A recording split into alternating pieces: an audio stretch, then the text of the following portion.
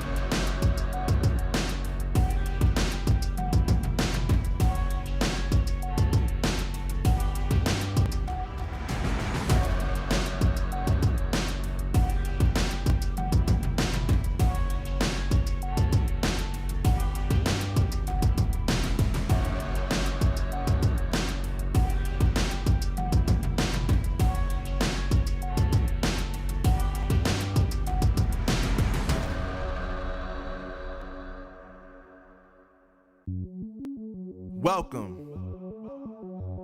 to the place where dreams come true, where everything you want can be yours, if and only if you're willing to work for them, you're willing to hurt for them, but most of all, you're willing to be first for them. Look, I'm going straight to the top. I don't know how I would stop, like it or not. I got some goals that I'm hitting. You hear what I'm spitting, it's hot. Look what I got, whole lot of passion and pain. The road to success is insane. Stay out my lane, cause I'm on a mission. I'm getting what stands in my way. Yeah, I'm a beast, I wouldn't play with me, baby. The way that I'm training is crazy, and I do it daily. You wanna talk about drive? I got more drive than Mercedes. I've never been lazy. I'm in the room, it's a red alert. You wanna compete? Well, get better first.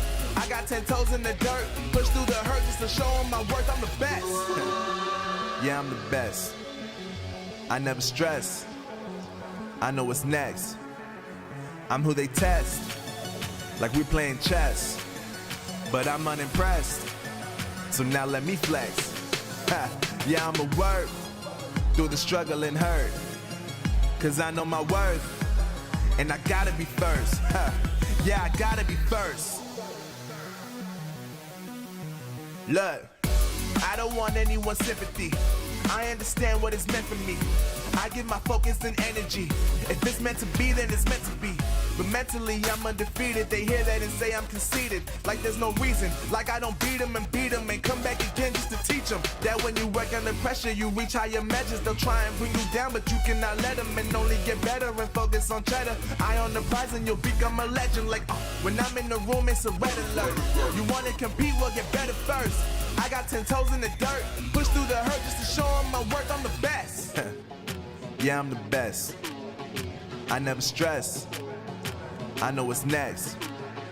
I'm who they test, like we playing chess. But I'm unimpressed, so now let me flex.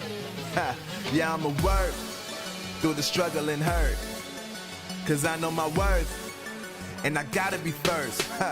Yeah, I gotta be first. They don't know what's gotten into me, how'd I turn pain into energy. Through all the struggle and hurt, remember my worth, and that's why I gotta be first.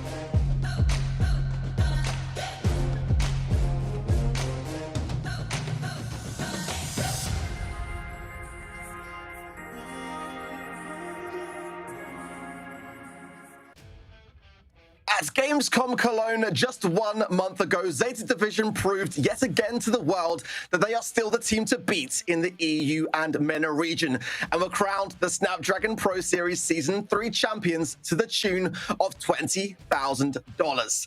Fast forward to the present, and we are diving headfirst into Season 4, where Reply Totem are back with a vengeance and set to remind us of their all-important legacy, while a new contender joins the mix in Nouns Esports, who are ready to prove that South American talent really can cause a stir. Today, we have 8 of the very best teams the EU and MENA region has to offer, but only 4 can make it to those all-important challenge finals, and the competition has never been fiercer. This is the Snapdragon Pro Series.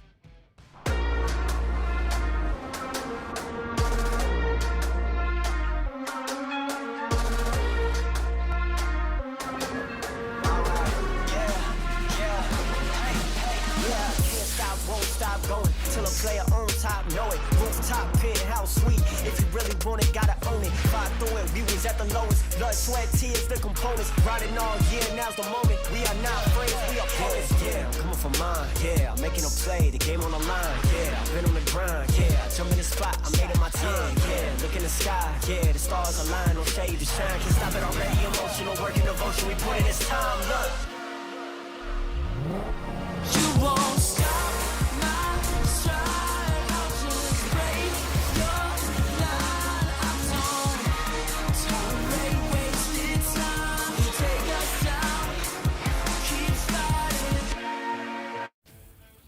Afternoon, good morning, and good evening, everybody, wherever you are in the world. Welcome back to the Snapdragon Pro Series powered by Samsung Galaxy.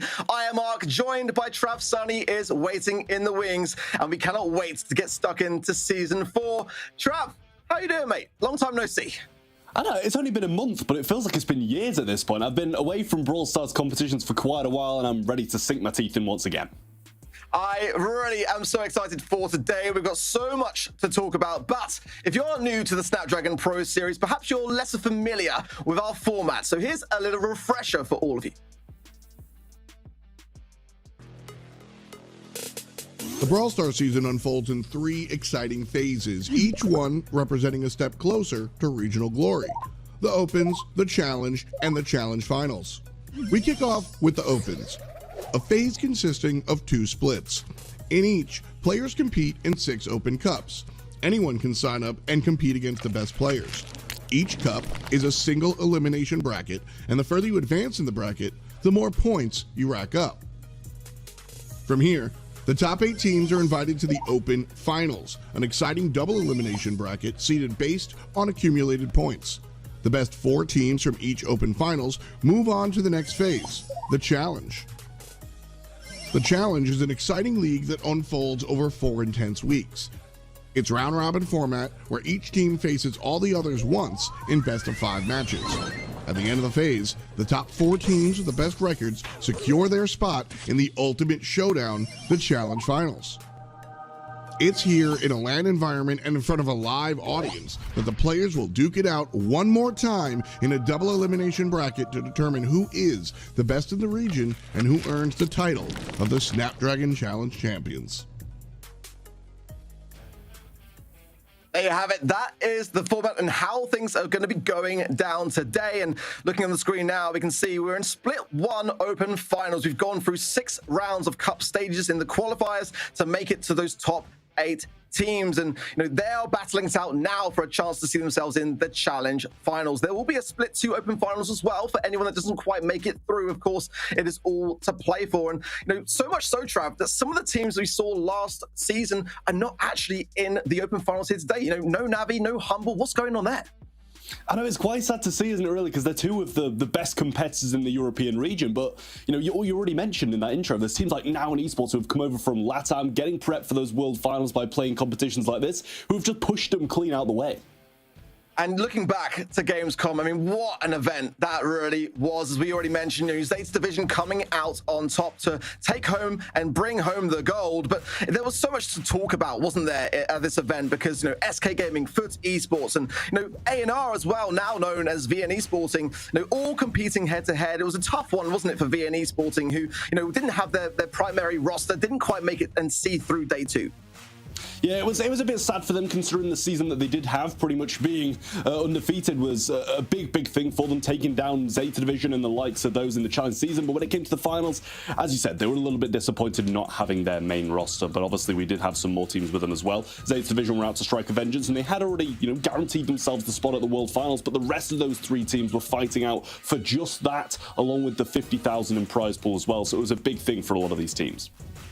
Of course, for esports coming second, going to be back here today as well. I cannot wait to see how they all fare. But it's all about Zeta, isn't it? Realistically, here to battle them and take them down. You see Semantic there, just giving us so much energy as we thoroughly expect from that individual. But certainly, of course, this season, all eyes are going to be on Zeta to see who has got it in them and who's got what it takes to be able to take them down. But in regards to today, Trav, looking at Gamescom especially, is there anyone that you've got your eye on?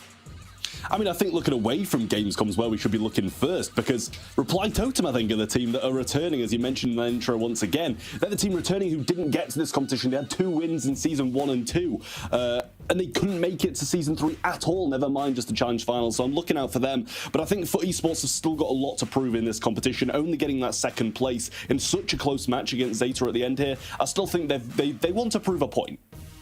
Everyone today wants to prove a point, that is for certain. But we'll talk about the cup stages as well in just a moment. There's so much narrative there to discuss for sure. But we're going to be going shortly over to an interview actually with Joker from Reply Totem. It's a team that we didn't see anything of in Season 3 aside from those split open finals. And considering their legacy that they set for everyone in this region in Seasons 1, 2, and of course Masters, that was a big surprise to all of us, I think it's fair to say. And we'll check in with him in just a bit, but it was great to see, wasn't it, on the stage, lifting the trophy for Zeta Division, who have been, by far the most consistent team in the EU and MENA region all year long, whether it was from the BSC or through to the Snapdragon Pro Series. In every tournament, they've always been on point. Let's check in with Joker right now and sit down and have a little chat. It's been a while, Joker. It's great to see you here, man. How are you doing?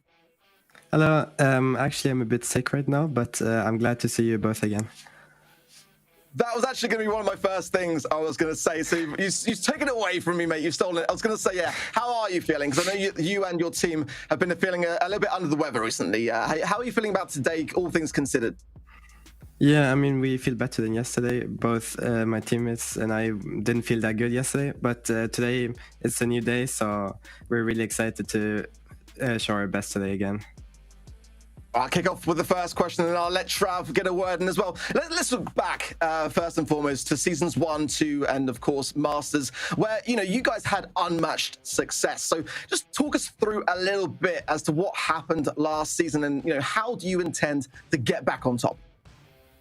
I mean, I feel like we did good in the open finals, but then when it came to the playoffs, it just wasn't our day, or I don't know. You can always make up excuses for your losses, but I feel like, yeah, we just weren't on our best. We didn't have 2 good days. We were tired, maybe not that creative. But I feel like right now we're again where we wanted to be. We got first, so I hope that we can show it today again. Well, I kind of just want to touch on the meta a little bit as well, because obviously it's been a bit of a while since you played in the Snapdragon Pro Series competition and at that Brawl Stars Championship again. So you want to kind of talk us what's new and how you've been adapting to that? So I feel like now that the hypercharged brawlers are banned, like Shelly, Spike, I feel like the tanks are even stronger now. And also because the HP got buffed, like a lot of Rosa, Buster, etc. Like I feel like the tank is meta right now. Buster's an interesting one. I still see all over Twitter people saying that it's not that good. It is that good, guys. You'll see it a ton today, no doubt about it, if it's not banned. Let's talk a little bit about today, Joker. How have you guys been preparing, to ensure that you come out on top? What is your game plan in that respect? So we usually are a team that want to play like our own play style. we try not to adapt too much to the opponent. We just want to play our own thing. Like if we know if we play well, we can beat any team. So we're just trying to find things that we feel comfortable with and we can get our strengths out. Okay, so obviously in the cup stages, you faced Zeta Division a couple of times and sadly weren't successful, at least sadly for you at least. But do you still consider them the best team and your closest rivals in this competition? Yeah, I feel like today every team is really, really good. But I mean, obviously Zeta are the favorites for now, I would say. Favorites until proven wrong. Yeah. So there's also for esports to talk about as well, Joker. There's the possibility that you might have a run-in with them in the upper bracket later today. And does that prospect worry you in any way? I'm kind of judging from your head-to-head scores in the cup stages that, I'm assuming that you're feeling relatively comfortable with that matchup. But give us a bit of an insight to how you feel about that. Yeah, so Foot are my friends. I don't really like playing against them because they also have a similar playstyle to us. I feel like also with Lenane, they're really aggressive. But yeah, honestly, I like to play against them. Like, it's always a nice match. Yeah, and in a competitive way, it's nice playing against them, but I don't like playing against my friends that much. That makes a lot of sense and very admirable of you to say so honestly, Joker. Well, I think I speak for everyone when I say that we are very excited for your matches to come today. Wishing you and the boys all the success in the world, and best of luck, mate, and get well soon. Thank you. You too. Have a good day. Awesome stuff from Joker there. Just always such a pleasure to interview him. And now we've got a bit of a head-to-head. Looking back as well, with Zeta's success and comparisons then to Reply Totems, Trav. Talk us through your thoughts on this. For me, I mean, Zeta looking very much the dominant side, but Reply Totem did have that July monthly finals to definitely flaunt. I mean, that's the thing, right? It's hard to compare Zeta Division's run in the Brawl Stars Championship to any team in the world this year, never mind some other European teams. But in my eyes, it either looks like they're on top of the world or down in the dumps. They've got the 4 firsts, obviously, but they've got a couple of 5th to 8th as well, which means they went out in that first round. So I feel like if you catch them on one of their bad days, then you're going to be perfectly fine. Well, of course, there is a great deal to keep up with here at the Snapdragon Pro Series. Things move incredibly quickly, but you can make sure to keep up to date with everything that is good over on our socials, of course, at ESL_mobile for Instagram, at ESL mobile for X. It's a weird thing to say that. I'm hesitant. I'm still with the Twitter vibes, but you can follow us over there on X and, of course, over on Facebook at ESL Mobile, where I know, Trav, you're very, very into your Facebook, aren't you? No, I think that's more of you. I don't know. It's kind of the boomers, a bit more around your age range. I think it's probably where they'll be sitting, to be honest. And of course, the tournament side, discord.gg/Snapdragon Pro Series. Get involved. You could be competing against the best of the best in the Split 2 Open Finals if you play your cards right through those cup stages. And we're going to be gearing up now for the result of those cup stages, going into one of our first matches of the day. But, looking back through this cup stages, Trav, did anything catch your eye? What kind of big headlines really stuck it for you? I mean, I think you've kind of got to talk a little bit about NAN Esports, which I think we already kind of did, so I'll touch a little bit on that. Obviously, coming over from that LATAM region, they performed so well over there, but continuing to do very well, which surprised a lot of people, I think. We knew they were an extremely good team, but when you face off against Europeans, it might be a little bit harder than that LATAM region. Sorry to say, guys, but I feel like that is true. But other than that, I think Team Queso, they've really surprised me. Where have they been all year? In Season 2, they went 0-7 in the SBS, and they had a bit of a questionable stuff, and then they didn't even really make it to anything after that. We haven't seen them that much in BSC or SPS since then, and now they're back with a vengeance. They've been doing really well in those cup phases. I agree. There's something about Team Queso where it comes down to just having a little bit less of a pressure from the BSC side that just seems to excel them in every other tournament. Coming in today at the number 2 seed, and they got themselves a grand finals win. We had 3 grand finals appearances from Reply Totem, which was the most of any team in the competition. But Zeta and, Nouns Esports, 2 grand final wins to each of those 2 teams. I think we've got to keep our eye on them a little bit here today. Of course, the top 4 teams in the seedings were those that were able to take away a grand finals win. The 5th through to 8th did not. But for esports, SK Gaming, and One Trick Ponies all had at least 1 grand finals appearance, which does lead me to question a little bit today about VN Esporting, the former ANR squad, because, considering their run in, season 3, which was phenomenal for them, they've just kind of dropped off a little bit for me. Yeah, I do think that as well. I think they had a bit of a tough time at the challenge finals, obviously, and then from there we haven't really seen the same energy from them, and I'm not sure if that's because they took a bit of a hit in some of their competitions, mentality went down, they stopped playing as much, but expect them to be playing more, considering the LCQ is going to be a thing in just a few days, which will be very, very exciting. You know, you'd expect them to be doing more scrims, playing better, not playing worse, and I think that's a little bit worrying for them. Yeah, I fully agree with that. We saw there as well the bracket, and of course today's schedule. First match will be Foot Esports up against Nouns Esports, and also, you know, Zay's Division versus SK. I think that's going to be a really great matchup for that first upper bracket stage for them, as we saw going back to Gamescom. One Trick Ponies versus Kesso, as well as Reply Totem versus VN Esporting. But our first matchup on stream today, Foot Esports versus Nouns Esports. A very close affair, I've got to say, in regards to the stats. The head-to-head is one apiece, and you know, for me though, Nouns Esports, I think they've got a little bit of a foot in the door with their 2 grand final victories and, you know, Cup 4 and 6. That's a very impressive thing to be able to flaunt. And, you know, again, a team that we don't often see or haven't really ever seen in the EU and MENA region, but they are in town for the foreseeable future. They've got obviously the World Finals already locked in the BSC, so they can be here for the entirety of Season 4. And I think that they are a team that many have got to take seriously here.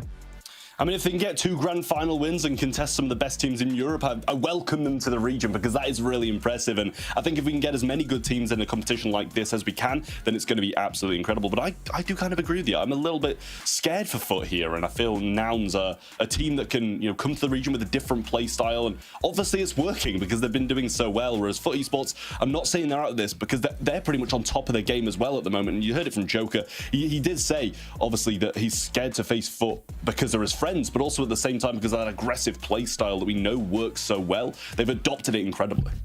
Yeah, I agree, and we can't forget, you know, for esports, you know, taking home that 2nd place victory at Gamescom Cologne for the challenge finals of Season 3, you know, and they really did perform fantastically well in the challenge finals, or sorry, the challenge season rather. You know, for esports did, you know, just really come home at the very end of it to bring things back around full circle, and but that shows as well their ability to handle pressure. But having watched some of their recent performances as well, I've got to say the new meta that's forming does cater a great deal to Foot Esports, and a lot of their aggressive players like Lena, you know, if you give him those win condition brawlers, give him a Sam, give him a Carl, and it's such a powerful thing to have on the side of Foot, especially when you consider that, you know, brawlers like Shelly, Spike, a lot of these heavy tank counters due to hypercharge coming into the mix and being out of competitive for the meanwhile, it has opened up a massive amount of potential for, you know, Foot Esports here to thrive.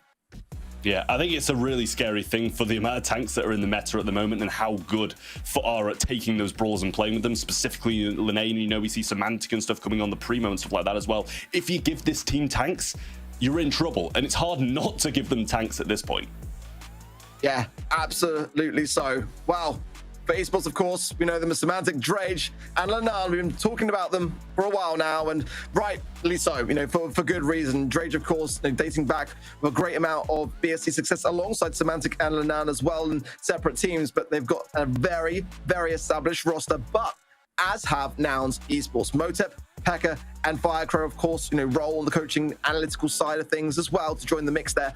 But, you know, when we look at these two teams at face value, they're both qualified for the World Finals. This is going to be an absolutely banger match to start us off here today. I know, we were asked if what we thought the best match would be, and it was hard to choose. It was very, very hard to choose. We showed you the bracket just before, and it's 4 incredible matches. I don't think there could have been 8 better teams in Europe who could have qualified to this stage of the competition, and every single match is pretty much seeded, so it's an amazing game. But we kind of just felt this one was going to be the best, and I think it gives a good bit of representation to LATAM coming to this region, being prepared for Worlds, and a bit of insight to what we'll see.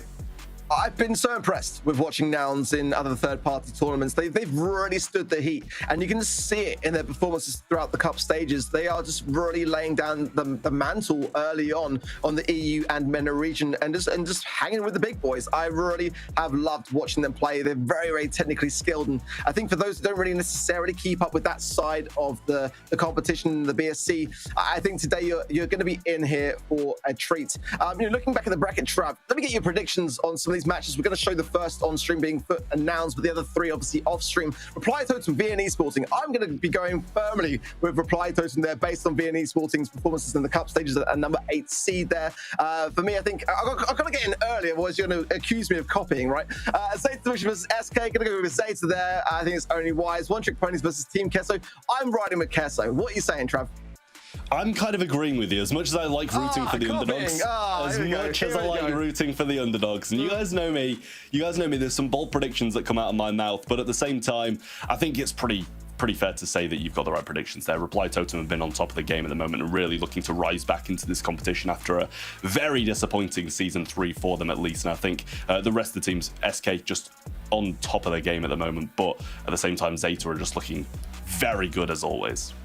Yeah, they haven't skipped a beat, have they, realistically here? So we could be looking then potentially in matchups later on down the lines in the upper brackets then of, Team Kesso versus Zeta Division, potentially then as well, Reply Totem having a matchup there, which could determine whether they make it back into the challenge season. So with Foot Esports versus Nouns, this is, I think, for me, the toughest one in terms of predictions. So I'm going to let you go first. I'm going to say Foot. I'm not sure if this is some European, I don't want to say bias, but bias in my mind that I'm always casting this region. And don't get me wrong, I've been casting LATAM all year long in the Brawl Stars Championship, but I kind of feel like Foot Esports are just playing on top of the game at the moment, and the meta definitely favors them too. Yeah, I mean, it's going to be close regardless. Again, they got a 1-to-1 head-to-head. I think it was the quarterfinals win in Cup 4, which was the more convincing of the size of things in favor of Nouns. The loss was in round of 16 for Foot there as well. So a little bit of an earlier stage in the competition, but that was incidentally, Foot Esports' worst performance, in my opinion, in those qualifying stages in Cup 2. Definitely they started off, Cup 1 very, very strong as well. But, can't deny it. Nouns having 2 grand final wins and Foot only just having that 1 grand finals appearance, and they didn't really get a grand finals win this time around, which was a surprise to me considering just kind of how successful Foot have been outside of SPS. And I really hope for their sake that they bring the fire here today, because this first matchup is not going to be an easy one. And if they find themselves going down into that lower bracket, because again we are in a double elimination format here today, it's going to be a long one for Foot. Yeah, I was just about to mention, that double elimination. Whoever loses this isn't going to be out of the competition anyway. They've still got more chances, and I think that's a big thing for this competition, and that's why we love the double elimination bracket, because it gives them another chance. If they come in and they get seeded against the best team, which obviously, VNE Sporting coming in at that last seed and seed against Reply Totem, if they lose, they're going to get another chance. They're going to be able to play against more teams, and maybe they just have a bad start to the day, and they don't want that to kind of rule them out of the rest of the day. First draft now coming in for Hot Potato. Then we've got Williband as well as Dynamite and Barley for Foot. For Nouns Esports, Nita, Barley and Ems. Really like actually the bands on the side of Nouns here. Colette first pick here for Foot. I mean, it's not a bad shout to have realistically in this stage of the draft, considering the potential of tanks. And yeah, Nouns wasting no time to show that card, bring out Rosa, who's in such a great spot in terms of the meta right now. Tara too, you might sort of sneer down at it, but Tara in heist, it's a thing, and it's very strong. I never sneered down at Tara. You know me, Ark. I love that roller. I do always question it a little bit in high stuff. That's the thing, I'm more of, I like an in-gem grab, bit of brawl ball, that kind of thing. But if you get those spirits on the safe, then it does a lot of damage. It's just getting to that spot, which is difficult. I really like that Colette first pick. A lot of the throwers banned out the way by them specifically, and also Nouns did it on their side as well with that Barley, but it doesn't really matter because it's double banned. I think the Colette's a really good shout. Tara coming in as well, obviously, that's going to be able to spawn some things in and tank those Colette shots. But Primo following up after that, in the hands of Semantic, it's a dangerous brawler. Very, very dangerous. Yeah, all or none, either one. But normally it's Semantic that sort of champions the El Primo picks. And I like the strategy that we're seeing on the side of, for esports. The meta is in the Wild West, but it does mean that Tara is going to get a lot more of an ability to gain super off the back of those tankier brawlers as well. And we know how effective that can be in a bit of a grass breaker as well for them. But now as we're looking to try to build up the majority of that grass, Ruff's now coming in as well for having a bit of a wall break potential, which is going to make the Rosa a bit more vulnerable. So I do quite like that on their side. It's quite a balanced draft taking form so far.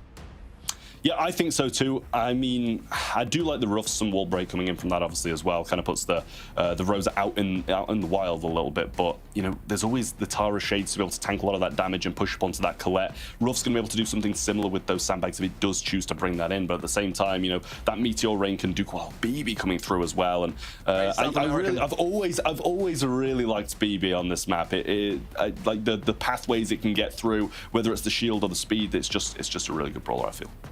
Yeah, you know, I feel like over time it will be a bit depleted in terms of its aggression if FUT Esports can cycle that roughs and get those wall breaks in. And, you know, Nouns in that respect are going to be going in super aggressive early on and just kind of looking to really, like, get these games over quickly, get this first set done and dusted. But, you know, definitely, you know, very tanky by comparison to FUT Esports. So that Colette, is whoever's playing it is going to have their work cut out for them. Are going to have to cycle really successfully well in order to be able to, you know, really keep back the offense of Nouns Esports. But we're heading in.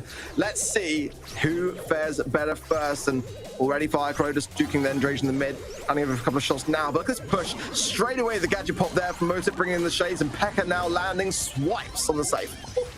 Yeah, but Lenane at the same time has gone up, and Firecrow doesn't really have to DPS to deal with him. Tara coming back up though, and that's not a super you really want to feed. Firecrow got his shield now as well, and it is even Steven at the moment, but super from the mid down on Drage there. Really nice play from him to get a bit of that charge back as well. Stops Firecrow in his tracks, and super going to be wasted. Going to be able to push up with Motep behind him, but the super from Semantic once more, stopping him short. Not the best of jumps from Lenane, but he is on top of Pekka now and should be able to cycle that out. Oh, back and forth for now, so low. Great slow from Firecrow there, and does get the pickup and leaves Drage very vulnerable, but that gadget pop was crucial there. The gotcha there from Drage just to get that all-important HP back into play. But now, with that Tara super to hand as well, it's going to be troublesome here for Lenan. He's going to jump in regardless, and this is going to be punished heavily for it. And Drage low gets the gadget knocked out of him. Also, all three members of Nouns in the safe. This is dangerous. Yeah, Lenane going to go forward, try and get some shots off, but Firecrow does have his shield, keeps him in the mix a little bit longer, but Drage going to eventually find the kill. Lenane's going to have to use this jump defensively here to stop Pekka from gaining any more ground. Motep should go down in this pinch, but it was a lot of damage dealt, but it's not out of reach just yet from FUT, as they do have a few power-ups. Big aggression still coming in here, and again, Lenan can't really do too much, and he's going to have to try to bait out that Tara super, but he's on the safe. He's getting damaged 40% now and climbing, whilst Pekka on the safe with damage gear. Drage going in, does secure the defense. It's 11% on FUT safe to the 15% on Nouns safe, but the push coming in from Nouns is fierce. Yeah, if Rose can get the super, it's going to be dangerous for the pusher, but Pekka's going to try to do it in his own anyway. The suplex obviously throw over the shoulder available from Lenane. They're making the push forward. The super comes in, but Viagra gets bounced to the side. Pekka should be able to finish this one off, and he does just that. But it was a very, very close game in the end. But now Esports come out on top. Solid start. Very close, though, it's got to be said. And this set is far from over. FUT now can respond, and again, with that Tara on defense, you know, Lenan has got such a troublesome matchup there, and they can't really do too much but feed into it either. I mean, just the way the map is situated, it's very hard to work your way forwards. Let's see how FUT respond, and already Motep and Pekka just wasting no time at all, keeping those heals coming in on the BB side. Damage gear yet again, a super already from Pekka, who's absolutely popping off early. Yeah, I mean, there was a little bit of a miss super in there from Drage. Another gadget on safe from Motep as well. Tanked a few shots for Drage, but now he gets that super off again, but they're not stopping. Another gadget on safe, and Rose is there to join the party as well. Motep's going to continue this damage through. Pekka's coming for a few swings before his death as well, and that actually might finish it off. Gets one, gets two, 340 on top of it, and Lenane on 72 HP. This is surely out of reach. All it's going to take is a BB bubble.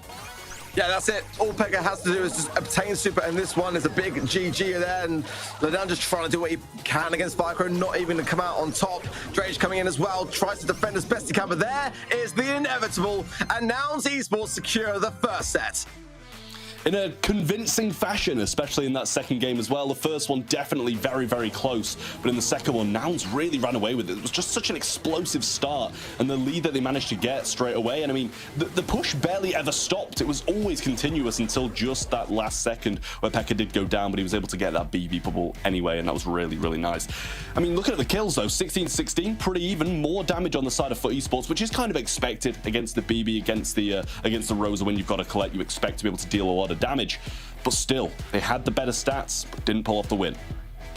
The first game very close. The second one far more convincing in favor of Nouns, wasn't it? Let's be honest. They just felt obviously clearly more comfortable with their matchup. I think the BB pick was a really nice way to round things off for them as well. And it just kept Foot constantly on that defense and just conceding damage. And I liked the way that Nouns approached it. Again, we knew it was going to be close, but maybe that first set for Nouns might give a bit of wind in their sails going into the second. And for Esports going to have to really get this draft right. And we know that about Foot. It's one of their best attributes, in fact, when it comes to the drafts. They're very creative and very much inside the minds of many. But let's see how they fare on Hard Rock Mine. Banning out Rosa, I think they've got to. Probably implies they haven't got... Oh, they've actually got Rosa on both sides here, which is quite nice to see. In fact, Buster, we already talked about it. We knew it was going to be up there in terms of the bans and the picks here today. Colette, as well as the 8-Bit and the Crow there. And 8-Bit is a ban which Foot have been riding quite frequently on this map, and for good reason, because it's such a great mid to have. Yeah, well, I do want to mention, I'm not really too familiar with Nouns Esports Stu, and if it's absolutely incredible, but one thing I do know for sure is Foot Esports have got a couple of very, very good Stews. So whether this is a pick for them or a pick to stop Foot Esports from picking up that Brawler, I like it either way, and I think that's a good first entry from Nouns there, whether that be the gem carrier or whether it be something down the lane. Sandy going to come in from Foot Esports, and it's quite rare to see because it doesn't have the biggest DPS, can't really deal with tanks that well, but as soon as you get that super, you start to get a bit of ground back. Yeah, we've seen Reply Totem using Sandy a great deal in Hard Rock Mine, and the key really is here for now is to keep their distance away and not feed into that, because the Sandstorm can just deflate so much pressure and just allow you to get back into the mid and start to contest the gems from there. And Stu is a very high common pick though in South America. I didn't necessarily see why they wouldn't go for it, but with the Pam coming in as well now, it's going to be a tough thing to make the Stu really pack a punch. When the healing station is down, it's going to deplete a lot of that aggression. The Sandy's definitely going to have a better matchup, but I do worry. Pam is in a great spot. We saw on the Time to Explain podcast with the Brawl Stars developing team themselves just a few days ago, or was it yesterday? I think it was just yesterday, talking about how Pam is so strong at the moment, and for good reason. Foot Esports going with that is a great choice for me. Nita coming out on Hard Rock Mine. It's something I haven't seen in a while, but as you say, I really like that Pam pick. I feel like the Sandy's pretty solid too. If you can get that Sweet Dreams on pretty much anybody, then they're in a dangerous position with the burst damage that she can put out. And, onto the Stu as well. I think that's a great pick. Nita, if you get some of those bears and start cycling them onto the Sandy, onto the Pam or something like that, they do get pushed back quite heavily. Close range Pam going to be able to deal a lot of damage. Long range, not so much. And Sandy, when that foe first popped, definitely has a hard time. Buzz as the final pick. I was going to say though, I was expecting range, considering how limited Nouns are for it, and I've got a great chance to be able to counter this as best as they can now as well. So I think I'm favoring Foot on this side of things, to be completely honest. I mean, sure, Nouns have got a strong comp, no doubt about that, but it does lack some certain things that Foot might be able to find a weakness in. And Buzz, definitely the most aggressive brawler that we tend to see riding in the South American region, and they do play very well. And there is the counter with the Otis. So yeah, that's kind of got me pretty confident now if they play this right. Yeah, I do really like this this Foot comp, but the thing is, you can never really count out a comp, especially when you've got something like Buzz, even if it was the biggest hard counter from Foot Esports you've ever seen, which Otis does pretty well against Buzz. One stun and the game's over for you. You can quickly grapple out with a gadget or something like that, so it's very dangerous. And the same with the Nita Bear. Once a Nita Bear gets placed, the game can flip very, very quickly in terms of mid control. So I do have faith in this Foot Esports comp. I think it's better, at least in my eyes, but Nouns, they've got a pretty unpredictable comp. Yeah, that is really fair to say. And coming off the back of that first set victory, they have got that boost behind them here, and they can just gain another set. Oh, it's going to be looking like a good day, or at least a very good start for them. An early scrap sucker for Drage, but he is taken down eventually there as well by Firecrow and the support there of Motep. Lenan does survive though, keeps Semantic in play nicely so. The speed zone early taken down, but Pekka riding down his left-hand side could be troublesome, and Semantic's going to be feeding into it. Now muted out, and that's a very nice takedown from him. He did manage to get his super though, and I don't believe Semantic got the biggest amount of cycle on that. Drage has this turret as well, positioned nicely, and then gets a couple of shots in there. Drage finishes that one off. The bear gets placed down, but Semantic's going to be able to deal with this quite quickly, and that's a bit of a disappointing bear from them. And the grapple on the right as well from Pekka. More disappointment. Well, the greatest of starts for Nouns, and already a Sandstorm going down is going to make it even harder to push into this situation. Drage now with that tanky HP. Gem safe and sound. Split though with Lenan, but if they can just get onto countdown swiftly, it won't be as nearly much of a problem, as Semantic is popping up from the top of the map. Does get a takedown as well, found into the mid and leaving Firecrow all alone. Gems drop now. They might try to not be greedy here, but the stun is going to be there. Oh, beautiful defense. Foot are looking so comfortable now and should be okay to take this now, especially as Firecrow low HP muted out. Nothing this push is going to do with 5 seconds left. I mean, that is very, very convincing from FUT Esports. As convincing as that last game of Heist was, I think there's an argument to say that that FUT Esports gameplay there was even more convincing in this gem grab set on Hard Rock Mine. That looked very, very nice from them, and all lanes were pretty much shut down at all times. The only glimpse we saw was when Buzz started to make a bit of a move, but was quickly used on that stun from Linane there. Was really nice to shut that down. Yeah, just such fast thumbs. It really was on that. Just to ensure it. Not an easy thing to get right by any means at all, but these early utilities from Firecrow is where it's going to matter quite greatly, and already the trickling of HP will see its demise in a faster sense. Firecrow struggling in mid, as he will do, and an early gadget pop from P.E.K.K.A will deplete all that super value that he was able to obtain before it, and already FUT Esports looking very, very comfortable, and the gems just, with Firecrow has the lead over to Nouns, but how long will it realistically last? We need to see a bit more from P.E.K.K.A, landing a couple more takedowns, and this could be an opportunity for him to do just that. Yeah, and already a turret and a sandstorm there down the bottom side from FUT Esports, and Linane moving up, trying to get a bit more control guaranteed here, and can quickly shut this super down. If P.E.K.K.A comes towards him, the Sweet Dreams will stop that in entirety, as just kind of keeps him where he is when that gadget does choose to hit, but he's actually going to go to the wall and stopped him from even getting the stun on that. Gadget forwards as well, but P.E.K.K.A quickly swept up by the rest of FUT Esports. However, during that time, Firecrow did manage to grab a few gems and now are in the lead. I mentioned as well that every single player running the gadget charge gear, the 4th gear, I mean, make from that what you will, but I know what I feel about it. It does make a lot of sense, so more utility is going to eventually lead to potentially more victories as well. Sandstorm going down yet again for Linane. Motep soaking up a great deal of damage, has the bear though to hand, 6 gems to the 7.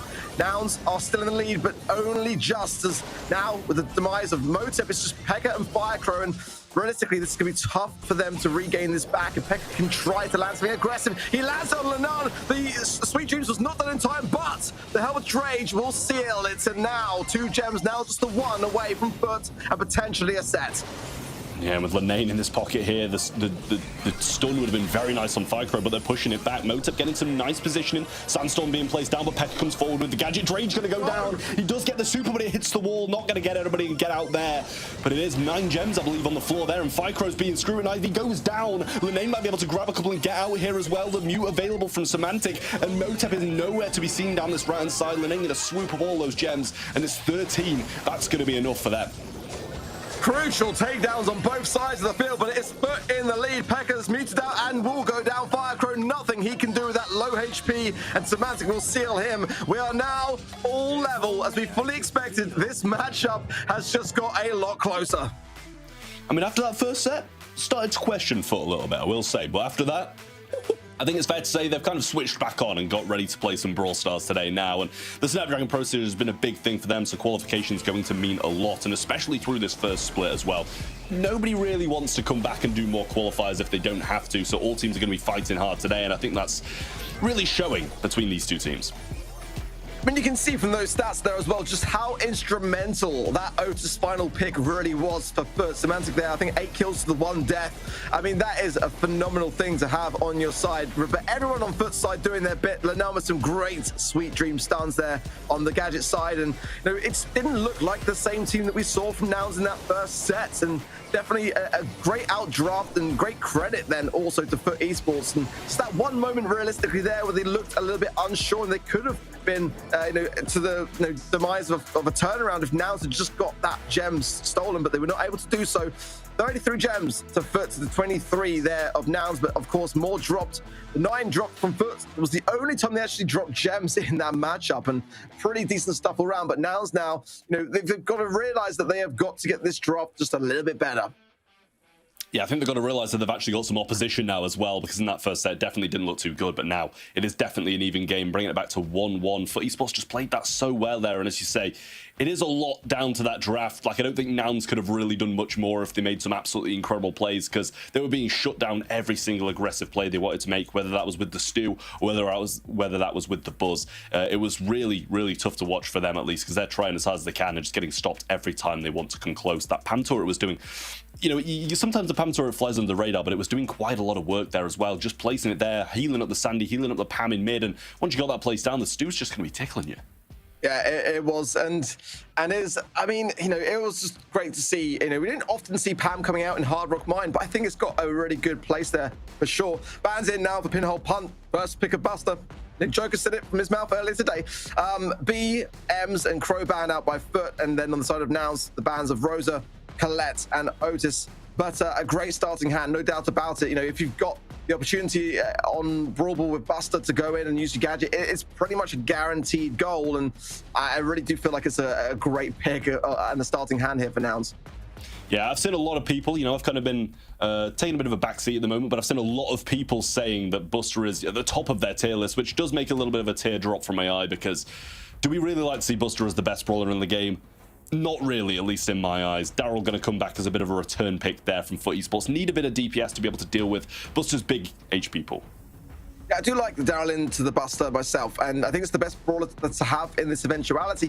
But I think that Buster on the aggressive is still going to have more often than not a better time of things. Sandy coming in for FUT, and yet again, I really think that Sandy is one of those underrated brawlers in the current meta. I mean, when you consider just how much aggressiveness there really is, having that Sandstorm, you know, it is so crucial. And we've seen FUT time and time again in the past, and especially in Gamescom Cologne, bringing in the Sandy, and it gives some great results. So I really quite like the way that things are shaping up to be, but they're going to have a tank counter here, and they're all pretty much banned out in the grand scheme of things. A couple still remain, of course, but the Otis, the Colette, you know, the B, the M's, with what Nouns are cooking up here, what do FUT even respond with?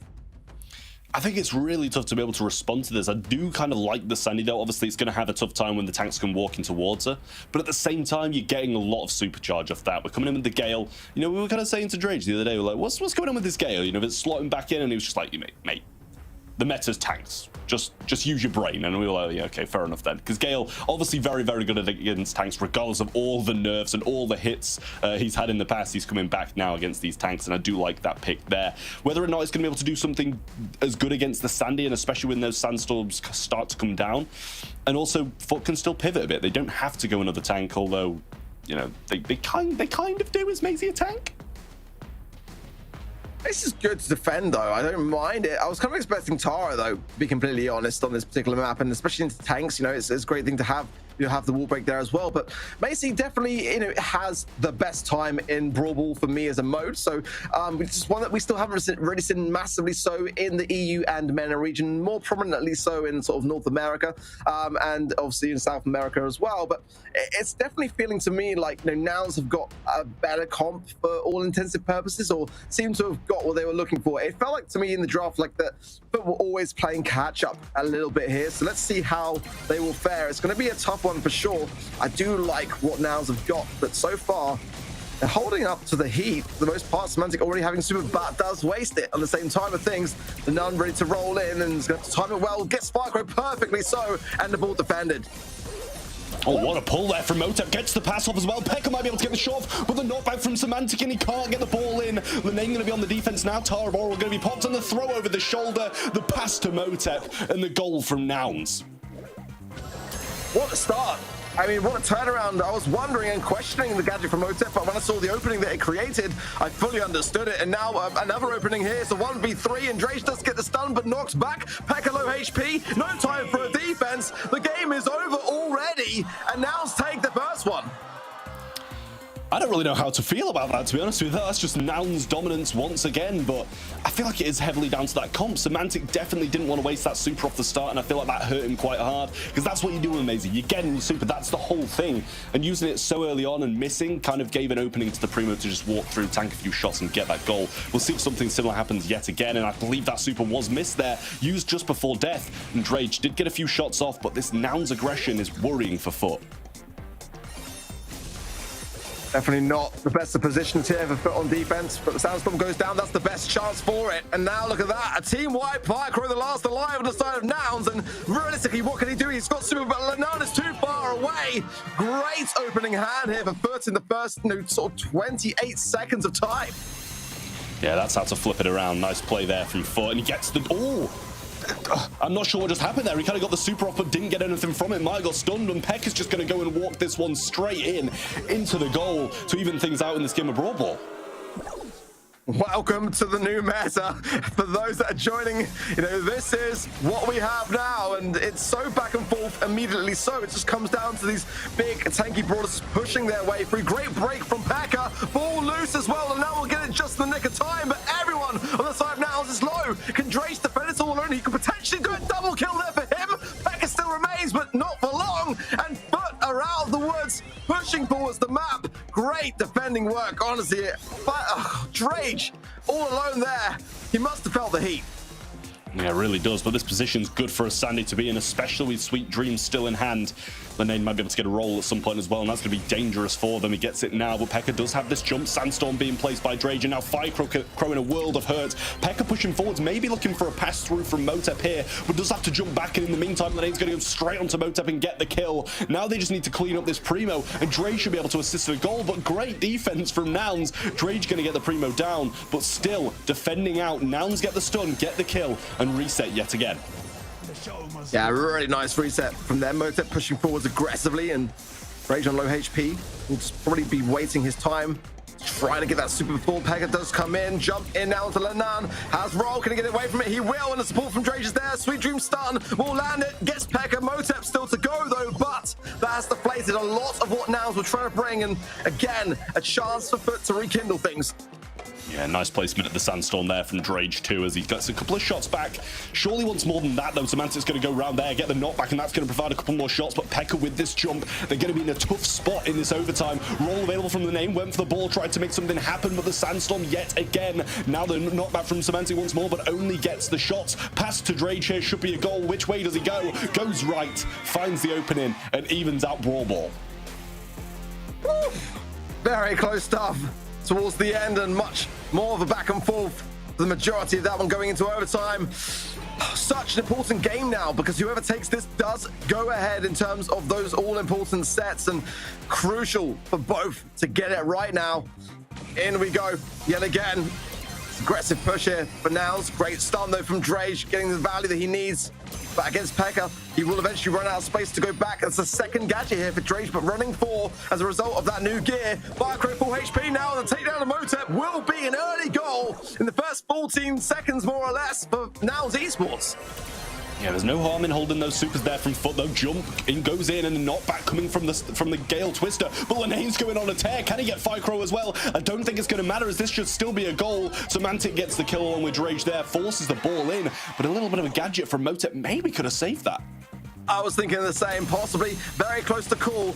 Nonetheless, though, an early super from Motep just pushing back everything. Pekka jumps in, Lenan rolls in, but it's not going to avail to a goal regardless. Pekka scores it. Nouns Esports are going to be going up 2-1. Somehow the ball managed to trickle through there. I don't know if it was the knockback from the Primo or something like that, but the ball got through, and Nouns managed to take this set. Now 2-1 up, and Latam looking in a very, very good spot heading into future international tournaments, and this is the kind of gameplay they're pulling out. It's great stuff to see, and again, I kind of expected it from Nouns, to be completely honest, but I'm sure many won't have. And of course, LATAM South is just a region that doesn't tend to get as much love as the EMEA region, but showing how they handle business early on. And 2-1 for esports, of course, though. Such an accomplished roster, have been under pressure for the majority of this year and always seemingly come out on top. Can they do so today to remain in this upper bracket, or will they see themselves going down to the lower? Because that would be, again, a long day for them, and one that just may whittle them down over time. Yeah, a little bit difficult here now for Foot Esports as they are down. It's a difficult spot for them.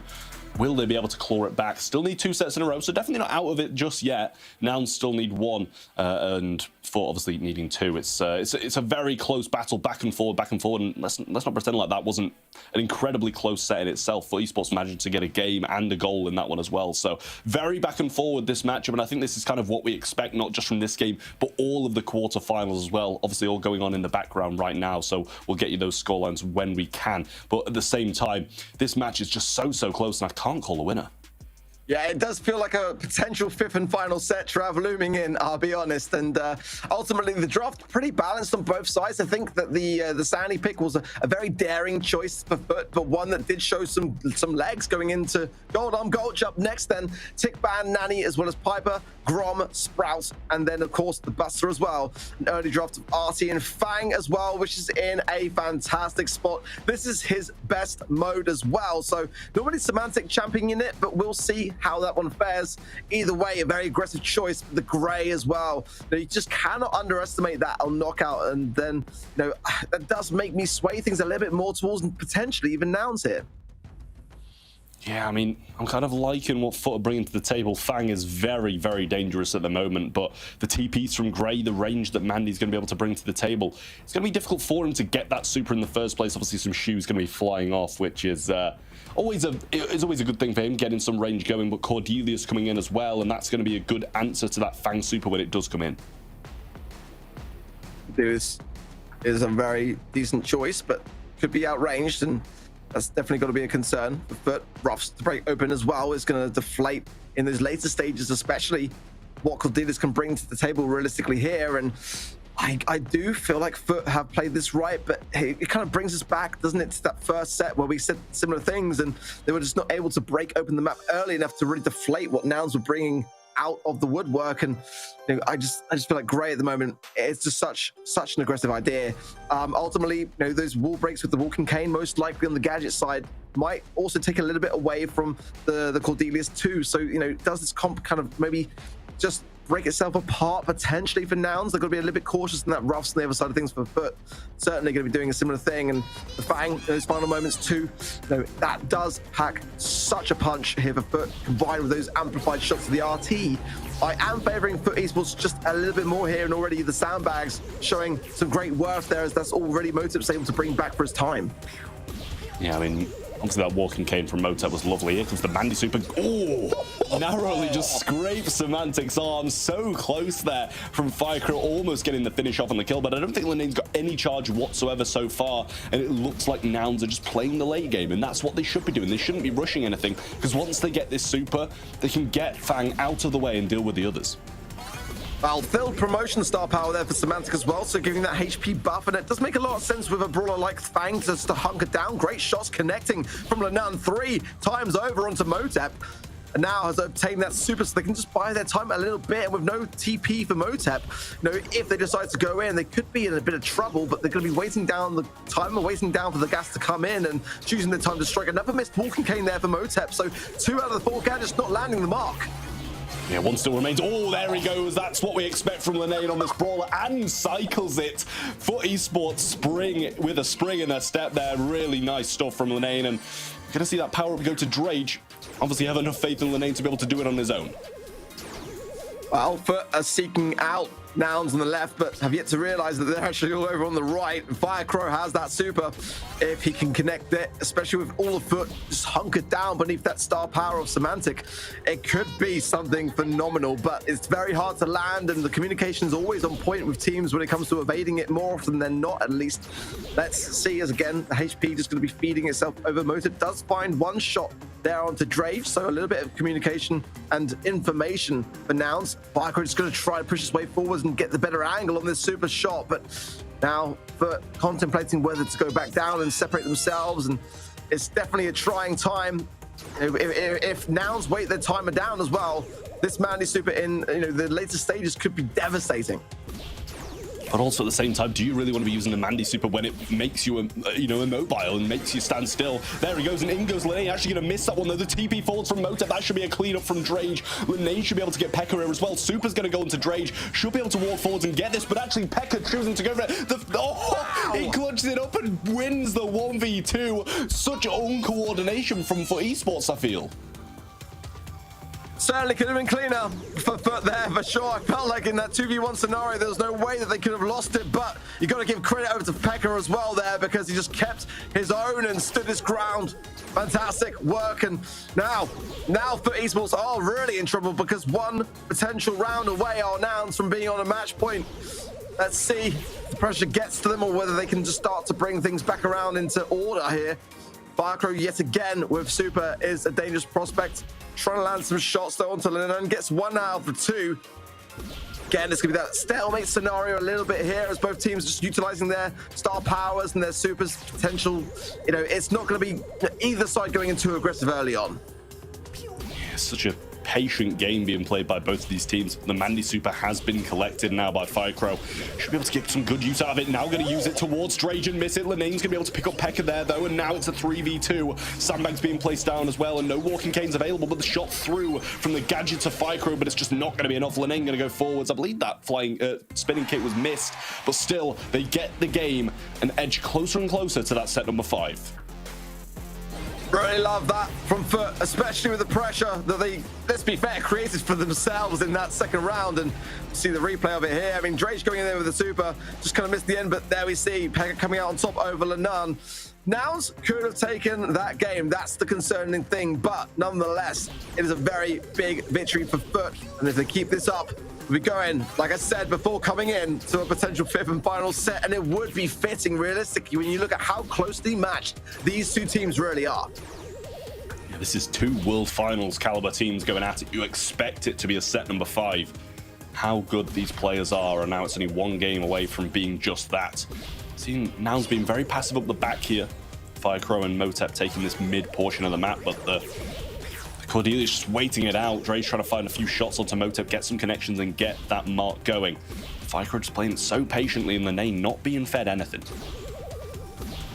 Yeah, it is going to be that patient way to play, and I think that's the wise call for both sides realistically here, because Lenan wants to get the most effectiveness out of that bang pick towards the later stages. And now going in, this is a good meaty push here for Nouns. Lenan is low and just trying to heal up before the gas comes in. Motep tries to go in behind things. Sandbags, really great sandbags, let's be honest, keep him alive.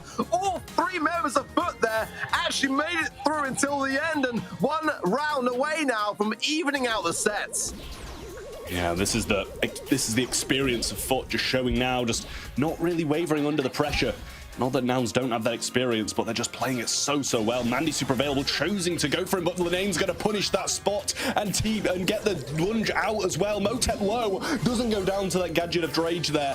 Pekka going to have to jump out and actually TP's back in by accident. Nightmare for Nouns, and Foot surely going to take this to a set 5. I mean, if Motep comes out of this one alive, it'll be one of the best plays I've seen all year. No way it's going to happen. Foot ensure it. Take the set, take it all the way to the 5th, and oh, not a single death either on that side. I mean, what a phenomenal set that was. That was incredible and beautifully played by all members of Foot there. I don't think there was really a standout. Obviously, you kind of look towards the Fang to make the aggressive plays, but Drake hitting some valuable shots. Obviously, they did lose this one against Pekka, which was a very nice play from him, but I do feel just that coordination really wasn't on point from Foot. Definitely wavered in that spot, but at the same time, you know, Semantic placing sandbags in crucial situations, Drake getting shots and Lenane going in. It was just beautiful team play from them. Very close stats, but healing much more on the side of Foot, as you'd kind of expect in their kind of passive approach, and the amount of takedowns they were surely able to obtain along the way. When you look at how that set went down for Foot, kind of explains a lot for me as well. 9 supers on either side, but again, with such a close pairing in this 5th and final set, you know, I would like to have seen that kind of Fang be banned out by Nouns realistically there. It's no surprise, no secret just how influential that brawler is on Knockout, and they just kind of left it a bit open. And it's a brawler which Foot already have used a lot in the past. You know, when Fang kind of dropped a bit away from the meta, I can understand why it wasn't necessarily up there in terms of the picks and bans, but I mean, now you can't really take that kind of risk. Yeah, I don't feel like you can either at this point. And, you know, when you're in such a good position as Nouns were, taking a risk is not really what you want to be doing. You want to be secure in that and in the fourth and not going to this fifth and final. Obviously, FUT Esports managing to drag this one all the way to the final set. And I think that's a big thing for them because they're against such a fierce opponent here. And having that leg up, having that upper bracket run puts you in such a great position. We're heading on to Duel and Beatles for our deciding game, though. And it's going to be the bands of FUT Esports, Pam, Grey, and Mortis. Seeing that Mortis band out, and then the Squeak, the Buster, and the Crow from the side of Nouns. Early first pick. We've seen this a great deal from FUT, and I think it makes a lot of sense, especially on Dueling Beatles, because you can just exacerbate those early herbal tonic gadgets for the healing side of things and just gain the advantage point. I think the Pan ban really said a great deal from me because FUT like to bring that in.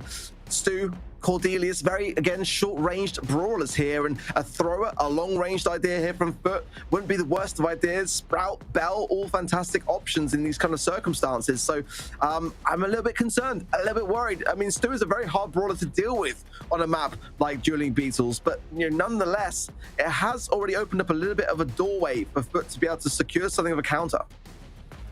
Yeah, I kind of feel as well, Stu, when you can get some of those, I was going to say breaks open, it's going to be good, but the unbreakable walls, I feel, is such a big thing, and Rosa placing bushes in this mid is going to be difficult for Nouns to deal with. Even with this Cordelius, I'm a little bit worried for them with how strong Rosa is at the moment. We've seen it before, even when Rosa's out of meta, how strong she can be when those bushes are placed, and now she's in meta. I'm a bit worried for Nouns. Yeah, this is going to be tough. I mean, Cordelius Shaw is going to have the best of the matchups there so far when it comes to that Rosa, but just you're able to have so much choice with Rosa on this map. They've got to have something of a wall, a wall break, or the bushes are going to be an issue if they allow FUT to start building them up into that middle stage, and more unpredictability as well. B is going to be a tough brawler to really kind of rival this. It's probably the best option they've got, but once those bushes are there to be able to kind of land the shots, they're going to go with Primo, which makes some sense. The fire can burn them down, and surely tank versus tank going to have a better time of things. The Bell combo to be able to mark up, though, is going to be surely reserved for that El Primo pick, and I think it's relatively balanced for the most part. I'm preferring personally what FUT are bringing to the table here, but Nouns are such an aggressive team. If FUT lose control on a map like Dueling Beatles, I really do worry for them, and once those herbal tonics from Barley are exacerbated and they lose control, or if they lose control, then it's going to be tough to push back into this. That's the thing. I mean, if Rosa's going to set up these bushes, what's stopping Nouns from claiming them and having the Primo sit in them and do the exact same thing as the Rosa would be? If you lose control, it's going to be bad for FUT Esports, but we're actually now going to be seeing them off to a great start for Nouns here as Pekka's pushing forwards, goes for the jump as well, should be able to claim his super as well. Heal went out and instantly used on the name, but he actually wins that match and continues his dominance through mid, but picked up by both members of Nouns remaining. This is what I was concerned about, but the Bell here is that kind of like safety net and that insurance policy, but tough to land the shots so far for Semantic. Not really finding much. Now does find Firecrow. That damage gear rolling in for him, but goes straight into the arms of Lenan, who sees to it as well. Motep going swiftly down. Also, at the moment now just losing all control over things, and the respawns now are going to be staggered as well. Firecrow instantly goes down. It may actually work out to their advantage because of that very reason, but nonetheless, not what you want to see from now. So we've got to get back in this game. Yeah, that was a really nice super gadget there from Motep, though. It kind of forced them all into a bad position, and now they're being cleaned up by Nouns Esports, so really nice stuff from them. That Meteor from Primo really was beautiful. Pekka's going to go down, though, and Drake somehow managed to survive that aggression. But Lenan going to use a gadget at the back there. Motep going to go instantly down here. 73 to 50%. Lenan going to build a bush for what it's worth here. And does go straight in, finds the value, gets Pekka taken care of, and the Firecrow just goes straight into his arms yet again. Motep coming in, and these taps from Semantic are really landing the value. Marked up yet again. It's the best that they could do for the side of FUT to be able to ensure a swift takedown. But as Nouns approach the final 10%, they've got two bodies, and now a third coming in from Motep. It's going to be a close finish, and Lenan has got to secure this quickly. It's not going to happen. Nouns will move on now to match point. Dangerous territory for FUT now, but what a spot for Nouns Esports, coming over from a different region to play this and other events, and they're doing so well, maybe even defeating one of the best teams in the region, second place at the challenge finals last season, and now they're at a risk of going down to the lower bracket so early on in this competition. It's a little bit worrying for FUT, but at the same time, Nouns playing it great. Really are, but that's a very swift takedown on the right-hand side by Lenan. Firecrow will survive though, 800 HP. Semantic missed the shot as well. He would have been able to juggle his time, but now not able to do so. Pekka jumps in, straight into the shots, but again, the tankiness, the recycling that we're seeing from Nouns is what's landing the mark, but Moto goes straight on the aggressive, leaving the objective, and it's just getting good value for it, but I wasn't too sure whether it may have been better to reserve it. Now Lenan trying to go in to buy some time for Foot, but Foot is not able to secure the objective as well at the moment. Yeah, to be fair though, not much of the zone has gone to Nouns, and now the mark onto Motep as well. Drade's surely going to get hit by this meteor, actually avoids it. Going to provide a lot of super to other members of this game now, and Pekka going down. Surely Semantic's going to get in there as he comes out, but Drade getting some shots through, even throws a super down to try and secure Ficro here. He does just that, but 54% to Nouns. It'll be a tough thing to bring this back. Pekka trying to go in now. We'll find Drage as definitely the squisher of the three. And now lands a super onto Lenan, which is going to be taking him away from that objective. And this is going to be very, very tough. I don't see how Foot can realistically do this unless they get a team wipe, and they get one now. Last call coming in from Drage will eradicate a little bit of the objective being earned there, as Firecrow Motive have to retreat. But again, now approaching 80%, and Foot have got to secure some takedowns. Most importantly, there's one, there's two. Firecrow could be the third to fall. Yeah, they're really going to need to get him now. Semantic's going to miss a few shots, and that's going to be dangerous now because Motep's just going to come up full HP. Only 15% needed, but he's going to go down. Pekka coming back through, but did take a shot from Semantic before he got in. And now might be a good defense from Semantic, gets the mark onto Ficro. But yeah, again, as you said, this cycle over and over from Motep, jumps straight onto the two squishy units. Last call comes in, but how influential is that going to be? Lenane going forward, actually knocked towards him by the Primo before he goes down. Ficro gets Lenane, but Semantic trades him out. 8% needed, but it's Primo versus Barley, and surely this is Nouns. Yeah, I don't see what Drage can do. He's got quite a lot of value for it, but they're going to try for it. Nouns, though, will be the ones to secure it, and they continue on in the upper brackets, pushing then Foot Esports down into the lower. Disappointing stuff, and I mean, the Bell even got star player. That's how much damage she was doing, but at the same time, it doesn't matter if you're not getting anything done. A Bell can get as many shots as she wants, but if Motep's eating them all, it's not really going to mean that much because he can just still stay on the zone. Just lacking that DPS just a little bit for all that. Primo, which was played really, really fantastically well there by Nouns, and you know, looking very much like a fierce contender here today. I mean, the drafts more than not are pretty solid, but the way that they play these really aggressive and tankier brawlers in this kind of meta, it's just going to go more and more into their favor. Yeah, I mean, this is going to be a really solid win for Nouns right now, moving into the game where it's going to decide they can win and go straight to the challenge season, or they can lose and still have another life. Dangerous spot for esports is now they are down to their last without even winning one just yet. 27 kills to the 26, so it was a close game, but I mean, all the damage can go to Foot Esports. But as I said, no matter how many shots you hit with Barley Bell, it doesn't matter if Primo's eating them. Yeah, Barley's great for control. I'm kind of feeling like Sprout now is the better of the two. Barley just feels like a little bit more of the previous meta idea when you consider just how much there is to deal with. And you know, if you can't handle the HP, then sometimes kind of blocking it out with a Sprout and is the better way to go for me. I mean, sure, you can break some of that walls down, but I mean, it's a tough one. But had to kind of assert themselves in with it early on. They clearly wanted it. They wanted to establish it in the first possible moment. And you know, after that, Nouns' response was really quite the key there. I was kind of a bit unsure with the lack of range when it comes down to the Cordelius and that's other matchup, but they were able to make it work, most importantly, and they were able to retake more often than not, time and time again. And now they're in a fantastic spot, one game away from being in the challenge season. And this is a team who's come across regions to play in a tournament like this. Obviously, they're here for the World Finals, but they're here from now until then. So they've got time to play this competition. They've got time to clearly dominate it at this point as well. 2 wins in the qualifying cups, and now a win against Foot Esports in the Open Finals. That is a big resume to show the rest of Europe and to scare them. We can't forget, Foot Esports were the second place victors in season 3, only to Zeta Division, who only lost a singular matchup, when it came down to their challenge season against, VNE Sporting. I mean, what a great way to start things off, and a tremendous, way to just demonstrate again the amount of talent there is in South America. And, I think Foot Esports just didn't quite get it right. I think when it came down to that final draft, they just forgot didn't obviously forget, but it looked like from the draft that they just didn't quite necessarily apply as much of a value towards just how tanky those brawlers are.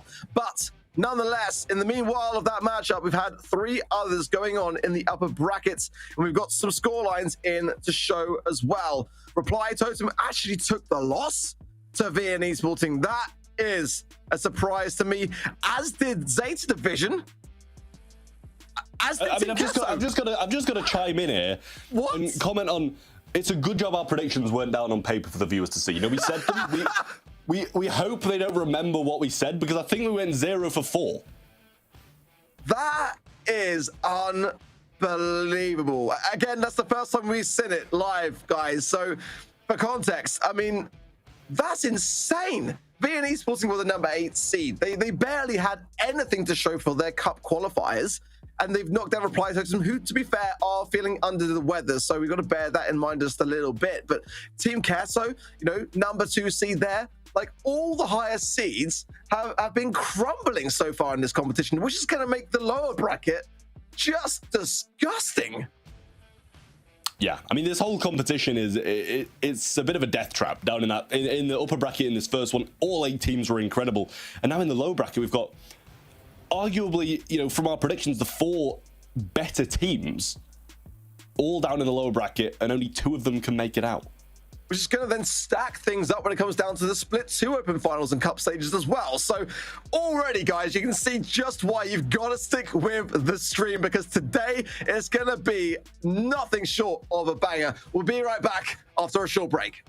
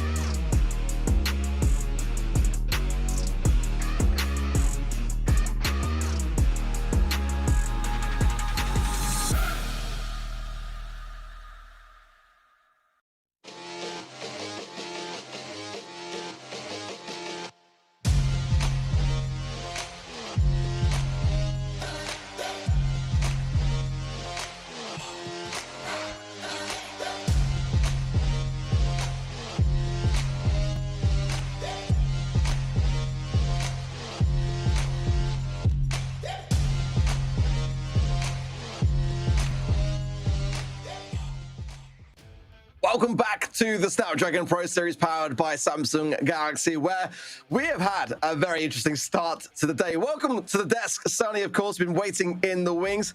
Now, what have you witnessed from that side of things? Because from our side of things, what a unusual start to the day. Definitely. Well, first of all, I'm very excited to be here. Season 4 finally has started again. Waiting for a whole month was quite hefty, I have to say. And now this first match already promises a very interesting series. You went 0 in 4 matches. We have no idea which of It's a scrap predictions today. They're not on the screen like Trav says. We can just ignore what happened before the break. We just seem to have zero idea which teams will come out at the top after today. What I learned from those first matches, you win when you are the only tank on the field, or when you have more tanks than the other team on the field. Every single time for esports showed us a tank, and Nouns had 2. They win in the end. Very interesting meta. I'm all for it. Yeah, it's just a very unusual thing to see. I guess so little in terms of tank counts is really kind of able to handle a lot of what teams are cooking up. And, brawlers like Buster, we've seen a little bit today, but more often than not being banned. And, it's a very, very different state, let's say, when it comes down to the meta, as, that's what kind of Hypercharge has had a knock-on effect with, is currently out of play. So don't expect any spike. Shady and others here today. But moving on to our next matchup, we just saw them. Nouns Esports, who got the win over Foot, take on VN Esporting, who got the win over Reply Totem, which is just crazy. The number 8 seed then taking on the number 4 seed. And Motet, Pekka, Firecrow, with this victory, could well be seeing themselves into the challenge season, Sunny. They could. I mean, they already looked great in the last few weeks where we had the cups ongoing, and looking strong now also against Foot Esports that have come out as the winners of the Kaiser Cup. That also happened this week. So definitely a strong team they faced just now. VN Esporting is going to be a tough opponent as well. However, as you just mentioned, they came out as the last spot in the standings currently, and they never actually reached a semi-finals even. When they came close to us, Foot Esports beat them 2-0. So in the end, VN Esporting has kinda to redeem themselves, and they would be able to make it not only against Reply Totem that they already beat, but also now against Nouns Esports. Yeah, it's 0 grand final appearances versus 2 grand finals wins, and that, to me, it makes me hard to predict anything other than Nouns taking the victory here. We didn't see what happened, of course, with VN Esporting and Reply Totem. We do know that Reply Totem are under the weather here today, but I feel like Nouns, I'm sticking with my guns here. I feel like Nouns have got this in the bag, but VN Esporting just kind of giving it just enough to get to this stage. Are they keeping their secrets in their back pocket, and then when it comes down to the split 1 open finals, just laying it all to rest? I don't know, but I'm excited to seeing how this goes. I mean, looking back to the cup stages, like I said, VN Esporting didn't really get much to say for themselves, but this was one scoreline where they did get the win over Nouns. They've got actually the head-to-head over Nouns, which is interesting enough.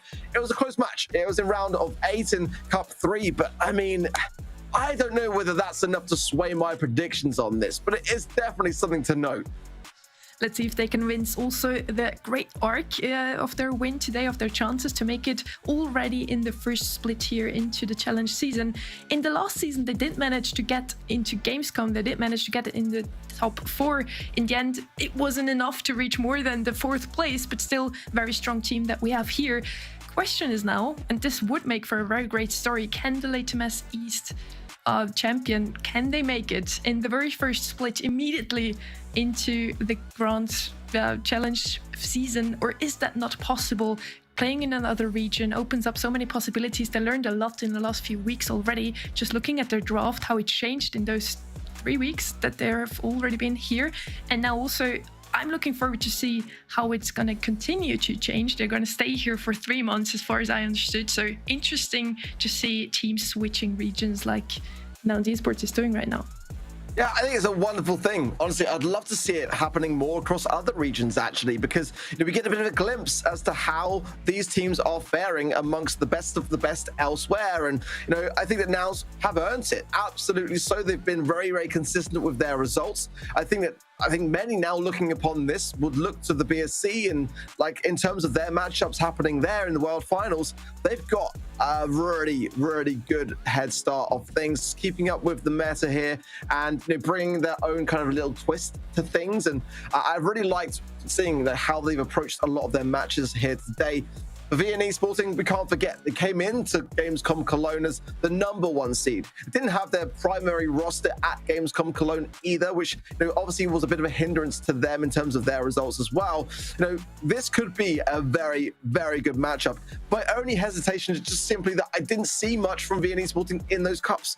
I saw the exact opposite story from Nouns. So, whether VNE Sporting are just putting that behind them and just focusing on just getting down 2 matchups here today, we'll kind of aim to see that as it kind of unfolds. But nonetheless, I was very surprised. I was sure that Reply Totem here were going to be in this upper bracket stage.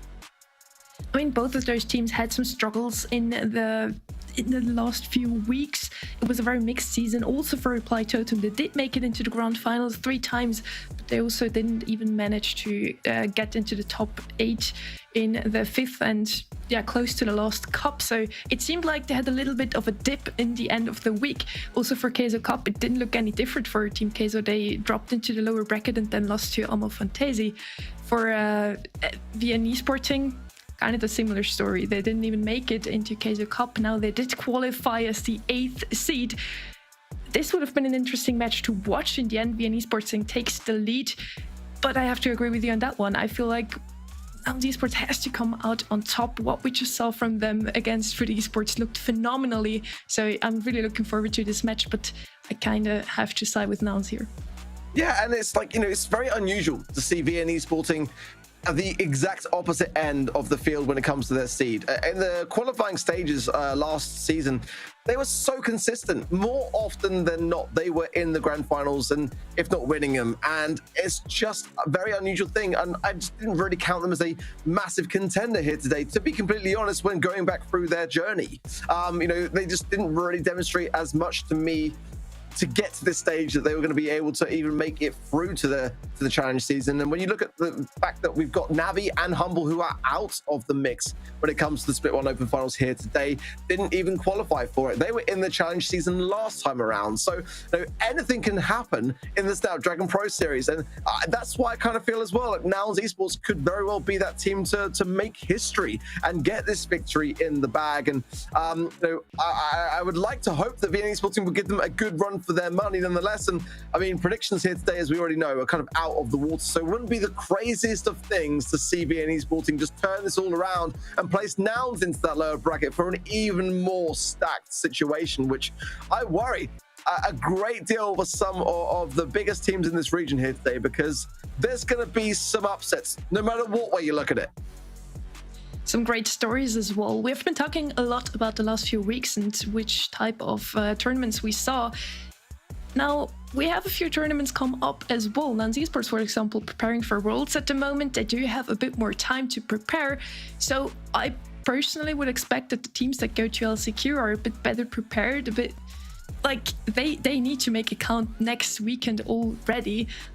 So I would think SK Gaming and VNE Sporting, I look at those 2 teams, both of them are going to LCQ, have to be at a peak performance, which isn't what VNE Sporting was showing us in the last few weeks, but maybe they were just holding back on some secrets. Maybe they are now here to make it already into the challenge season now within the first open finals. Let's see.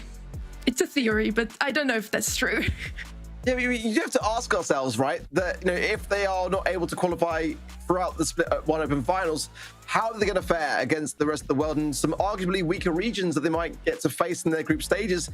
This is the time, realistically, to land the mark and just demonstrate to everyone that they've been putting in all of that time and preparation into just securing things. And with the way that things are looking here today, again, like I mentioned before the break, the fact that we've got obviously the Split 2 Open Finals still to come, and many of the top contenders for that are going to be out today and looking to get back in next time around, it's going to be much tougher for them if they are to falter here today and have to come back and do it all again, because the way that things are faring, you know, it wouldn't be the craziest of things to see one-trick ponies in the challenge season, and to potentially see, you know, this Nouns esports coming in and causing a complete ruckus. And the spots are limited. You know, only 8 teams can make the challenge season, and 4 of which we're going to be able to establish by the end of today.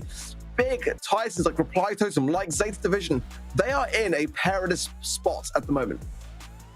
I mean, in fact, any of the teams that win now the upper bracket semifinals are already through. So we have 2 teams coming out already through the upper bracket, and afterwards we're going to go down to the lower bracket. This is a double elimination, so any of the teams that didn't make it so far still have a second chance to still be able to make it in the end. The question is, are we going to drop Nouns Esports or VN Esportsing along the way here?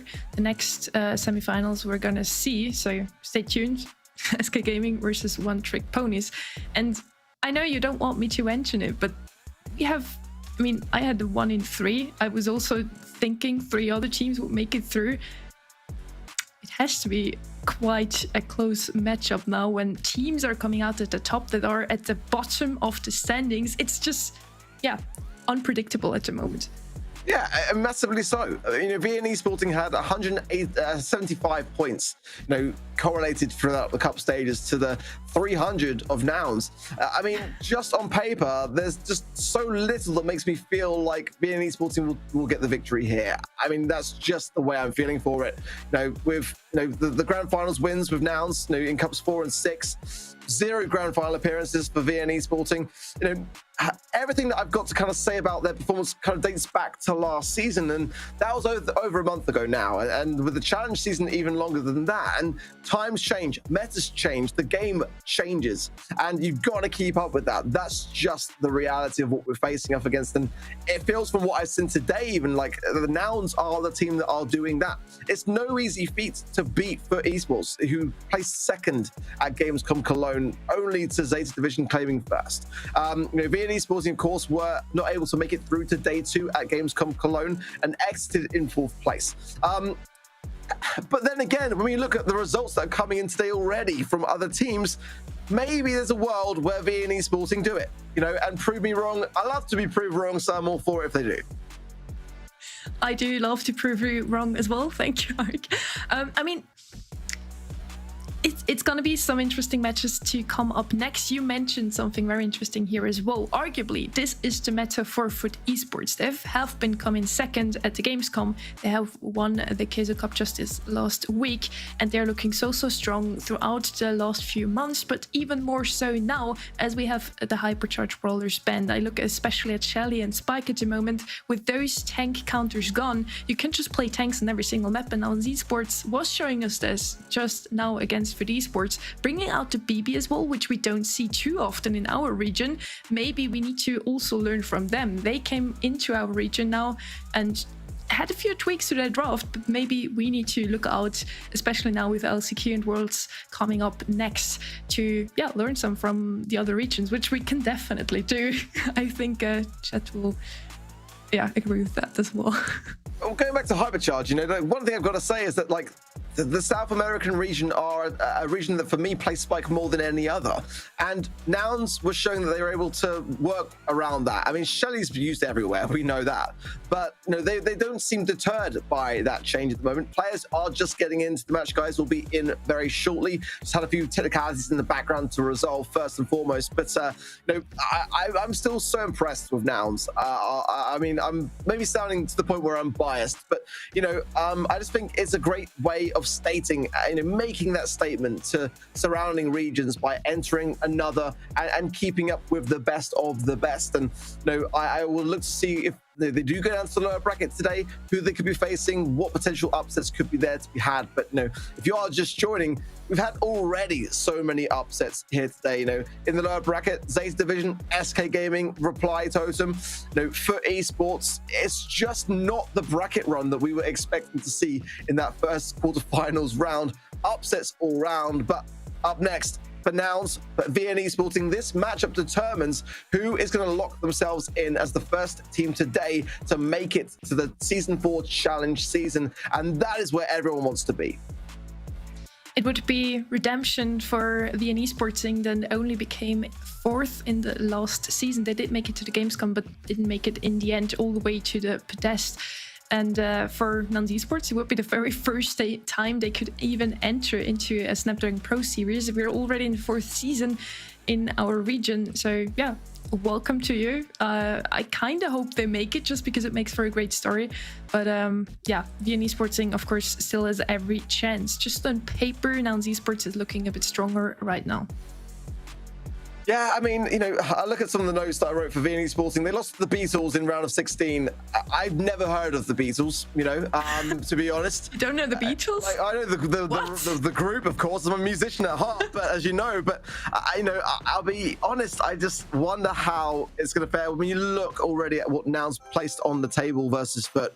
But last stop for Gem Grab is our first map of this series. Bans in for Nouns are Rosa, Crow, and Squeak. For VN Esporting, Crow, Rosa, and Buster. Very similar ideas being banned out here. The first pick of Piper is there for Nouns. It's a big open space to map, so I don't necessarily mind it at all, but Piper can have its problems, no doubt about it there. We know that VN Esporting are a very aggressive team. Nanny's the hard counter, so I like the way their heads are at when it comes to their draft so far. I do like to see this map as well. It's very new to the competitive map pool, and we do see some new brawlers coming in back into the meta now, also with the hypercharge being out of the way. We have a lot of tank bans. Of course, Crow is going to be double banned as well, so we will see some tanks incoming later on. I feel like Fang is going to be the option here for VN Esporting. Do like that pickup.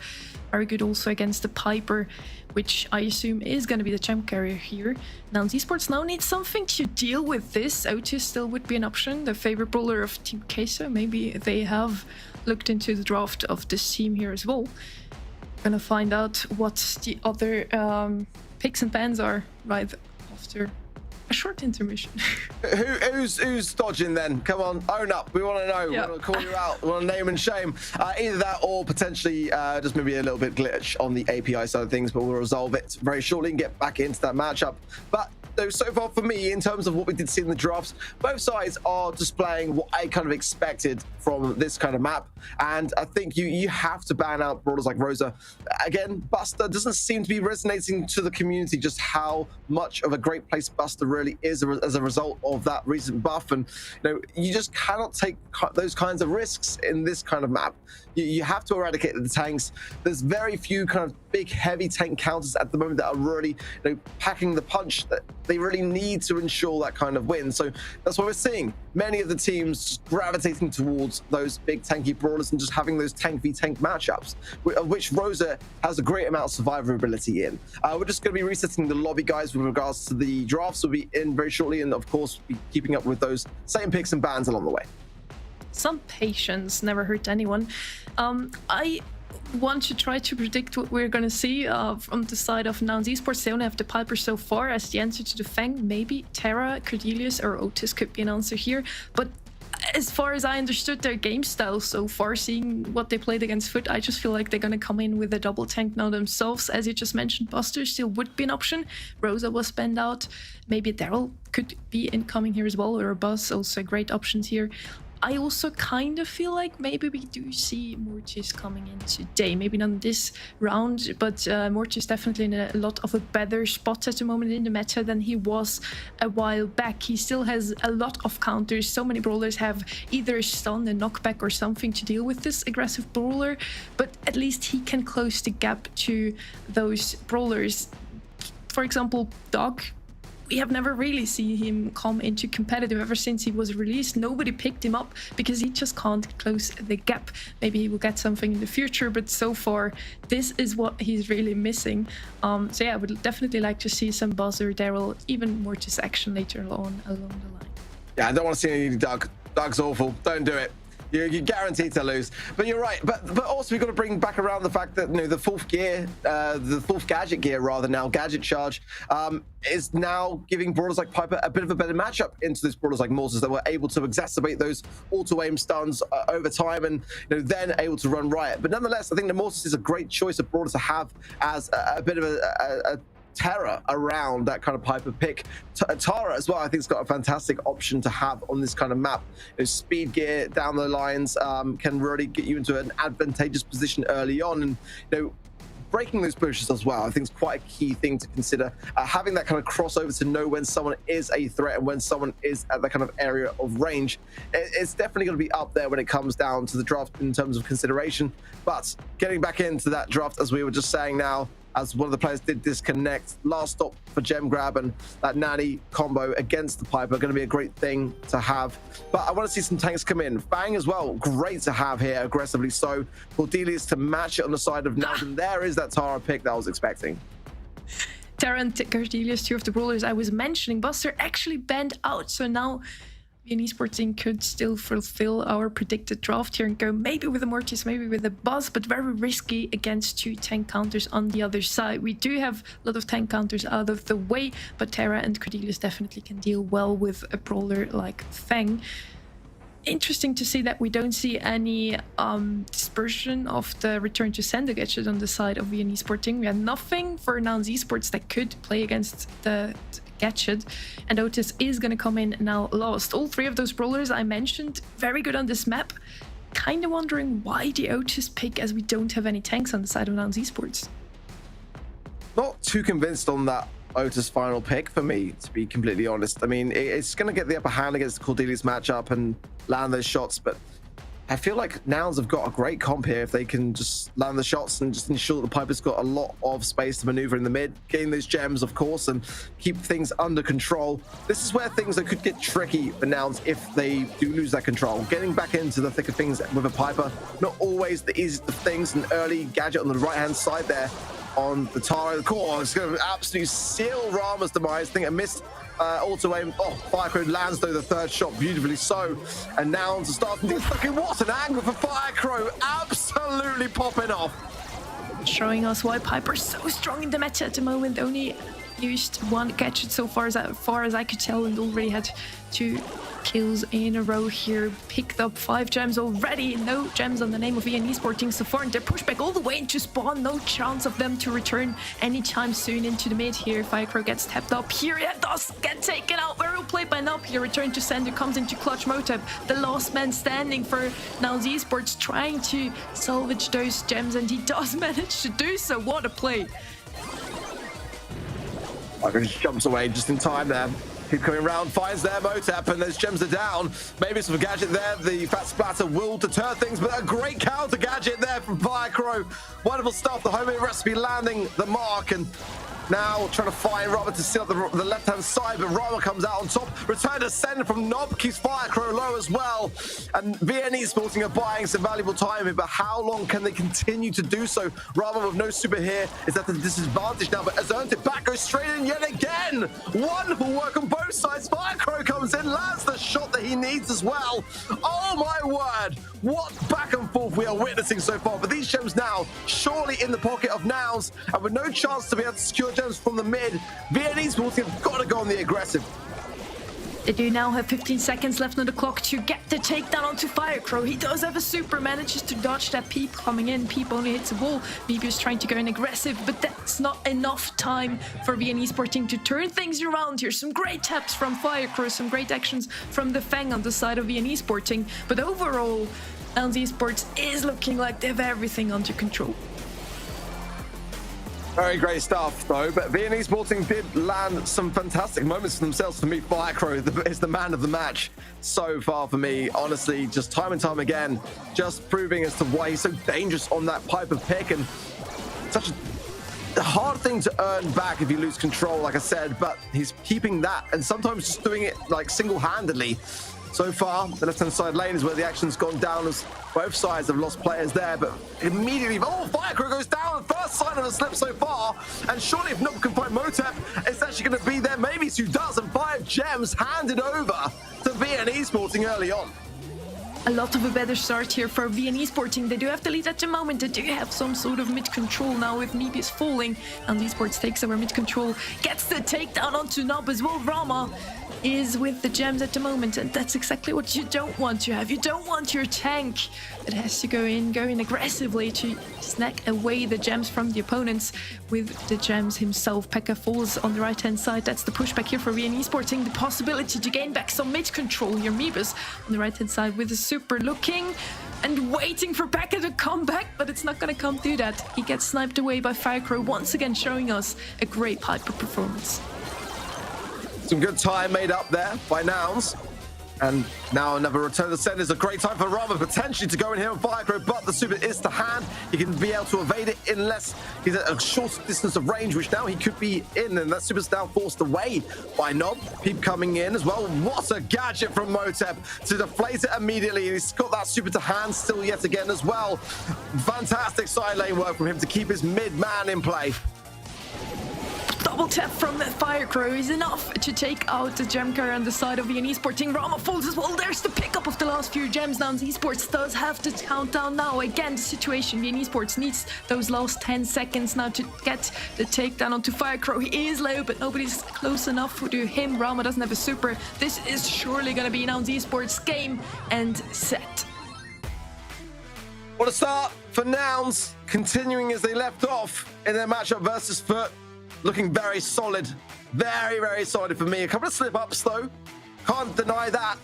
VN Sporting did keep some of the pressure on, but again, those taps from Firecrow, that was one of the times where he went down, but it rarely happened. And I think just some of the intricacies, when you really look into the minds of what Nouns are bringing up, it's fantastic stuff. I mean, they are playing at the top of their game right now, clearly having a great time all together, of course, in the EUR&MENA region right now, and that's going to be doing wonders for their morale here. 2 sets away from potentially being the first team today to lock themselves in for the challenge season. For VN Sporting, they've got to really rethink the way that they handle their approach here, dropping a lot more gems, 34 to the 11 of Nouns there. More damage on the side of Nouns. Very little difference in terms of the gems, but nonetheless, you know, the results really did speak for themselves on screen. It does reflect what we just witnessed. The highlight reel was basically just a highlight reel of Firecrow tapping left, right, and center. Very well played by them. Whole team of Nouns Esports definitely a lot of control. On the other side, we were missing some sort of stability. They just never reached mid and were able to also hold on to it. Every single time Brawl had some good engages on the Fang, every single time they did get some sort of mid control, they lost it in the next 10 seconds again. Nouns Esports definitely looks like they are at the top on this matchup here. Maybe it was just also their map. Like, I'm still looking forward to the next few sets. I still feel like VN Esports did just surprise us with winning against Reply Totem. Maybe they can also take the win still away from Nouns Esports. Definitely would be great for VN Esports to already make it into the challenge season. I feel like last season, if I remember correctly, they had to go through both splits to finally get into the season even. Yeah, and I also got to say, like, I didn't feel like their draft was a bad one. You know, I feel like they had a fantastic draft against Nouns in that respect.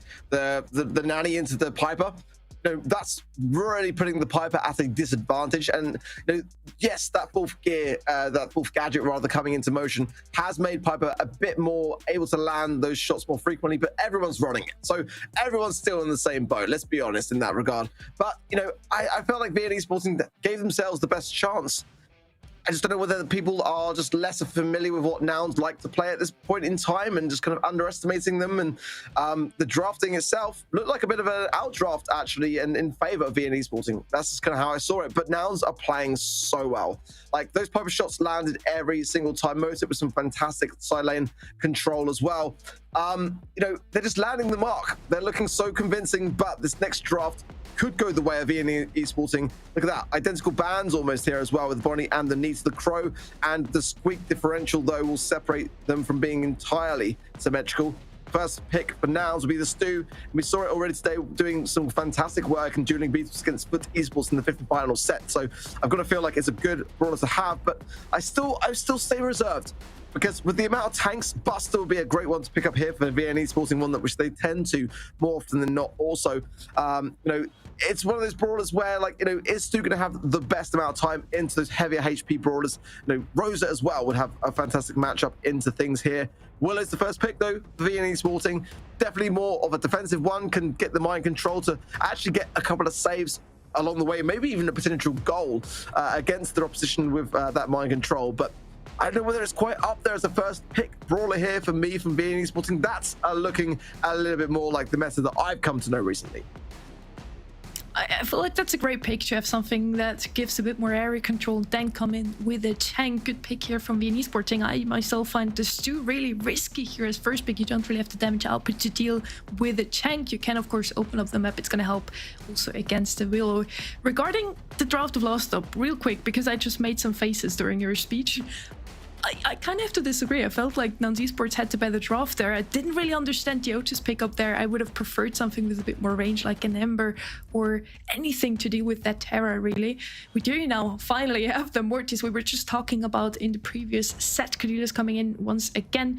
Definitely a good option to deal with tanks. It's either going to be Cordelis or Otis. We're going to see a lot of times today. I feel like Mortis now coming in. They have a lot of, let's say, engaged brawlers, assassins here, Mortis and Stu on the side of Nouns Esports. They really just enjoy their ping, I feel like they have now in Italy. Search is going to come in as last pick here from VN Esports, thing that we haven't seen in quite some time. I don't feel like Search is very strong in the meta at the moment, but of course has a great matchup into the Mortis. So maybe they can do something with it. But this time around, I kind of have to side with Nouns Esports come again. Interesting stuff and some risky ideas from both sides of the field, and that might be the saving grace a little bit here for either or. But Primo, it's hard realistically to count that particular brawler out, but that's where the Cordelis can really help out massively. So look at the amount of tankiness already though from VN Sporting. Not really much the Pekka can do about it, but he's going to try for it. He gets the takedown, leaves Ramalo as well, and actually Pekka's the last one standing. What an effort from him. I thought he was not going to be able to do nearly as well as he did. My word. And it places then Nouns back straight into the mid. Now it's time for VN Esporting to try to come back here. Nope, just rushing, trying to go through, suplexing, and the Pekka doesn't matter in the end.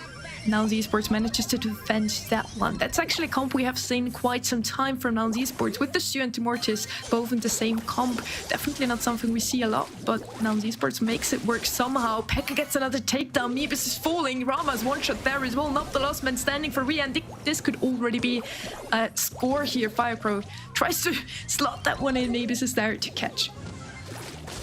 Yeah, Motip will finish off Nob there as well. Maybe it's just going to play this one slow, wait for his teammates to recollect themselves. Firecrew coming back in off the spawn.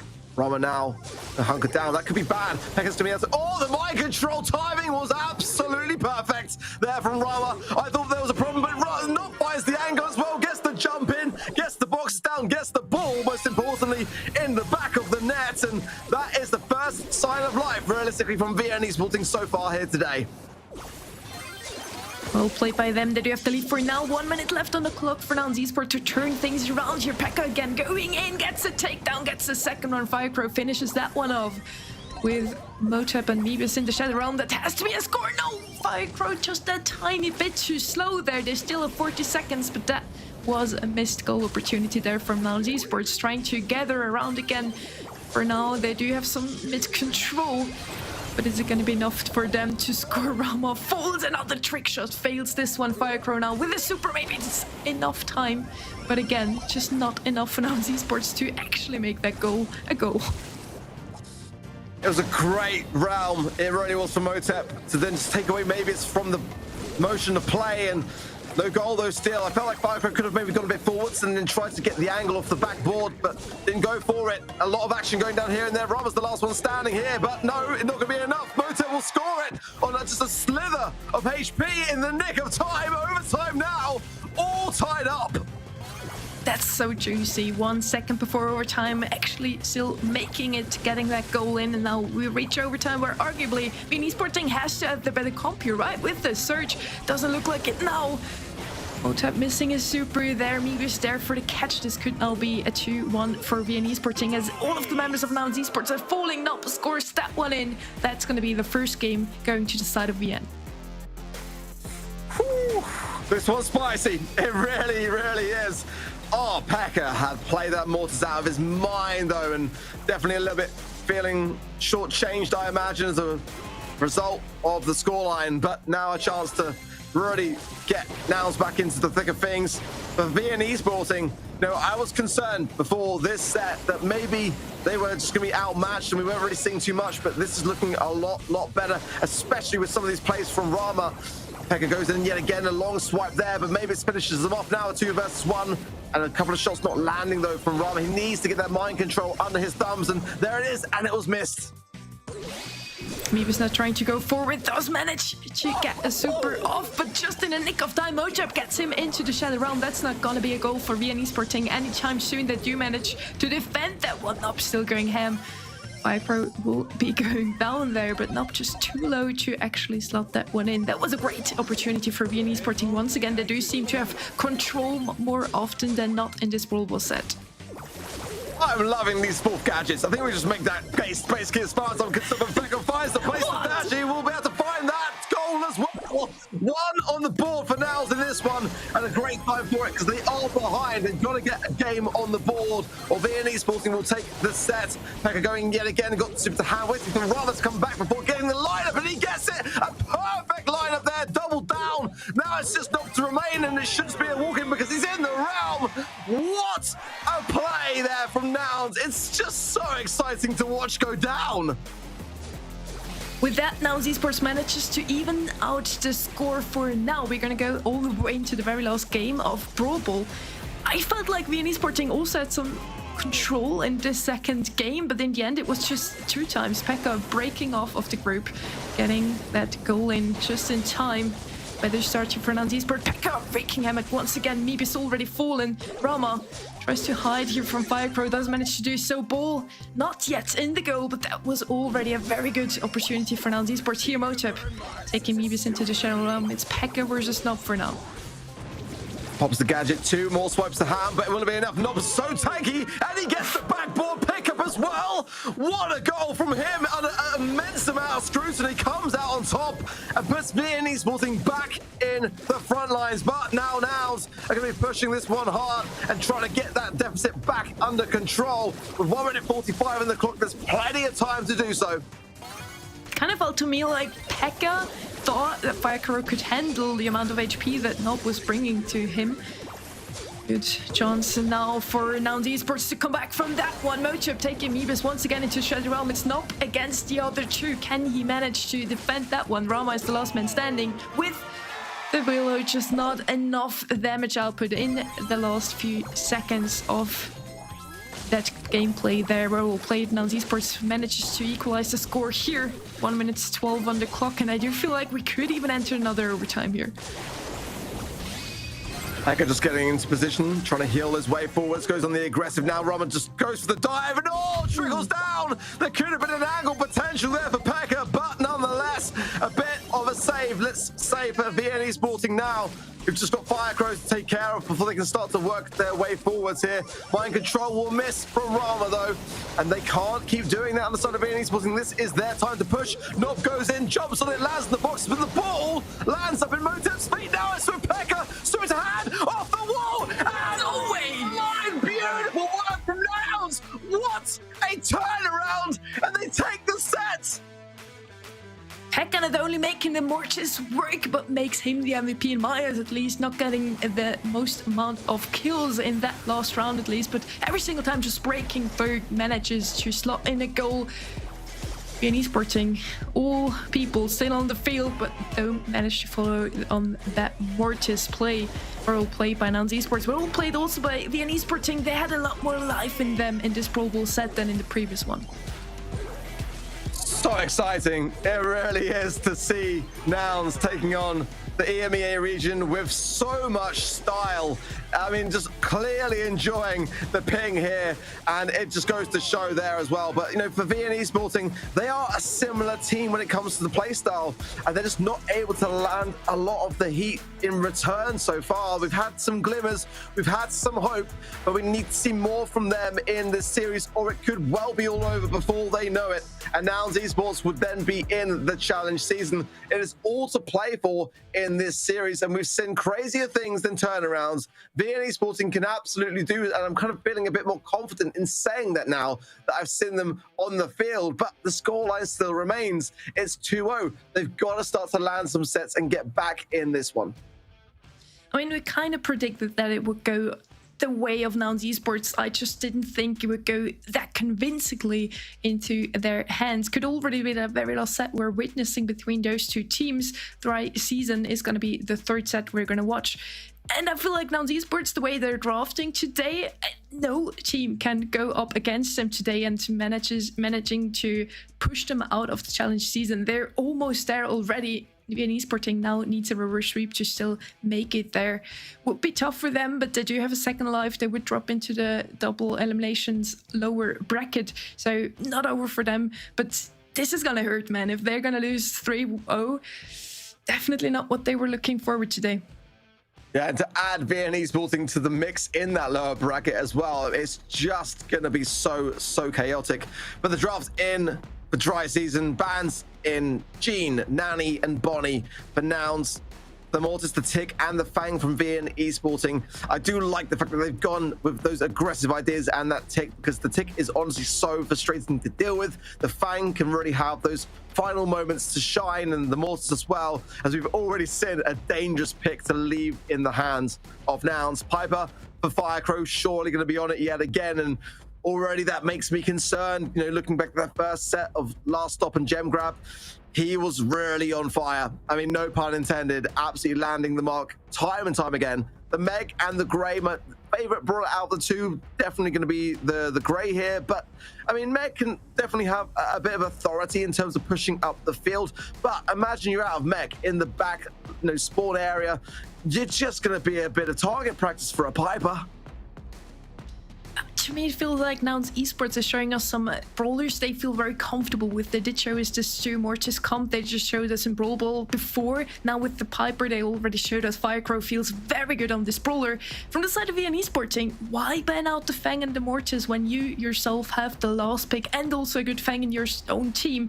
This Grey and Meg comp, I don't really know where they are going with. Honestly, I have no clue what their last pick could be. Now, Esports are trying to open up the map even more. Of course, going to help the Piper along the way. They do need something to deal with an eventual tank that could still come in from the side of VNE Sporting. So something a bit more close range, a bit more damage output on close range, or thrower, of course. We still have a lot of options open. It's going to be Otis. They do want to deal with this tank. Now, against the two squishy brawlers on the side of Nouns Esports, you could still play a Gvom or Sprout just to deal with the Piper and the Brock. Let's see what VNE Sporting is gonna come in. I honestly, no idea what is gonna follow with this Grey. It's gonna be a Carl. Very interesting to see. Again, I'm siding with Nouns Esports comp here. It's hard not to at this point, just based on what we've seen and the competence of the squad. They've got their hands on the Piper pick. They've got the Brock to open things up even more so that shots can land. And the Carl can definitely go on the aggressive. It's very much the case. And we know that VNE Sporting can do fantastic things with it. Normally, Mabius will be the one to take the reins on it. But it's putting a lot of faith in his hands. I mean, Nob as well, very, very accomplished on that same brawler. No, it's not necessarily a Rama pick for me. It's, you know, the Grey is my favorite brawler out of those three, I would say, and let's see how it's going to go down.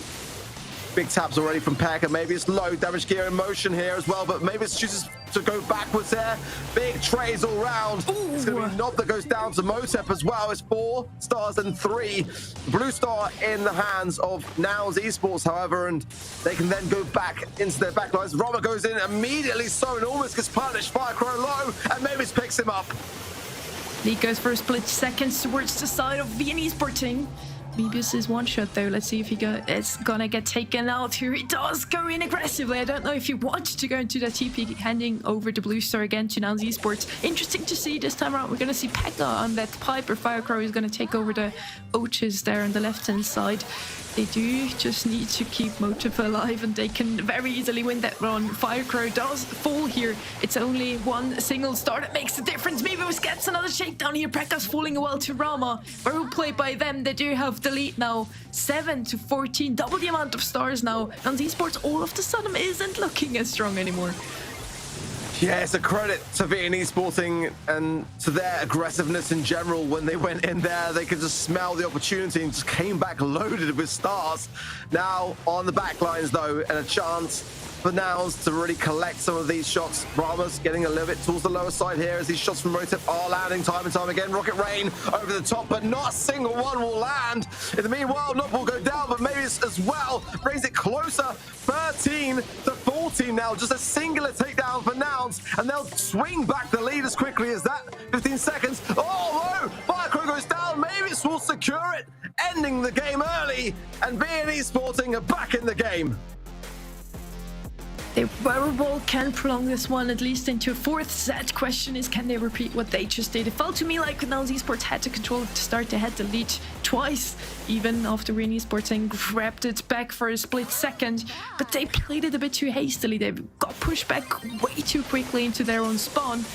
Not hitting as many shots as they need to. With the Piper and the Brock both on your side, you just need to make every single shot count. Otherwise, you just don't have to control. Blue Star is, of course, going along the way of Viennese Sporting. Just walking up with that tanky mag gave them the opportunity to pick it up now. Pushback all the way to spot. Pekka already with the super. Opening up the map is going to help them enormously.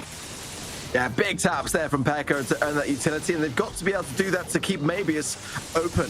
That's the thing. The flying hook is such a dangerous attribute on the side of Viennese Sporting that they just cannot afford to have come in, and landing yet again. Now he will falter to Pekka. Rama, though, smells a little bit on the left-hand side, but does juke things wondrously. So jump over the wall there from Motep, but it's just the 2 stars to 1. And this is what we saw in the previous match, previous game. Viennese Sporting really did come out with the goods. Can they do so yet again? They can just go in the right-hand side here. Great walking cane. Firecrow falters. It's 3-2 and a great TP away from Rama, but in the end, it's Motep that comes out on top. Nouns Esports taking back the lead there. The blue star still with Viennese Sporting, meaning they need any kill on any of the opponents, and they would take over the lead here once again, would win this game and also make it into the 4th set, preventing Nouns Esports from getting this match point. But for now, it looks very good for Nouns. They have 30 seconds left on the clock now. Mebius with a super, trying to go in aggressively, doesn't manage to do so. Motep hitting him up. Has to fall back there, is very low, but still has his super. The last 20 seconds. Viennese Sporting need to make it count. I still can't believe that Motep's barely hitting a single rocket on these rocket rains, but the shots prior to it were bang on, and of course Mavis back. Now not below Mavis as well, going to be low on the left-hand side. Oh, 514 HP, and he's surviving on, and it could be Nouns in trouble. 5-5, 7-5, the blue star with Viennese, but it really doesn't matter. Nouns will take the game and move on to match point. Pekka clutching up there in the very last second, getting the snipe. Save them from giving Viennese Sporting the possibility to still make it into 4th set. That's the match point for Nouns Esports. Can they make it with a 3-0 into the challenge season already? Would be their first contenders that we already have secured. Oh. Almost out of mech early on. Mavis does find a pick as well onto Pekka. And that's the best start the Viennese Sporting have had so far in this series of Bounty. 3 stars for their name and the blue star as well, and it's going to be tough now if they deprive Nouns of utility to be able to push up upon this. If Motep, oh, he's got rocket laces, so he's got jump, he can't even break these walls. It's down to Pekka to land something, to be able to open up some space, or Firecrow to land a fat splatter, and I think that one, it's not necessarily the best of places. It will whistle down maybe it's a little bit, but nonetheless, 5 stars now with Viennese Sporting, who are looking much, much better this time round. Very aggressive playstyle coming in from Nouns Esports, a bit too aggressive. Pekka goes down, Firecrow is low as ball. Motep the only one still looking very healthy on the left-hand side. Now pushback, Viennese Sporting all the way into spawn. Now Mebius tries to get out of that situation. falls low there, getting pinched by Firecrow. Motep could very well fall. Another flying hook coming in, saving him once again. Still in the lead now, but they did manage to take down. Oh, wow! Getting 2 kills there. Pekka falling once again, not looking that great on the Piper at the moment. Pekka's shown his hand too obviously there, and Rama just punished him with a walking cane for it. Wonderful pull from him, and this is giving themselves even more of a lead. Pekka's got to jump here. He's wasting a long time for it. Almost went down, but in the meanwhile, the left-hand side, 2 out of Viennese Sporting are very low. Nob and Marius, a desperate gadget there as well, out of mech as well, but Nob will still survive. It just feels like no matter what Nouns throw at this, Viennese Sporting keep on surviving. And a TP from Rama going in as well. Yet again, Firecrow goes down. Pekka soon to follow, surely as he lands. What a round for Viennese Sporting.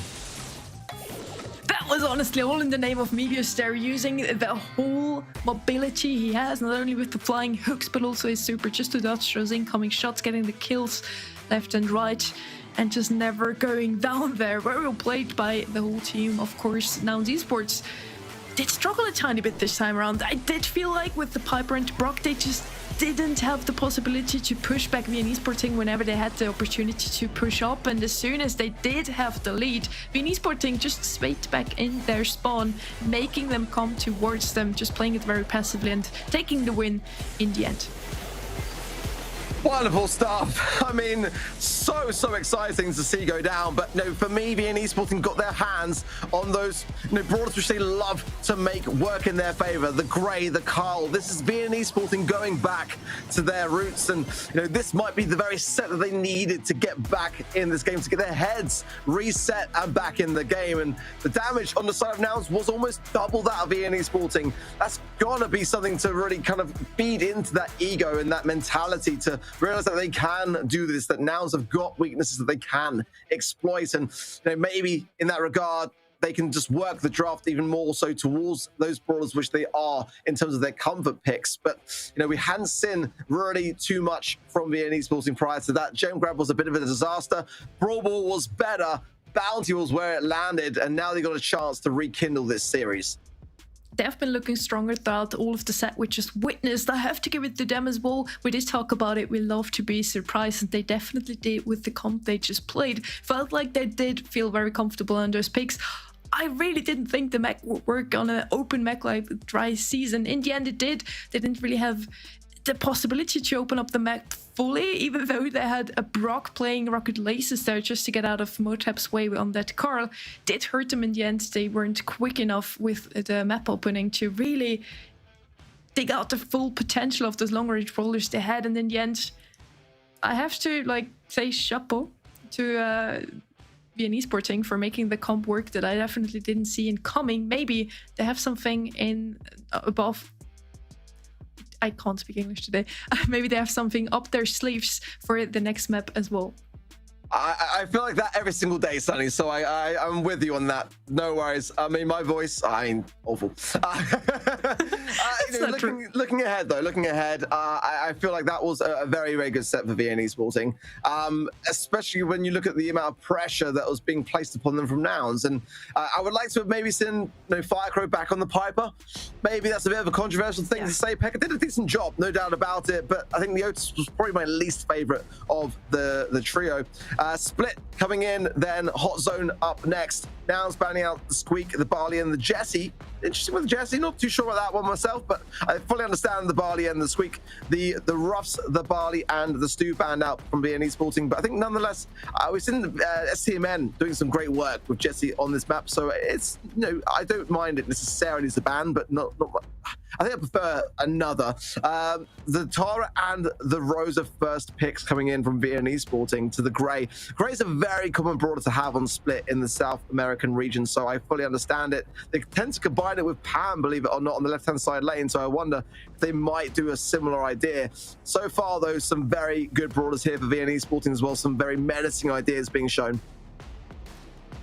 Split is one of the only hot zone maps we have that has 2 zones, and Grey is working so well on one of those maps. But as much as I do love the Grey, I feel like he has a very tough time to go up against the Terra, and the Rosa Prima is going to help him to get the nick of of things here and come out at the top in the end. Now Esports does a very aggressive comp now, can just TP in and out with the Primo. Let's see if Arc has the last word in the end, if they really will go with the Pam here. I would see it incoming. Honestly, Pam would work so well into the Rosa, deciding to go with the Rico instead. Definitely something we do see quite a bit also in our region here, and something that can work very well on the left-hand side, just holding his own lane very easily.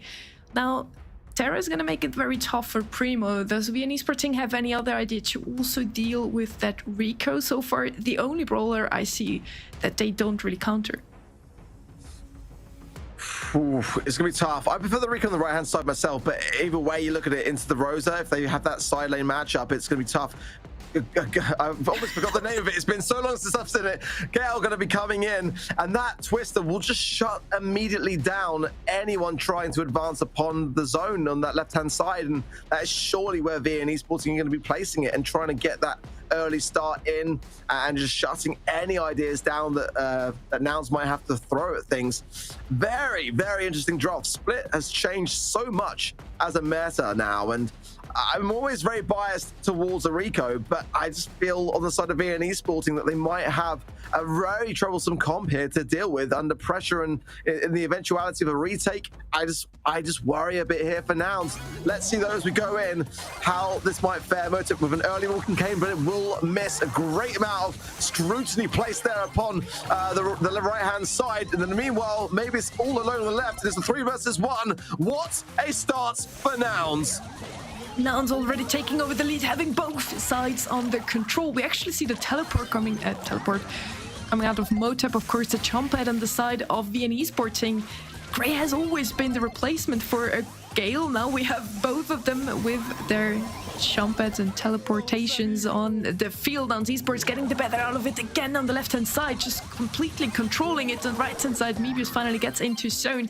Waiting with his super until Firecrow jumps was a very wise choice. In the end, he does get taken out. Nob finishes him off. They do have the possibility to catch up here as Rama also gets the better out of Motep on the left-hand side. VN Esporting taking over the lead all of a sudden.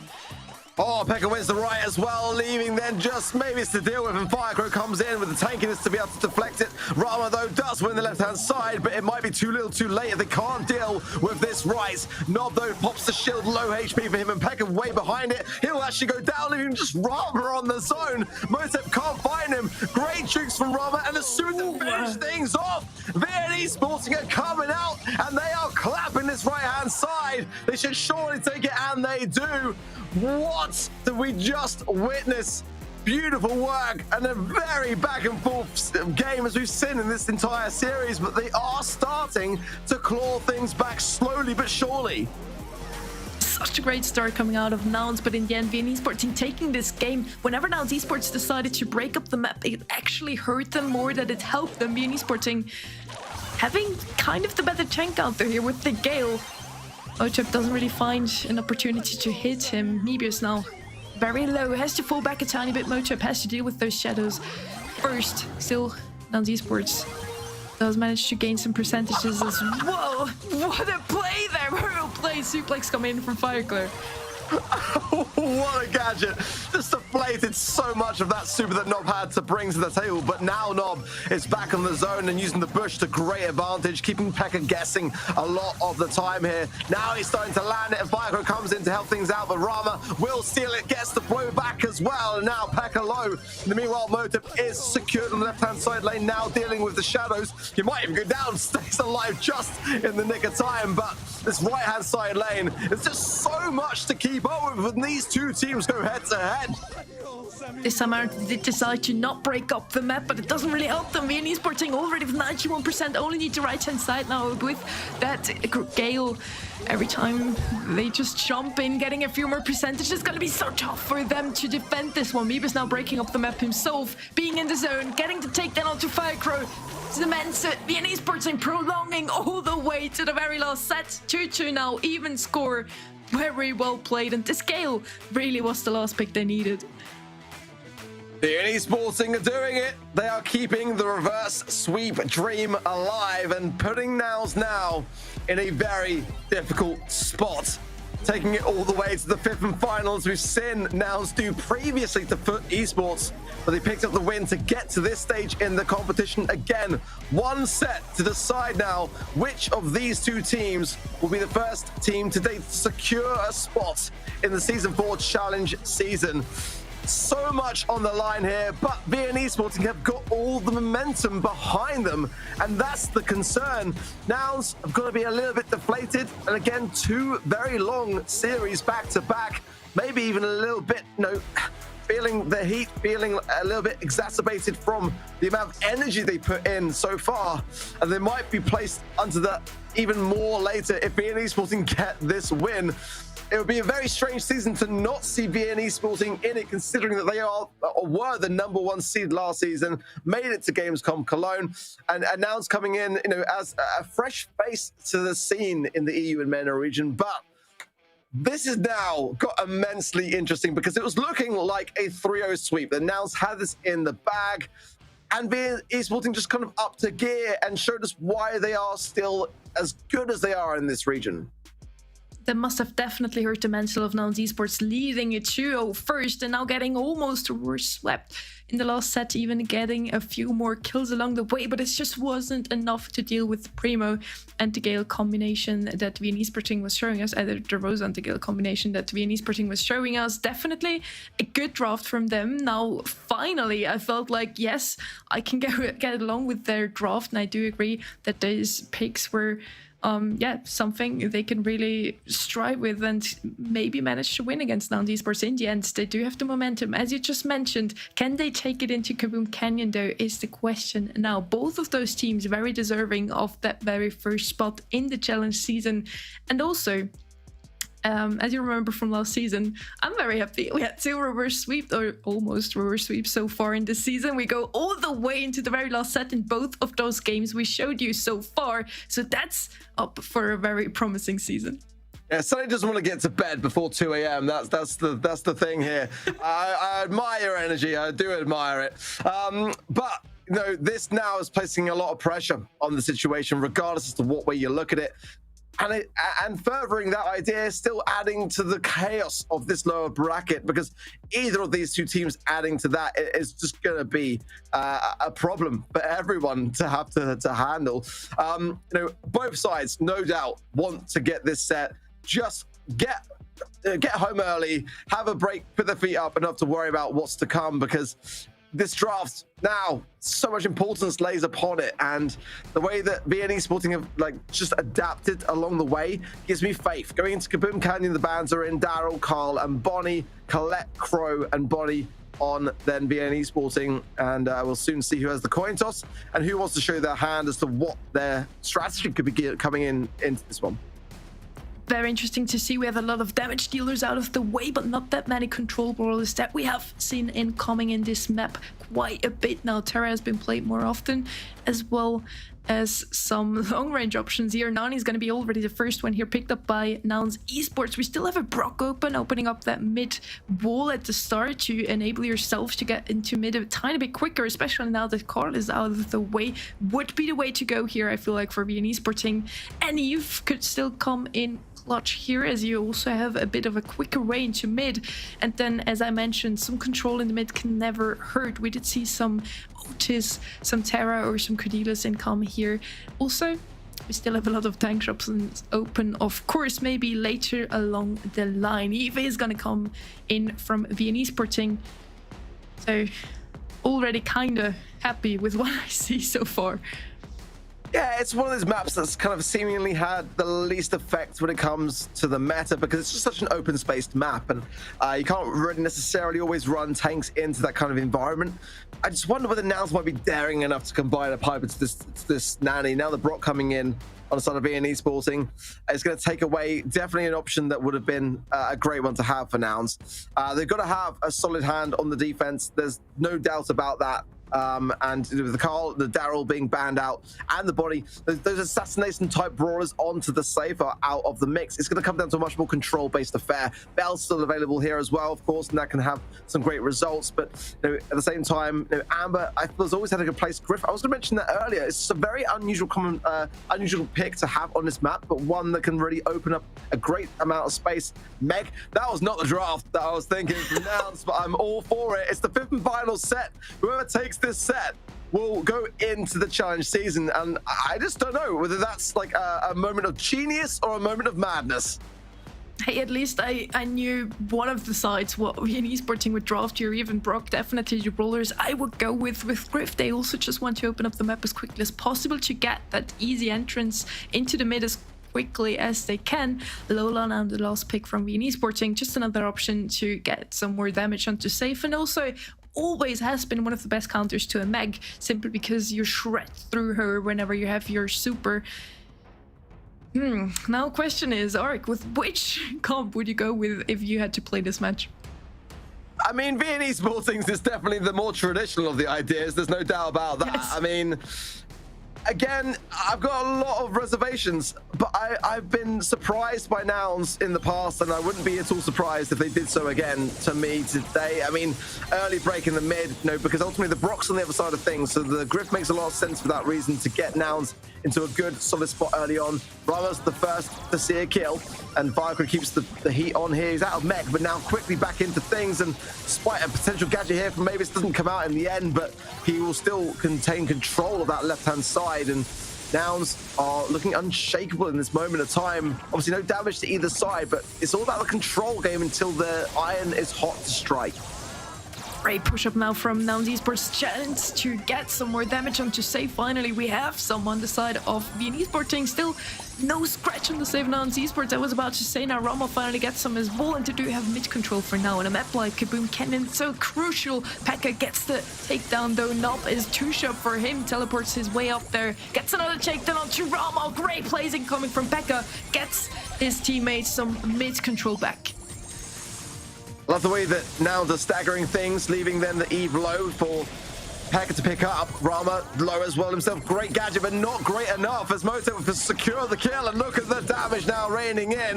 Mavis was left all alone, and he's having to come back now into the mid to deal with this pressurized situation as more damage continues to trickle in here. These shots are disastrous here for VN Esporting, who could be waving goodbye to this game if they do not get back into this mid.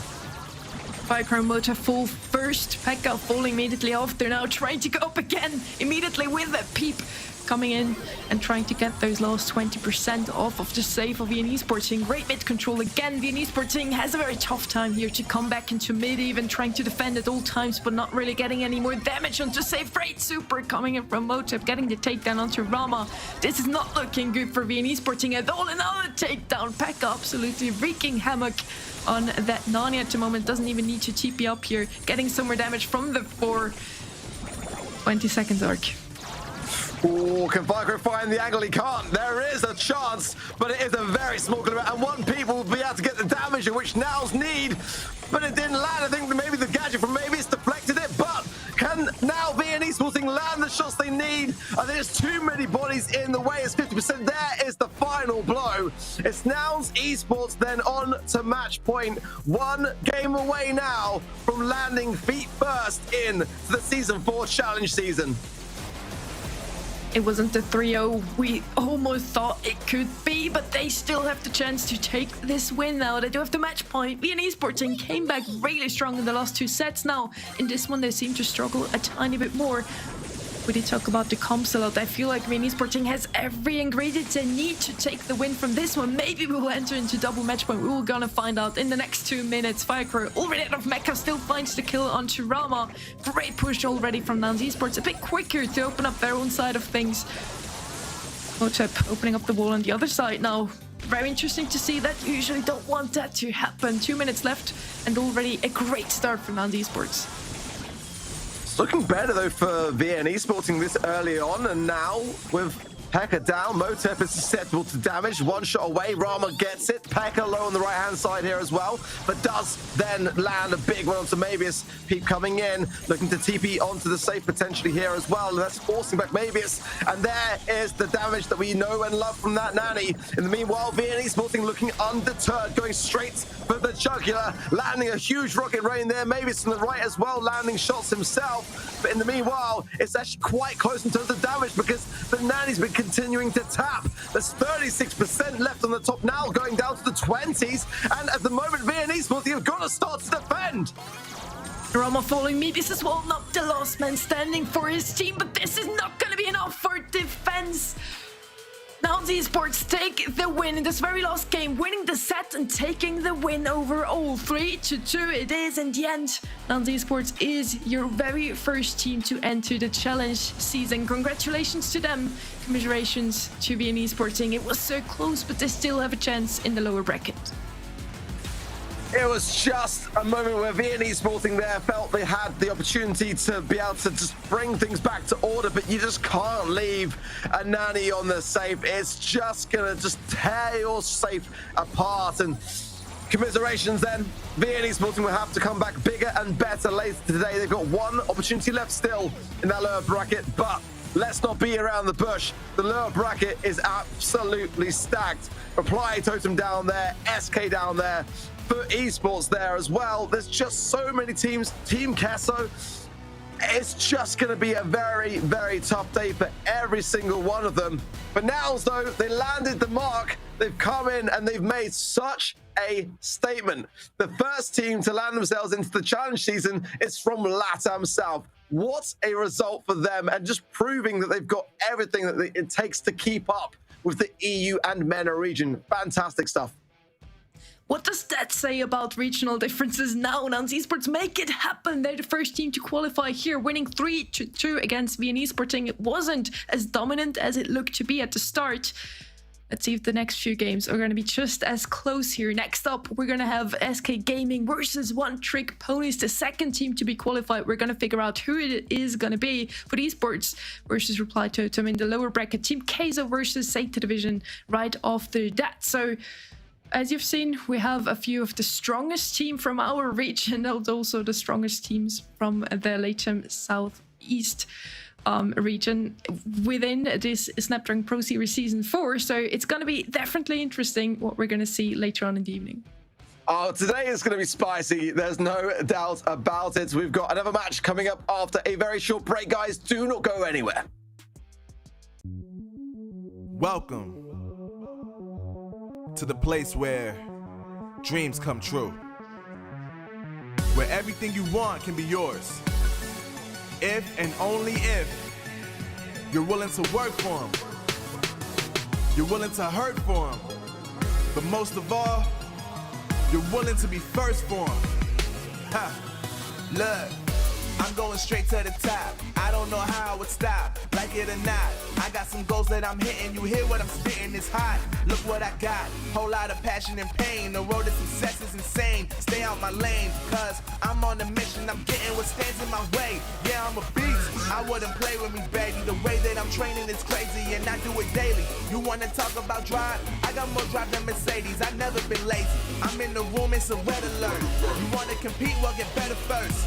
I got 10 toes in the dirt, push through the hurt just to show them my worth. I'm the best. Yeah, I'm the best. I never stress. I know what's next.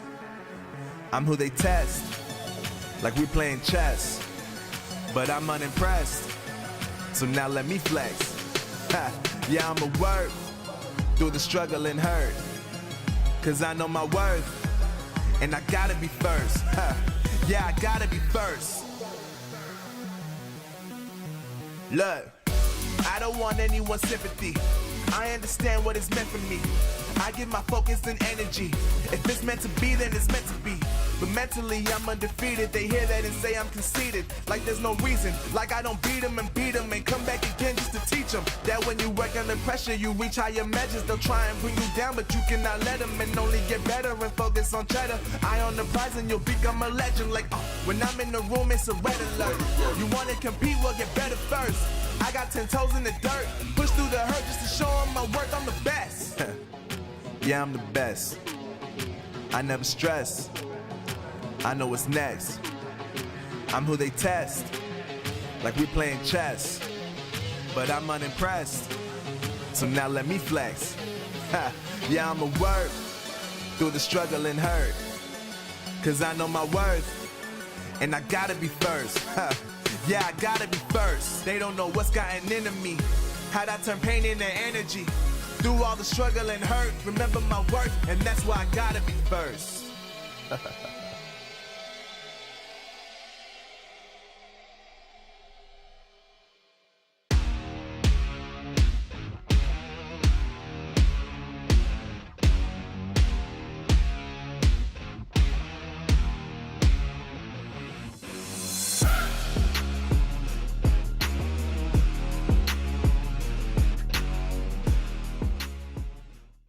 The Snapdragon Pro Series powered by Samsung Galaxy is brought to you by Snapdragon Elite Gaming, Samsung Galaxy S23 Ultra, Monster Energy, and DHL.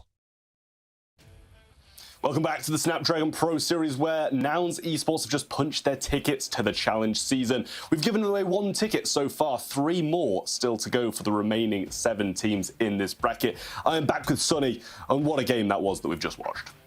I'm back with you. Happy to have you back. I hope you had a great break and I hope you followed along. It was another match that went all the way into the very last set. Are you looking forward for a long evening, Trev?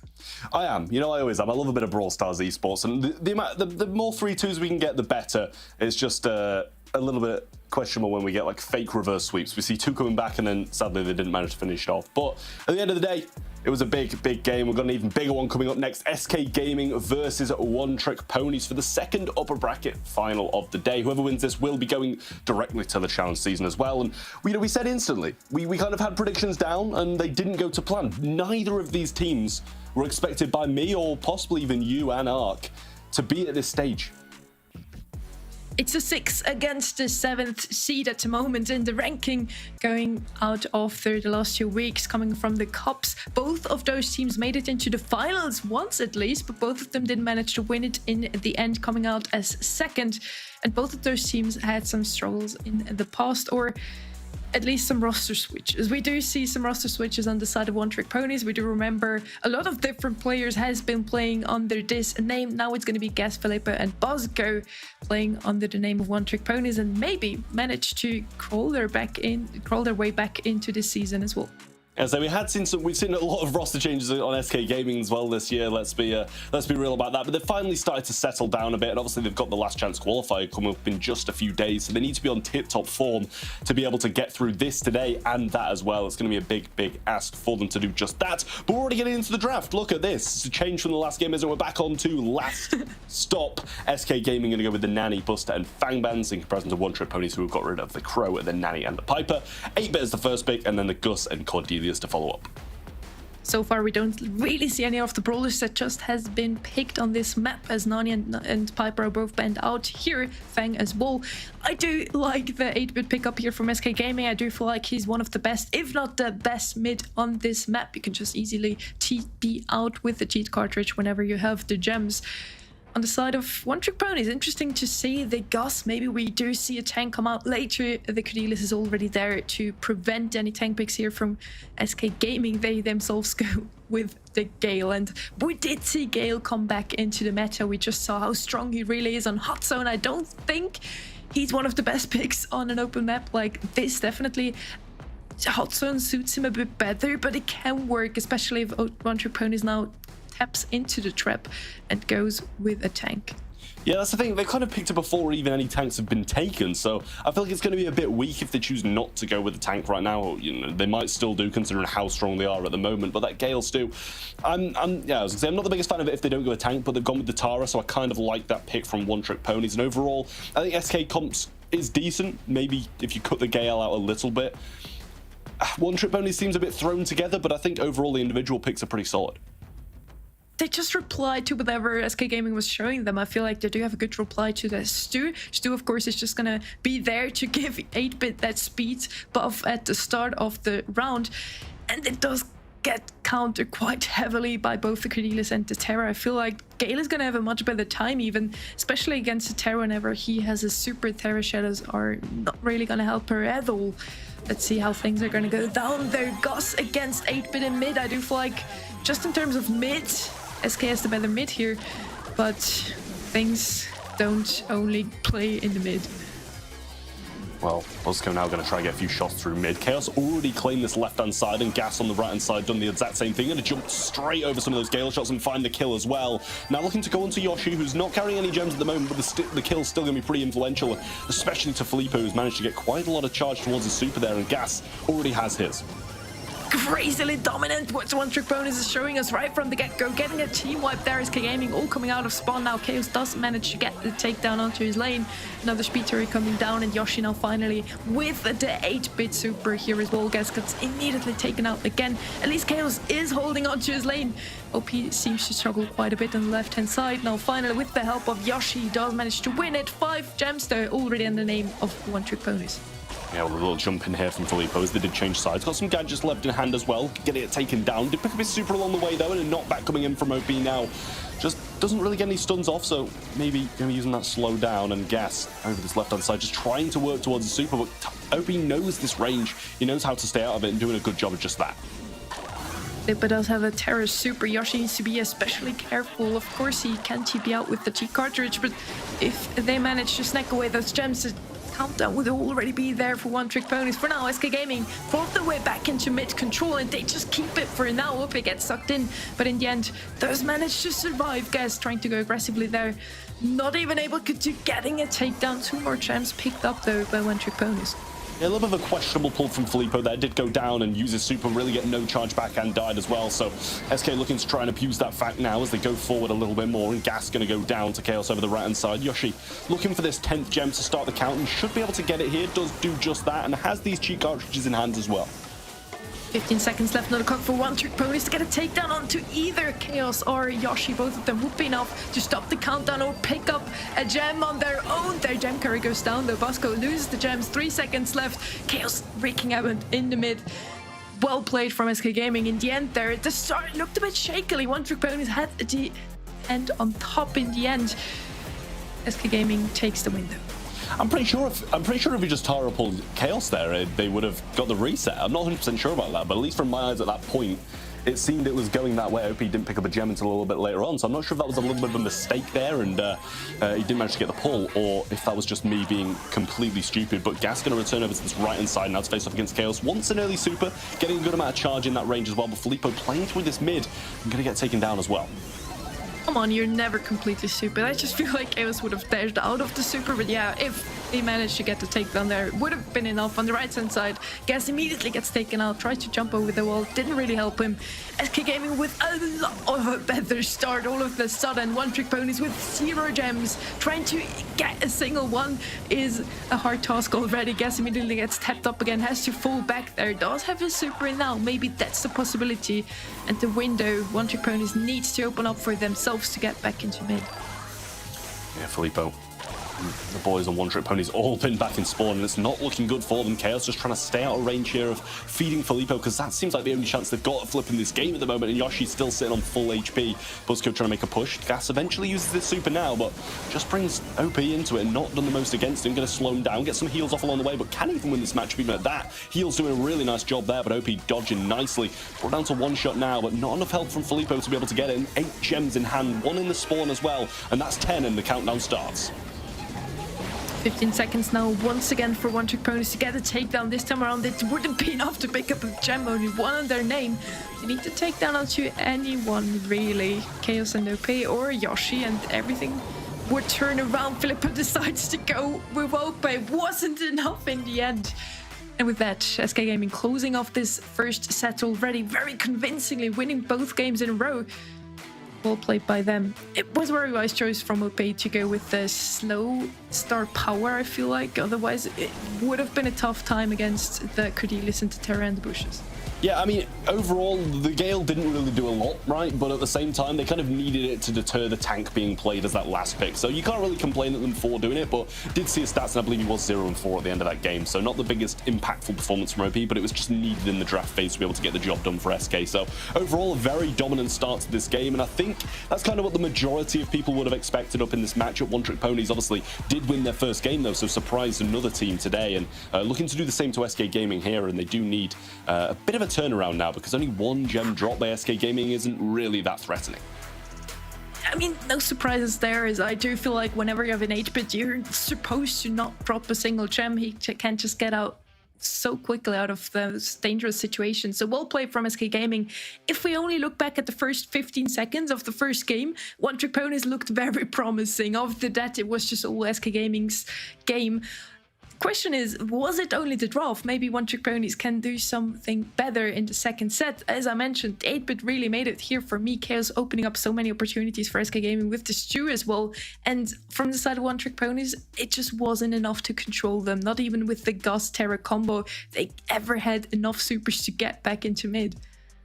Yeah, that's the thing. I mean, it could be the draft. I feel like their draft wasn't exactly the best. As you said, they were reacting to what SK were kind of doing, but didn't really have the synergy within their comp to be able to make much happen, just because, as you said, they were so reactive to SK's composition. Next up, we're going on to Field Goal in Brawl Ball. Bans coming in at the Cordelius, Willow, and the Tara, and then Bonnie, Crow, and Nita. So we've got a 6-ban game, and Buster as the first pick for SK. Again, no surprises there. We did see SK Gaming playing this character quite a bit in the recent times, spanning out a few tank counters, very wise as well. All three of them could deal well with the Buster. Question is, what's still open for One Trick Ponies to pick up here? Of course, the Otis is going to come out. It's really, the whole meta is around Terra, Cordelius, Otis, and the tanks, I feel like. Could that be, Trev?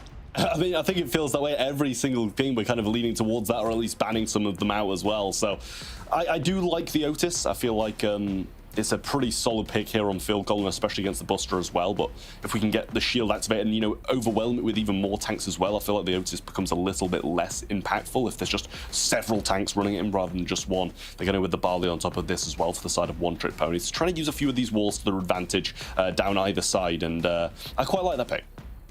This just feels like such a bait. I was about to say Barley. I held myself back because I don't really think it's a very good pick. SK Gaming still has two answers to that very squishy pick. Banning out the Willow, of course, was kind of the opportunity to One Trick Ponies now picking up the Barley, one of the best throwers you can have on the map. But if they just open up the map, if they go with the stew now or something to go aggressively into it, a Carly would work out fine. Very tough times for the Barley there. SK Gaming already going with the B here, and then Gray, of course, didn't really have him on my radar. He's doing very well against throwers here as well. Also gives some possibilities to Buster to get into action a tiny bit quicker through the teleport. Definitely a good draft here from SK Gaming. They just need to hit every single shot once again. With Gray and B, this is going to be tough. Yeah, that's the thing. I mean, Gray's going to need to connect these Walking Canes through the walls, get rid of some of those walls down the sides where the Barley wants to kind of abuse just that. And obviously the TP, as you said, is pretty good against the thrower as well. We're going to see a Rosa come in to try and deter that a little bit. But I mean, if the walls get broken up, it's going to be even harder for the Rosa. But she's going to be decent. Once you get that shield, good against the Buster, and you can just kind of walk in a straight line at him. And the Gray can't really TP towards you. So I think she's kind of good in both of these side lane matchups. Just got to be a little bit cautious about that B through mid. I stand corrected if that's wrong, but I think Buster wins the matchup against Rosa in the first interaction when both don't have the super. As soon as Rosa has it, it's going to be Rosa coming out at the top every single time. Maybe we're going to see Gray instead of the Walking Cane with the Grand Piano even, just to open up the map a tiny bit quicker, just to give B that advantage she needs. We don't really have a mid on the side of One Trick Ponies. Going to be gas actually on the Otis there. Already the first takedown there. We do see the Walking Cane coming out of the Gray. Chaos already hitting two of those. Great start from SK Gaming. Yeah, not all the walls taken down with that, but at the moment, if they can guarantee themselves an early goal, it's not really going to matter. Barley's going to be able to get both of them with the last call. Beautiful from Filippo to clean up that defense, and in such a risky position. Now we've seen, we've seen two Walking Canes come out, and they didn't manage to get a goal. Still two more remain if he's going to be using that that extra gear, which I imagine he probably will. That's going to be two wasted. Trick ponies now have the possibility to claw back their way into mid. They did get some mid control. Filippo falling. Very so is OP. It's a 2v2 situation. Gets a super. That could be an opportunity for one Trick ponies to strike here. Chaos going in aggressively. It's great teleport, takedown, and also gets out of the situation. Is very low. It needs to heal up. He survives it. Yeah, well, OP can't get rid of the ball at the moment as he was muted, but now the TP comes in from Chaos. Nice pick up behind there. Now OP is going to go towards Buzzco and try and get some shots in. Does bring him low. Shield going to be activated there. I'm not sure about that. Maybe a little bit too late. And obviously he didn't really get his super, so he couldn't be helped. But just holding that, I feel, would have been the smarter choice. But SK in full control right now. Can't really push up too much because it's Barley being able to just sit in a comfortable position and throw over the walls. We did see a lot of chaos so far. OP didn't really manage to get the full potential out of Buster. Maybe that's his chance to get a goal in. Does manage to get off a gadget, doesn't use it to get the goal in, but in the end they still managed to do so. 1 minute before the end, SK Gaming scores that one. One Trick Pony still has theoretically enough time to come back from this one, but with no supers in their hands, it's going to be a tough one. Chaos going to go forward, get some shots in, going to bring... Well, I was going to say bring quite low, but he actually only tanked one shot there, Filippo. Double slow coming in from Yoshi. The shot from OP to drag him back, and the TP to heal up as well. Nice stuff coming out of SK right now, and they don't really have to make any aggressive plays. 30 seconds on the clock, it's not really going to hurt them too much. They can just stay in this position, hold the ball, and not let One Trick Pony score. Dodging the mute there from the Otis. Again, another attack from SK Gaming 20 seconds before the end. This is going to be a 2-0 or a 1-0. Either way, SK Gaming takes this game, flexing the pin there in the end.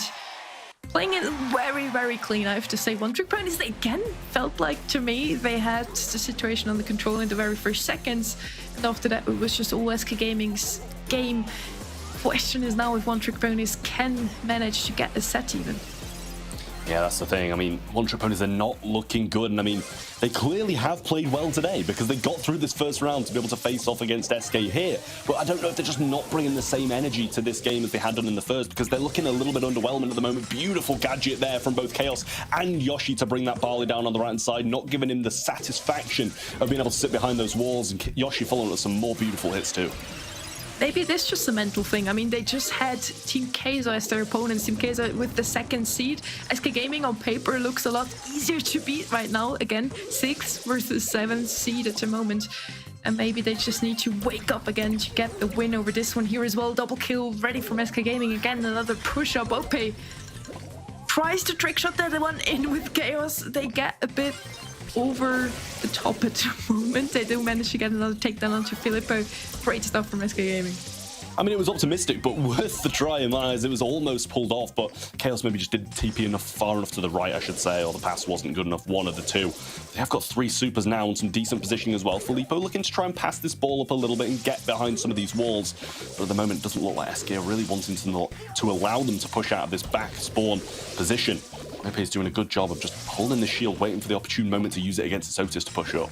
So far, not a single score. One Trick Ponies with 2 supers in their hand. Bosco can push up very aggressively anytime soon. Gus with the mute can do just the same. And this is going to be Chaos again, pushing through, falling there in the end.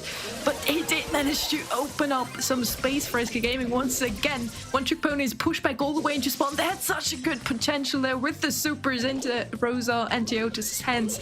But again, just prevented from SK Gaming. Are we going to go into overtime? It would be very tough for Filippo to do anything with Barley. Oh, I mean, Chaos back spawn now. Filippo's going quite aggressive, but maybe too aggressive there as he does get taken down yet again. And SK just synergizing together so well. They're not really having any issues. And Yoshi might be gone here. No super to hand, so can't get the shot in. But at the same time, still surviving this one out. Filippo just going to try and scout him out in this grass here. But Rose has built it up so successfully that Yoshi did manage to get out there. Still Rattle Highs left in hand as well. And that one's going to be hit both on Filippo and Gas. Beautiful stuff from Yoshi, but he is muted out. Drag in from OP there and a TP to the right from Yoshi to get some heals. But Rosa pushing this left-hand side with some shield, and he's going to be able to get 1. Can he get 2? Some shots bounce back off OP's shield there, but does survive. Pass up to himself, and OP's trying to go for the glory. OP defending this one. 1v3 manages to get the ball back into the side of One Trick Ponies. They don't have the opportunity to score that anytime soon, and it's going to be very tough for them with the Barley against the Grey and the B here. Filippo already falls low, gets the takedown onto OP. Yoshi falling here as well. OP again, the last man standing. Bosco can just walk it in, and this is going to be, despite what I just said, One Trick Ponies game here. Overtime was where they started to shine.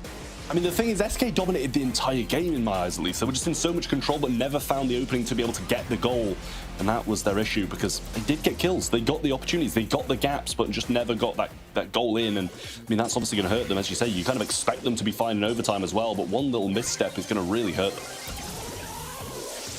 See if they can do a tiny bit better this time around. The second set was all in the name of SK Gaming at the start. One Trick Ponies did manage to turn things around, but now again, SK Gaming was such a great start, already pushed back One Trick Ponies all the way into spawn, getting a team wipe. And now just holding on to that mid control they have. Ball gets cornered for now. Gas pushes it to the side. So far, so good for them. They can come back from this one. Now it's just slowly getting up the map again. Yeah, maybe a pass here can go in. Chaos is wide open, and they've just left the goal for Chaos to score. Beautiful vision there from SK Gaming to be able to get the pass off and move up.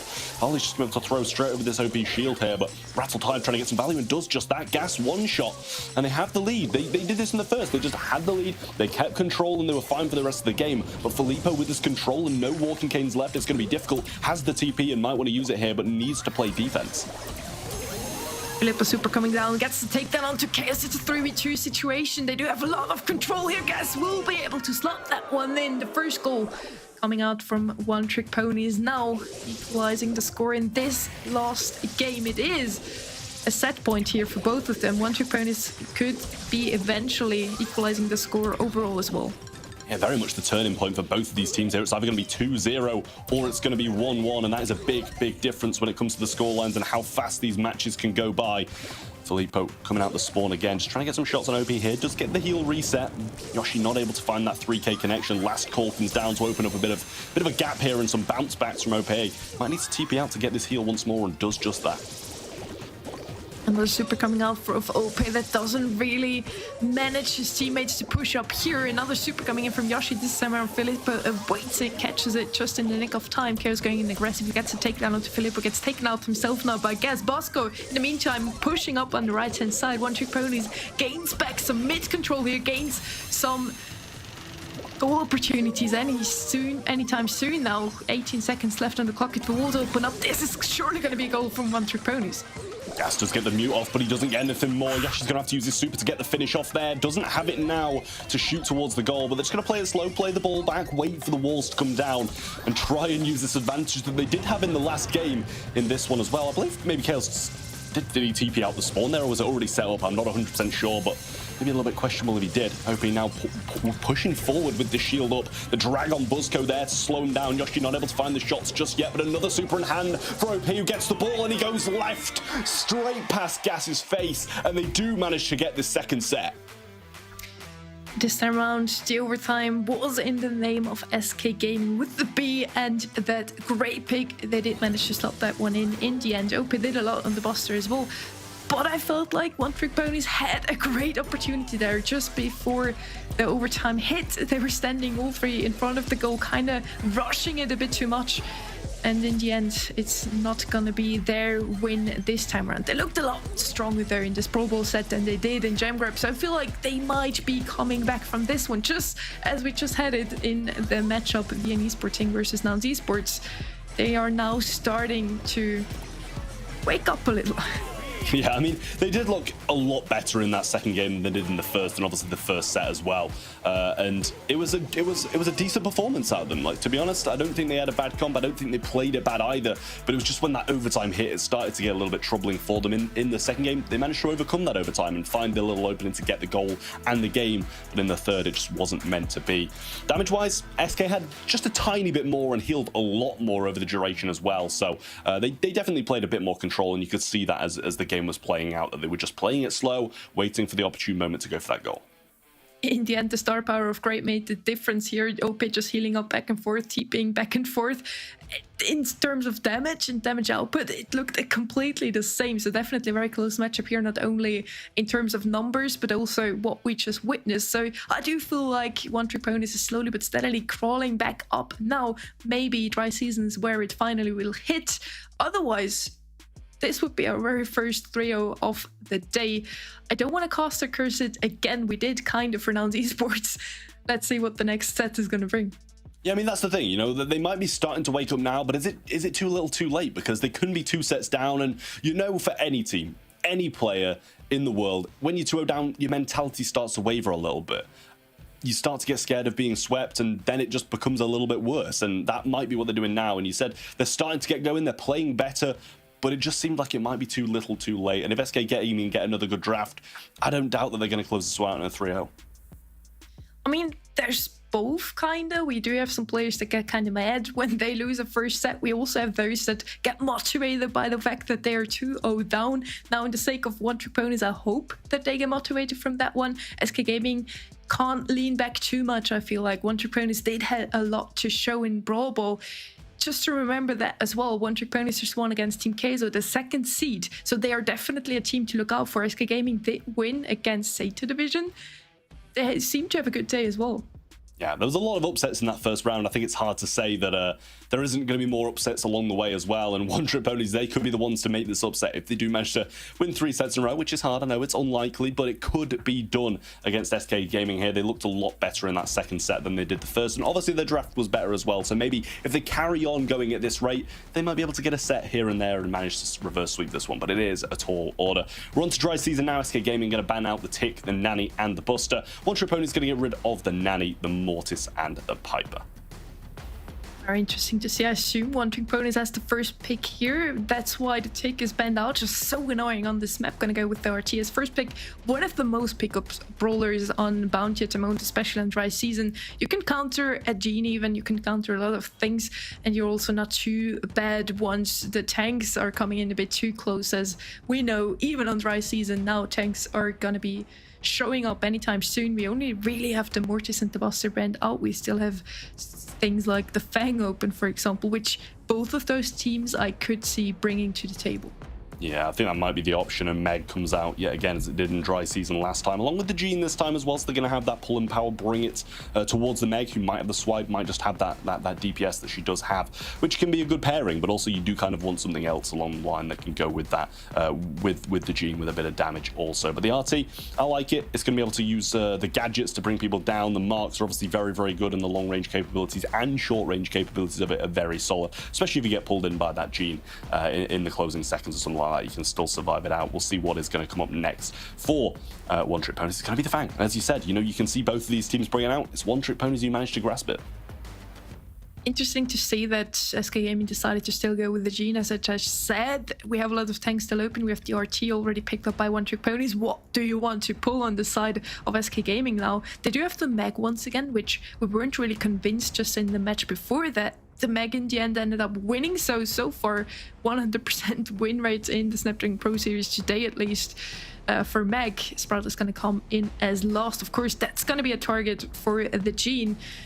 But other than that, I feel like Sprout is going to do a great job at just holding off SK Gaming and managing to not give them super even. With a great wall, they can gain so much mid control.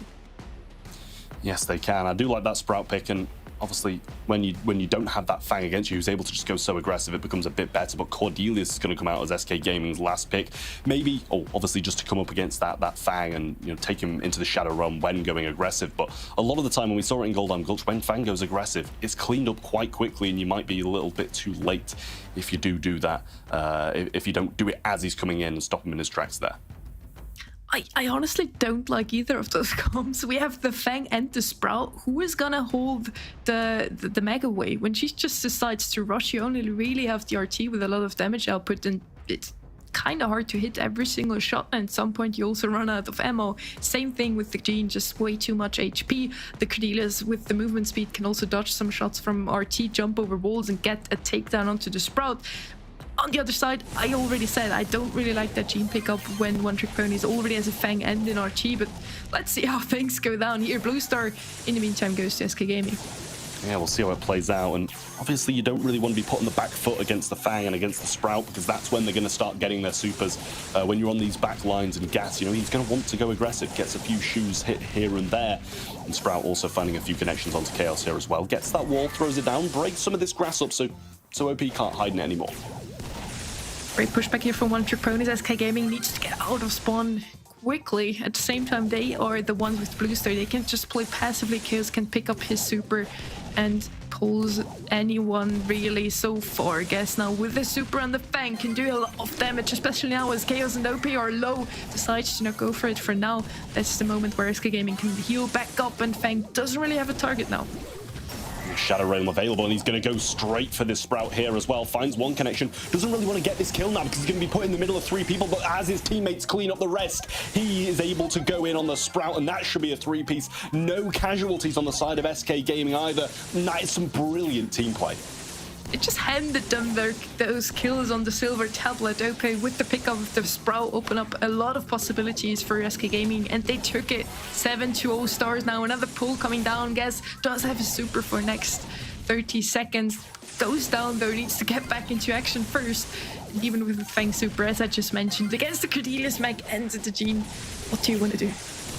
Yeah, I mean, does have this super once more, and Gas now being dragged into it. Can't really do much about this as OP's just going to absolutely shred through him. 13-0, and One Trick Ponies did not see anything in this game. Going to be absolutely dominated in SK Gaming going on to the match point. Even the roundhouse kick, the stun, and Gas coming in doesn't do anything, and that is going to be match point to SK Gaming. Honestly, I still don't like the comp of SK Gaming. It just feels to me like One Trick Ponies didn't answer with the correct brawlers. Why do you pick up a Sprout when you desperately need damage output? You already have 2 tanky brawlers on the side of SK Gaming with the Meg and the Gene. Yeah, this whole draft went fatally wrong, I feel like, for One Trick Ponies a tiny bit more than for SK Gaming, and it hurts them. Now SK Gaming with the match point, the possibility to close this one out as our very first 3-0. Yoshi getting hit pretty hard now, but with all 3 people, without all 3 focusing on him, it's going to be difficult. In goes those Vengeful Spirits, but not going to find any connections. OP trying to push up now, and doesn't really need to do so as they do have that blue star. Can just sit behind this wall and wait for someone to come aggressive. But Fang already has that super, and it's going to be pretty helpful, but he can't really go in on anybody except from just one person. Filippo falls low, even OP does so as well, but he just goes back to Chaos with the heals. So puffs heal up quite quickly there. SK Gaming once again push back into spawn, but again they have the blue star. They can just completely lay back and wait for the superstar charge. Guess in quite a misfortune position there, gets pulled. Even 3-0 now for SK Gaming. Once again, One Trick Ponies has 1 minute left on the clock, but I don't really see them coming back from this one. Yeah, I don't really either. Gas going to get hit pretty hard now, and OP should be able to finish that one off. He does just that. And now waiting for Chaos to be able to grasp another Gene pull and make something happen from that. But at the moment, not got it. Do have that 5-star buffer though, but if a couple of people go down, OP and a couple more, then it's going to be definitely in the hands of One Trick Ponies. But at the moment, not seeing much aggression. The pull going to be missed though by Chaos, and that can hurt them quite hard. 30 seconds left on the clock. One Trick Ponies only needs 2 takedowns on OP and Yoshi, and it would be enough to turn things around here. Chaos falls quite low. Filippo does manage to pick up that kill. It only needs another one, and One Trick Ponies would prolong this one at least to another game here. 4 kills, 8 stars for SK Gaming. 10-9 all of the sudden. Buska, the last man standing for One Trick Ponies, just spinning. Doesn't really believe he can still turn things around, but it's only the blue star that makes the difference here. Gas coming into clutch, but he can't find a connection.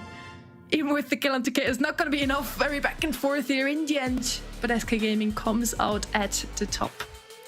I mean, SK managed to make it happen there. Did get quite close towards the end. Was 1 star going into the last push, and it was 1 star after the last push had finished as well. So, bit of a disappointing ending for One Trick Ponies here. They are going to still be going down to that lower bracket, have a lifeline left.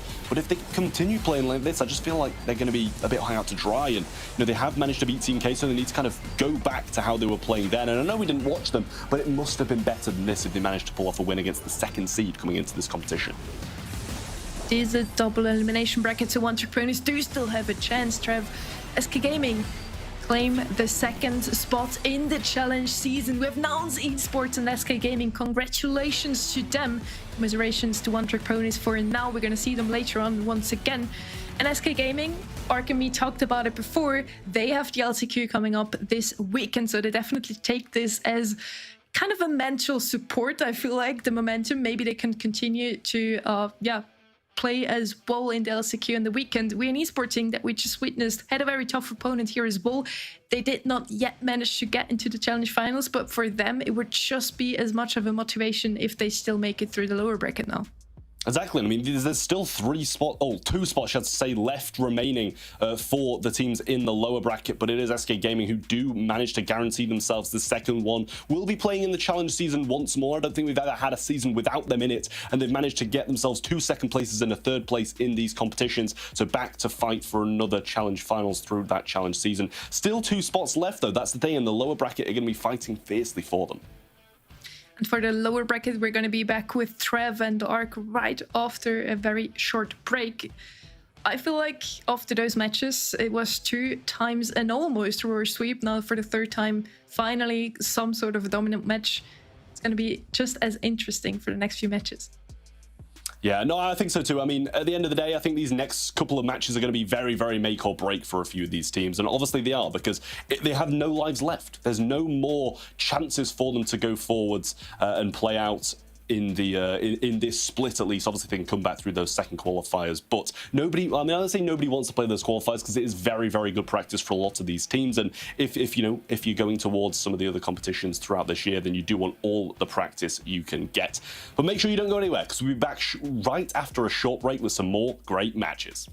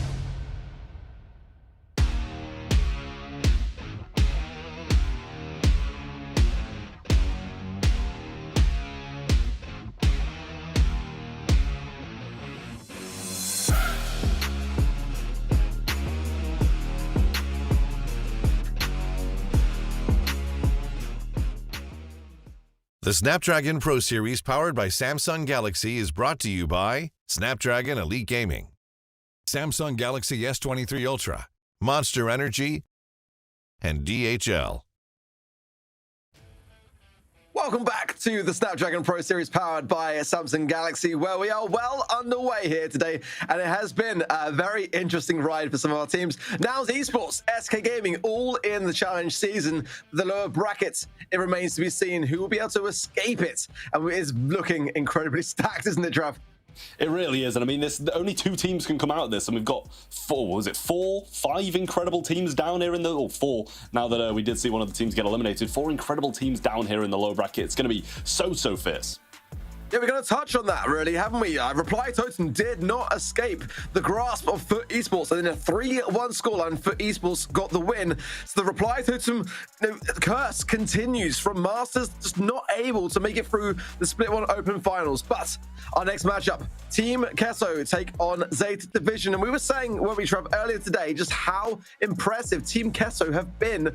It seems like since they were not able to qualify for the World Finals or the LCQ, maybe it's almost like just been a bit of a release of pressure for them, as they just seem to have gone from strength to strength. Zeta Division, however, they are the top of the region. They might not be on top of the seeding when we come in to the Open Finals here today, in the number 3 seed and to the number 2 seed of Team Kesso. It's kind of unusual to see actually Zeta be behind them. But nonetheless, I mean, who's going to vote against Zeta? But they lost earlier today, so who knows? I mean, I still wouldn't vote against them. Even if they lost 3 in a row, I'd still be voting for Zeta against pretty much any team in the region, because, 4 monthly finals in their bag, the challenge finals of Season 3 they've won as well. I mean, who can stop these teams? Well, obviously, a Team Cap, right, because they lost in the first round. But at the same time, I always have faith in these guys to be able to pull it back. Yeah, Zeta are very good at recollecting themselves, I feel, and just having that kind of team chat in the background and actually just setting where it went wrong very quickly before the next round.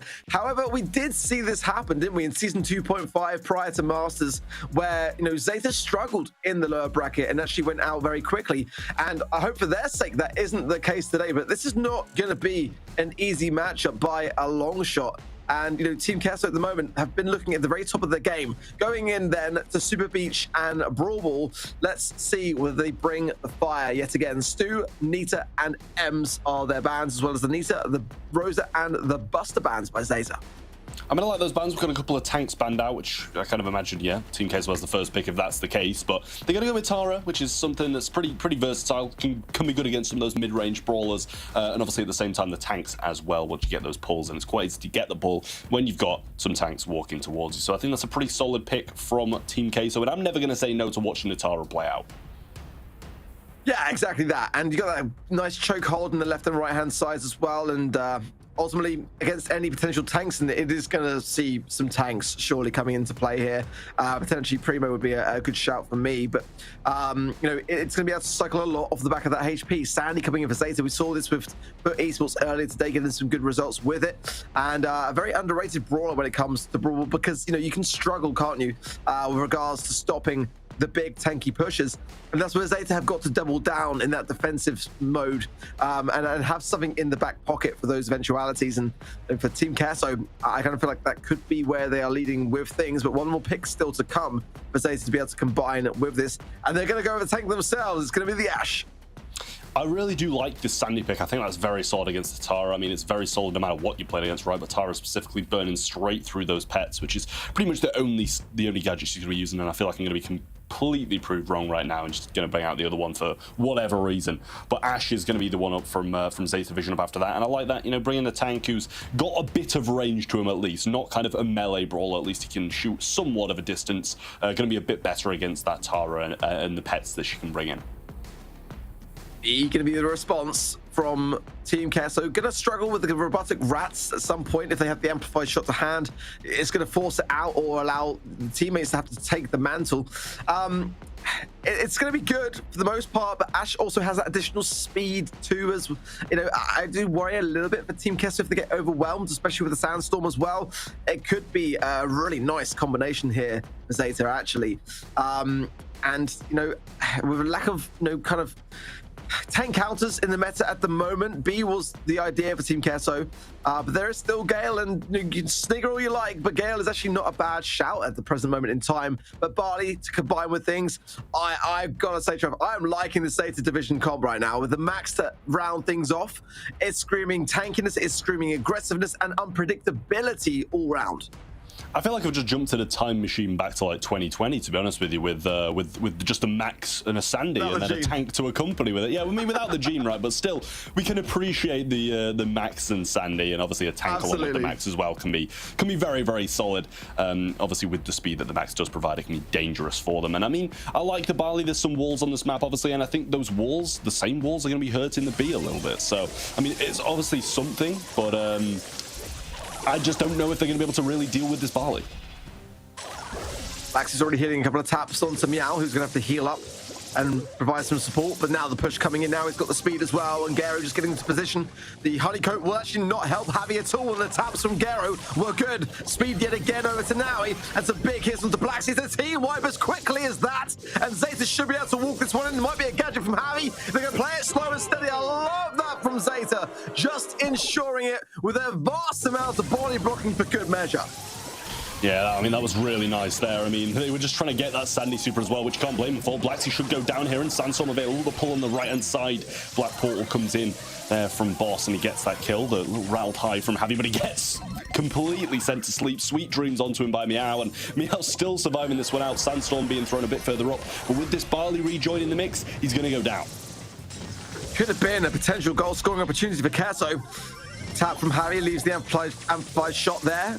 The hand and connects that as well. So some good defensive measures as now Boss comes in, has super to hand himself. Does land it, but not the greatest of connections. Now he forced into the corner, able to evade it. And now a chance as Boss goes down, leaving Blacksea and Javi. Gary's in the mid, staying firm. He might be in a troublesome spot now. It's a nice last call from Blacksea, deflates that push. Yeah, not wasted, just kind of thrown down to slow the process of Zeta and recollect themselves, get some health back. But Javi not really finding too many connections with this B, and obviously Max's movement speed's going to be helping Gero out by doing that. But at the same time, you kind of need to start connecting some shots, or else they're going to be under a lot of scrutiny. And I mean, they need a goal as well. That's their biggest issue. They're pinned in spawn with really no answer to get out. Got to go on the aggressive, and Zeta don't have to really make much of a play here to just hold firm in the mid and allow Team Kessler to make the mistakes. Still gadget to hand for Boss and Blacksea as well. They got to start to bring them out, and Javi goes down. It's going to leave an opening. Boss there with the vision, so it's actually not a bad shout to have the gadget considering the Sandstorm is there. It's just going to eradicate it, and as quickly as that, the rats go down. But Zeta are all over this goal. All three members standing, all that tankiness, and plays all round. Now he's to score it. Zeta take the lead. I mean, they just look so composed whenever they touch any brawler, any map. They're just always in complete control. In this circumstance, they're tanking, and then they're trying to get some Sandstorm charge, and they do just that. The goal still goes in, and there's no real hurt for doing it, because, you know, what's a B super in comparison to a Sandstorm? It's really not going to do that much. But into the second game now, obviously, Zeta have got a lead, but a great start for Queso here as they get the early mid control. Yeah, so great start, isn't it? The first 10 seconds were quite explosive. Now Boss will get some value there. Probably not a couple of shots more away from his super. Blacksea with the slow there, keeping Gero at bay. And now that's a really great turnaround for Team Kessler. They start to fight back with goal in 21 seconds in. Yeah, really nice stuff from Team Queso there. And Rattle High going to be spinning round. Little vision pop by Boss there. Obviously, he's not going to have 4 Sandstorms in one game, so there's no harm in kind of using it there. Doesn't get caught on the wall, and Boss should be able to get a nice cycle off that. Does get the shots through. Doesn't get the finish off, though, and the Robotic Rats might be able to do some work here. At least keep him low, because he's going to have to either shoot or get hit by Gero's going to go for it. Might not be able to find the opening just yet, but the ball on the line. I think Javi passed that one back there, rather than it actually almost going through. We didn't really get to see that. But a good defense from Team Queso regardless. Ball in the corner, and who can blame them? Screen now, aggressive doesn't quite connect yet again, but the shots that follow up will definitely leave him closer to another super as Javi's now trying to finish off. Gero finds it and a little tap there as well onto Naui. Keeps him low, keeps him unrecovered. Boss now, if he can just land a couple of more of these to get super, will be in a great spot. Great cancellation on the left as Meow goes down there to Blacksea. A last call to hand now as well for him.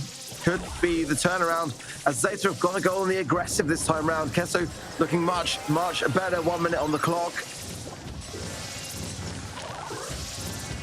Yeah, Sandstorm used, but not really a lot coming out of it now. Speed needs to be popped by Gero, and not really able to get much room with that Sandstorm. Now Sandy's going to be forward with this super, with the speed that Gero's been providing. Has to phase shift away from there, and now his positioning is really nice. Does get Black pulled in by the gravity, though, and Gero not able to get a lot out of that. Very, very low, but not falling just yet. Managed to avoid it, avoid the B shot, but 30 seconds on the clock, they just can't move. Yeah, the Team Kessa comp is great when you've got the lead, isn't it? Because the control is what it's all about, but Zeta still have the aggression, and there is still time. Blacksea is in a vulnerable position here. Javi has got the shielding to hand, and speed now in for Meow, gets him around, but now the amplified shot missed by Javi. Now he has got to get this ball, and there's little time to do so. He's going to go for it, tries to get the push. The Sweet Dreams is there. Meow needs the pass, though, and Buster defense, not enough time for the goal, although it would have been there. Wow, I mean, that is such a close ending, but not able to get it in. Really difficult for Zeta to do anything after that early goal. I mean, they've got to be very, very cautious of that, because the Barley can just defend the ball, just as they were doing in the first, keeping hold of it, keeping Team Queso pushed back. If you flip it, it's just going to be Queso keeping the control. Gero's low very early on again, and that was what hurt them in the last. And the follow-ups from Boss are good as well. Now Javi joins it as well, continuing to connect. Boss will go down here now, but now can Javi find a moment here with the help of Blacksea? They do, and it's a very quick goal, 17 seconds in, and Kesso are looking as good as they did in the last game. Through comes these robotic rats now. Gero's going to get hit hard and even go down to the last call. Javi might be able to pass to the left here. Blacksea's got an open goal, and that is the set for Team Queso. What a turnaround after that first game of Zeta domination. Team Queso come back strong. Like a 32-second done and dusted. Team Kessa take the set, and considering how Zeta Division started things off, I'm so surprised that Team Kessa responded as positively to the situation as they did. I mean, this was methodical. It was calculated. Zeta had it in the bag very early on. I thought the set was going to be over and no chance for a recovery. But with these quick early goals and these opening 30 seconds from Team Kesso, it just felt like what followed up from it was much, much better. And the third and final game was the most convincing of all of them. I mean, that was beautiful from Team Queso, and now we're seeing why they finished in such a high seed. Because they can just play this game. And I mean, yes, they did lose in that first round when they probably shouldn't have done, but at the same time, they're playing beautifully now, and if they can knock out Zeta, what a storyline that is. Yeah, I mean, looking back as well, Zeta Division had 2 grand final wins, but they were in Cups 1 and 2. So for Team Kesso, they had 2 grand final appearances, 1 grand finals win in Cups 5 and 6. So their growth throughout the competition leads them to the point where now they just are really at the top of things. And, we are seeing much closer matchups when it comes to these Team Kesso versus the Titans that are Reply Totem, that are Zeta Division for esports. They really are giving everyone a run for their money at the moment. But, Zeta are not the team to take things lying down. It's been a rocky start to the day. They can turn this around, but, that was a really convincing way to finish off a set that was by far going the other way, as it was a flying start for Zeta. Going into Bounty and Canal Grande, they've got to turn things around. The Roses are very interesting starting hand, I feel, but the bands being Eve, Tick, and Buster, Cordelius, and Willow. I mean, it's very tough to go on the aggressive without support, in terms of healing or something along those lines for Zeta here. So do they have a poke up their sleeve or something? Because going in to the enemy territory when they have the lead with a Rosa, it's a dangerous thing. You've got to be able to play that perfectly to come out with the goods. Yeah, that's the thing. I think it's hard to say no to a Rosa, though, right? On a map like Canal Grande, when there's so many bushes in that mid, and you can even build up more. Why not take it? But then the Barley comes in, and obviously got the slow, got the ability to shoot over these walls. But if he doesn't have control, he's going to have such a hard time getting in these bushes, getting close to these walls when the Rosa's lurking in there.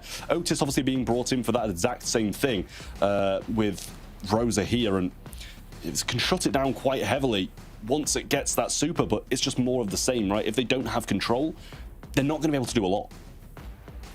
Yeah, Barley's a risky thing, but can work out really well. Otis is, going to help a lot with the mutes, but going to lack a lot in terms of range. And Zeta might just want to double down even here, potentially. I mean, Ash wouldn't be the worst of brawlers to bring in here. Squeak, though, is a much better shout. They've got to have something of control here in long range, and with the full, gadget now in play, which pretty much every single player is running at the moment, it makes a lot of sense. The sticky residue is still as strong as ever, and just to enhance that chokehold on the back spawn area, it could end up placing Team Kesso in a precarious position. Third and final pick now to join things. It won't be the worst of things to add. I was going to say great, but I really don't mind it. I mean, it gets the Rosa much, much closer and far quicker, but yeah, it just wasn't necessarily my thought process. There's nothing wrong with Grey at the moment, though. That is fair to say. By far, one of the most versatile and strongest brawlers in the meta. Just a little difficult to make those shots land and count, and lacking a little bit of DPS, but that's one brawler that doesn't. Buzz going to come in for Kesso.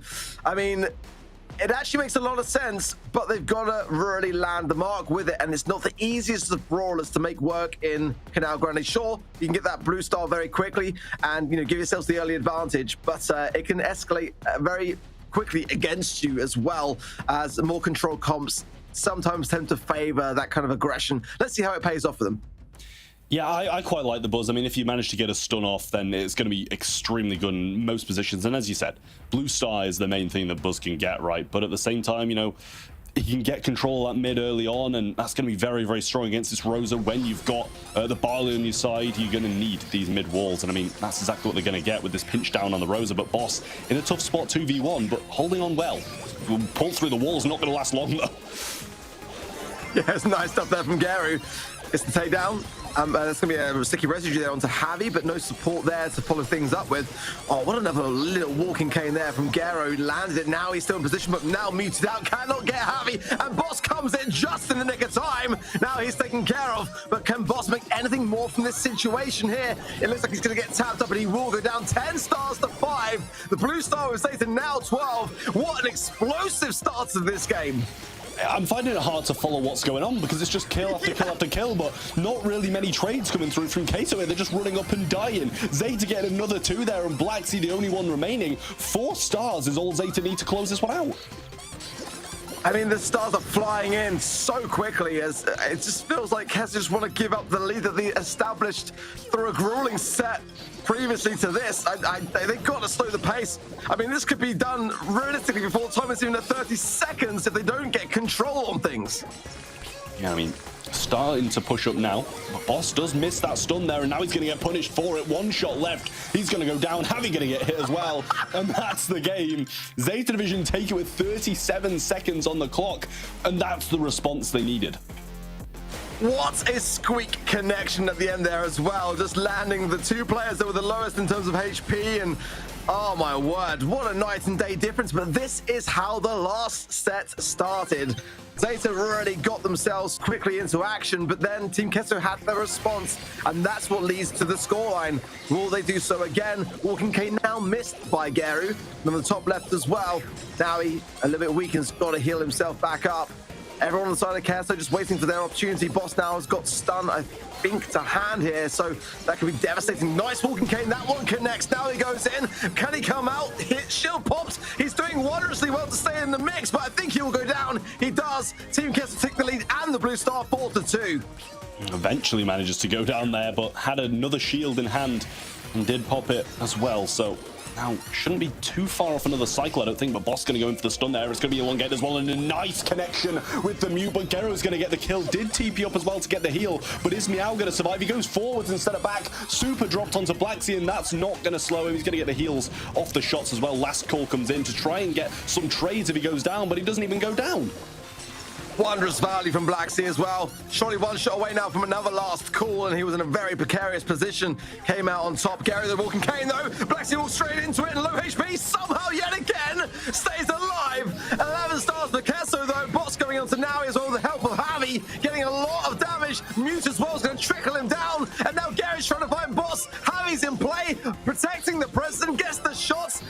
Kesso are starting to make it work against all odds. I mean, this is some of the craziest bounty gameplay I've ever seen. Usually bounty's so slow and steady, but they're just running at each other and it's great. Boss got another super in hand as well. Gonna try and stay passive for now, can use it in defense if needed, but he is gonna need to use it now. The TP out, but he finds the connection on the stun, on the return of the TP. Gero's got another one, but I just don't think they have time. They can't risk anything else because they're 1 star or 2 stars off losing this one. Boss low in the super hits Blacksy as well. Turnaround possibility, but not enough time. I don't think Javi runs to the back and they survive it out. Team Queso 1 away from 2 sets and Zeta are 1 away from evening things out.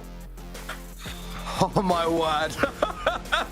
It's so enjoyable, but I've got to bring it back around to ask the question. Like, we haven't really seen too much competitive play out with the 4th gadget in play. Do you kind of feel like that's had an impact on the gameplay that we're witnessing? Because it has been very aggressive today. Obviously, the meta plays a vital role in that as well, but it just feels like we're playing much less of a control, long-range space game, and everyone's locking horns. It's great.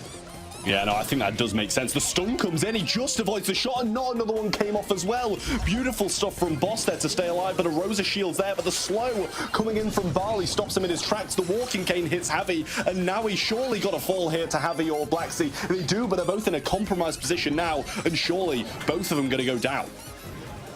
Meow just escapes unscathed there as well. Sliver of HP to his name, but now the lead. Zeta with 9 and the blue. 7 stars for Queso. And it's just got a lot closer as now both sides trying to seek each other out. It's Zeta that are just trying to pinch a little bit better for me.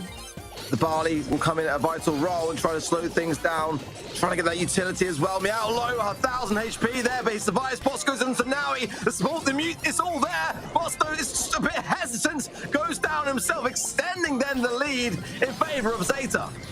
I mean, Meow's got 6, that'd pretty much flip it, but I believe we just saw Gero go down the bottom as well. Boss gonna get the stun, but I don't think he can get anything more. No help as the TP goes into Meow, but maybe that was a mistake here as the super comes out. Last call, but no follow-ups. 1 kill needed, and now they've got to be careful. Gero was considering going into Javi there, but Boss has his super. Now he has his as well, and that's gonna be a bit of a clash in the mid, but TP around the back. Surely someone's gonna go down it, but it might be the wrong side for Zeta. He just survives it out, and that is a Zeta set. So close. Honestly, very close stuff. Could have gone either way, but it went the way of Zeta.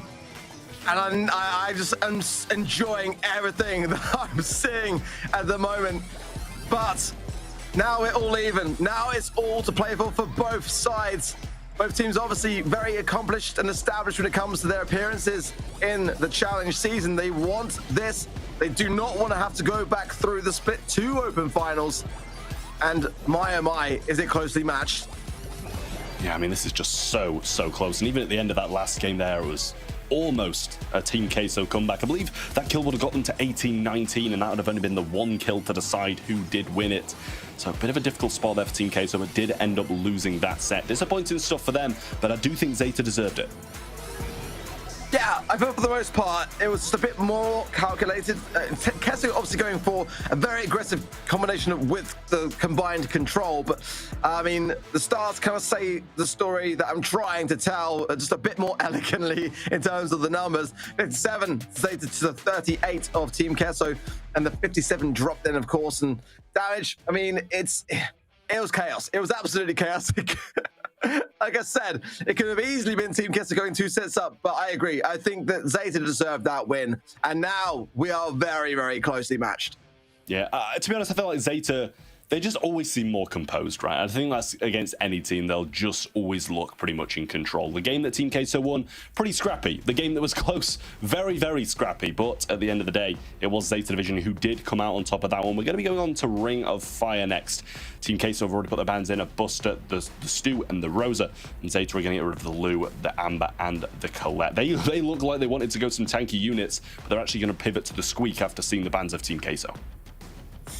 I like that Grey. I wouldn't mind a Pam here at all, but prefer it a little bit more so on Dueling Beetles than Ring of Fire. Can still work, however, with the Grey is a good combo to consider at the very least. Squeak, as we know, just can shut down the entirety of a lane, and now with fourth gadget rather, the gear charge coming into play, it's, you know, it's very difficult to really contest much without an additional thrower, or maybe even an Edgar wouldn't be the worst consideration. It's a bit out there to see the full draft form itself. Eve going to come in for Team Kesso. They still like to flaunt it on Ring of Fire. It's definitely in a better place as a brawler. I'm still not massively convinced on Ring of Fire it's the best choice to bring in there, but I mean, it's always been a Team Kesso pick. They just love to play it, and in fairness to them, they play it pretty well as well, but they are lacking a little bit of DPS, in my opinion, a bit of aggression as well, and that's where Zeta thrives. So let's see how they respond on their side of the draft. Yeah, I mean, it very much is that kind of pick, isn't it, as well? And it's a sad thing we don't get to see Amber on that side as well, as this would be like the most Team Queso comp to ever exist. Pam going to come in now as well, though, along with the Squeak, and I do quite like that. We saw Pam earlier being played by Foot in Hard Rock Mine, and it worked out very, very well. I feel like it's just pretty solid at the moment, just being able to tank a lot of things out, have good DPS at close range, being able to spray people down at long range as well, and then Cordelia's coming in as their last pick. Pretty good, pretty versatile, able to take out a tank if need be, and can also take other matchups if they choose to not go a tank. Yeah, I mean, that's kind of got me swayed, I'm not gonna lie. But, you know, I'm assuming that the Eve is gonna play lane, so there's gonna be a mid idea coming in here, maybe Bell potentially, but I mean, it's Kessler, they're probably gonna play Eve mid, let's be honest, that's where the lake is situated. It makes a lot more sense to do that, but I mean, I just don't know whether it's gonna be the best matchup into the Pam. Tara, obviously that aggressive lane side, so it is be Eve mid, but I mean, I just kind of much prefer what Pam can bring to the table here. I think the aggressiveness of the Tara is really where Team Kesso's opportunity is going to come down to things. You know, Gray can definitely get in the face of Squeak in the later stages, but it's the early outset, and if Squeak shuts down that lane very early on with the sticky residue, what realistically is Gray going to be able to do? You know, if you can't get through that little channel, then you can't really do much to help your team. So I think Zeta have got a really, really nice draft, but it can escalate out of control if they're not careful with it. Yeah, I feel like it can too. I just feel like Zeta's comp's that little bit more well-rounded. I think they've got my vote on this one. Like, don't get me wrong, I love pretty much all of the brawlers on Team Queso's side, except for maybe the Eve, because I just dislike the brawler, not the way it's played. But I feel like Zeta's just a bit more well-rounded at the moment. Do start off with a bit of a percentage advantage, especially thanks to that residue that is placed down on that zone. Well, I quite like so far what I'm seeing from Team Kesso, because they're playing pretty much double mid, and with the Eve, you're able to open up some more space, so you're not shut down nearly as much by the Squeak. So, I mean, there's a bit of method here that I actually am quite considering liking. I mean, I'll wait to reserve things, but they have got control. You can't deny that, and that is a nice little connection onto the Pam. Squeak follows, team wipe in its entirety. Team Kesso are now locking themselves in, and it's Zeta that are looking much more shaky. I mean, this is dangerous territory now, as if Tara can get more pulls, then it's going to be a very dangerous position. Shouldn't be too far off cycling. It actually does get it now. That could be a double pull right there. Gets both of them as well. That's another cycle, surely, if he gets the shot through, but can't be far off another one. Does get brought into this realm now, and now he does take him out, but 60% to 12. Now he did very well there, though. He's straight back into the mid, and as quickly as that, alleviating the issue for his team, who now take then a bit more of a controlling factor. Boss there with that tap, a very important one of that. Didn't quite get the Walking Cane connection, but nonetheless, it keeps Naui low. Now he's got the TP, now he's got some options. He might have to use it here. He's looking like he's going to be in a very precarious position anyway, fall, but 80% of a lead for Team Kesso. Zeta have got to hold this mid control, and they're doing it pretty well. With the TP coming in, Harry now in the spot, Blacksy as well, and they can just overthrow things by the body blocking potential of what they've got to throw at everything. Zeta surely now going to be dropping a game in this set, and they are looking a little bit worse for wear. Again, I really do like that Eve now. It kind of makes a lot of sense against the Squeak, but will Zeta be able to cotton on to the strategy and just have a better start? Because that's where they suffered this time round. I mean, this is worrying now for Zeta Division, because it's not like they looked that convincing in Bounty, and then they lost Brawl as well, and Team Queso are looking really, really good. Like, the plays that Boss is making, Blacksy got in a really good position, the TP being set up there pretty much the whole game, but this time the residue in a great spot directly in the mid there, and she shot off quite a lot of avenues, but Javi doing a wonderful job of just sliding around in and out of this right hand side. Yeah, it's great. Team Kesso are just like going, right, let's just not all cluster like into individual lanes and mid, because that's where the right-hand side can't do anything at all. They're just all pushing the mid, and it just feels like Zeta aren't really prepared for that kind of strategy, but now they might have an opportunity here. If Boss goes down, he will. He also wasted a gadget there as well. Avi gets the hatchlings down the right-hand side, but instantly spotted by Zeta, and they will fall before they land out of the egg. Let's see now with this push coming in, whether Team Kesso can just extend their lead, or whether Zeta might start to bring things back a little bit better. better. Black Sea low as well here. Now he is well low himself, and with the help maybe of Gary, they can fight in the pinch. They do, but it's still Boss and Javi staying strong in the mid. Surely now outnumbered. Yeah, attempting to get in the TP and TP out to get some heals as well, but Blacksy's actually going to go in. Triple pulls there. Got the cycle as well. Meow goes down, and Team Queso are running away with it. The TP up from Boss and another one in hand as well if need be. Beautiful stuff coming in from Queso. Well, I said coming into the match, wasn't it? You know, this is a comp that can really, escalate out of control quickly. And Black Sea is the escalation. Another super, another connection to follow up again. And Desata are stomped. They know it's done and dusted as Team Queso take another set. And in my opinion now, looking the most likely candidate to go all the way. I mean, Blacksy, let's be honest. I mean, you can commend the Grey for setting up the TP, but that's about all. It was just Blacksy goes in, gets a triple ball, gets the cycle, comes back in, gets one more, gets another. Why not? Wow. It's as easy as that. It really is great gameplay from Blacksy there especially, but Team Queso overall just played it brilliantly. Really was something to marvel at, wasn't it? But we run a serious risk at this point of losing our Season 3 champions to Team Queso, who would be very deserving of it. You cannot take a thing away from them. They are playing it better at the moment. Very, very close stuff. Gotta be honest, in the cup stages, Zeta had the better head-to-head, 2-1.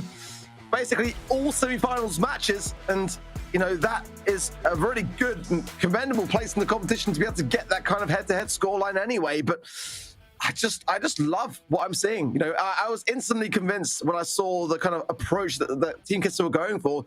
It made a lot of sense, and it was very quick to change my mind. I was so certain going in when I saw the Eve that it was pretty much going to be a Zeta set, just underlined there and then. But I mean, Team Queso are just looking better than ever. It's such a shame when you look back at this kind of caliber of gameplay. They didn't do better in the BSC this year. It's commiserations to them for sure on that side of things, but some lessons to be learned. At the moment, it's Zeta that needs to learn the lessons and catch up in this series and bring things back as we go into Safe Zone, which could be our final set. Bands of Sam, Bonnie, and Colette on the side of Zeta, Squeak, 8-Bits, and Eve. I think the Eve here is warranted being Safe Zone. First picks of Bell and Brock. I like it so far. Yeah, I mean, Team Queso are on top of the world at the moment, but obviously this Brock pick, I feel like I like it just that little bit more. The damage on safe, definitely a bit more influential. Rocket Rain coming down as well is very solid, but B through the mid is dangerous. I mean, it looks like Nanny's actually going to be the one through the mid now, I would imagine. But Bell, pretty much anywhere down right-hand side now, or left-hand side, I imagine now is going to be pretty solid with the range, but Team Queso's range overall is definitely doing something better than Zeta at the moment. But Piper with 4 gadgets, we've got to remember as well, could be a very strong thing to bring in. I do like the Nanny. It's often forgotten. It's one of those brawlers that can run the risk of leaving your teammates in a difficult spot on defense if you're not calculated in the approach. Mech's getting a bit of a rise in the meta recently. It just seems to feel just a lot of play of her today so far. The Safe Zone, will it be the place to combine that to the list? Not too sure, still on the fence just for now, but when you consider the 6 individual brawler bans, it does minimize the opportunity, and therefore I don't necessarily mind it here, but it's going to struggle with the Nanny for sure. The range and the power of Nanny since the buff is really going to be a tough thing for Zeta to contend with here. And again, if they lose this set, they are done. Cordelia's coming in. I mean, surely going to be on that left-hand side lane, jumping over to maybe apply some pressure for Zeta. But I mean, that's the riskiest brawler that I would say is in their draft so far. I mean, Cordelia's coming through again, obviously can jump over the water, can be pretty solid in that case, but I still feel overall if Team Queso can add another very solid brawler to their roster, then they can be in a pretty safe situation going into this one. I mean, Meg can be difficult to deal with, but if they get the damage burst in all at the same time, and I think she can be cleaned up pretty quickly. Obviously down to Team Queso with his last pick now, and they're going to go with Ruffs, and I feel that's a very, very solid comp from Team Queso. Like, if you just look at them and you think Safe Zone, I think Queso has it. Yeah. I think maybe Zeta just contemplating the potential of a tank, maybe, and just trying to have something in the back pocket so that they had an insurance policy. But I don't know. I feel like it would have been safer to maybe just bring in a B if that was your approach, just to have something if you're going to be feeling a bit of regret. But I mean, Cordelius is going to struggle here, I feel, a little bit, and maybe the plan is to take the Meg out of the equation, but you've got to have Super to be able to do that in the first place, and that could be very hard to achieve if Team Kesso are cautious and just do not feed into the idea. Either way, I think we're kind of pretty set on the casting desk side as to who saw the advantage, but let's see whether Zeta can bring this back and take it all the way to the 5th. Well, we're about to find out. A little early nest egg there from Boss, and Javi trying to follow up down this left-hand side. Jump over from Cordelius, but the sandbag's placed nice and early, and a good pinch from Boss there as well. Now he through the mid is surely not going to be able to do that much against Boss, but with the pinch in, he does manage to win it. These shots from Blacksea are gonna pack so much, man. The Ruff's buff now coming in to help him hand, and now the nest egg pop from Navi as well. He's invulnerable and he goes down, marked up, then onto Meow. Boss already juggled his tasks there nicely so. Rocket laces for Garo to get out of harm's way, but in the meanwhile, Meow going in. Will he find Blacksea? He does juke it, and Blacksea now low. Meow's doing a great job on his left-hand side, considering he's marked up. Now, Rocket Rain over there as well, and some landing shots on the side of Zeta, looking better so far. Yeah, well, now they start to fall low. Peep coming up as well, and you might go straight to safe and get some big damage in. Now Team Queso going to follow up as well. Power-ups in hand, and that's going to be a lot of damage coming through. Markup as well, and the instant takedown of Meow keeps him out of the mix. Blacksea around the right-hand side in a solid position as well, but surely now getting pinched in.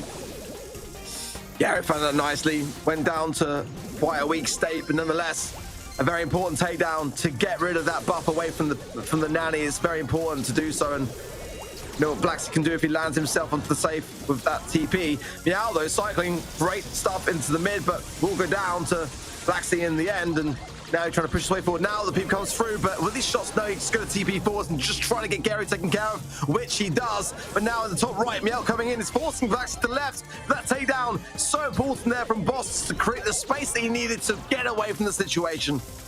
Yeah, nice connections now as well. 2 power-ups. None on Blacksea, which is the one who's going to be dealing the damage from this kind of distance. We don't really see much coming out of Javi right now, as Gero's just going to be outranging him. But with this mark, he might be able to make something happen, especially with the pinch. And Boss is tapping. Nice Peep coming in there. I imagine he would have wanted some damage onto safe with his TP.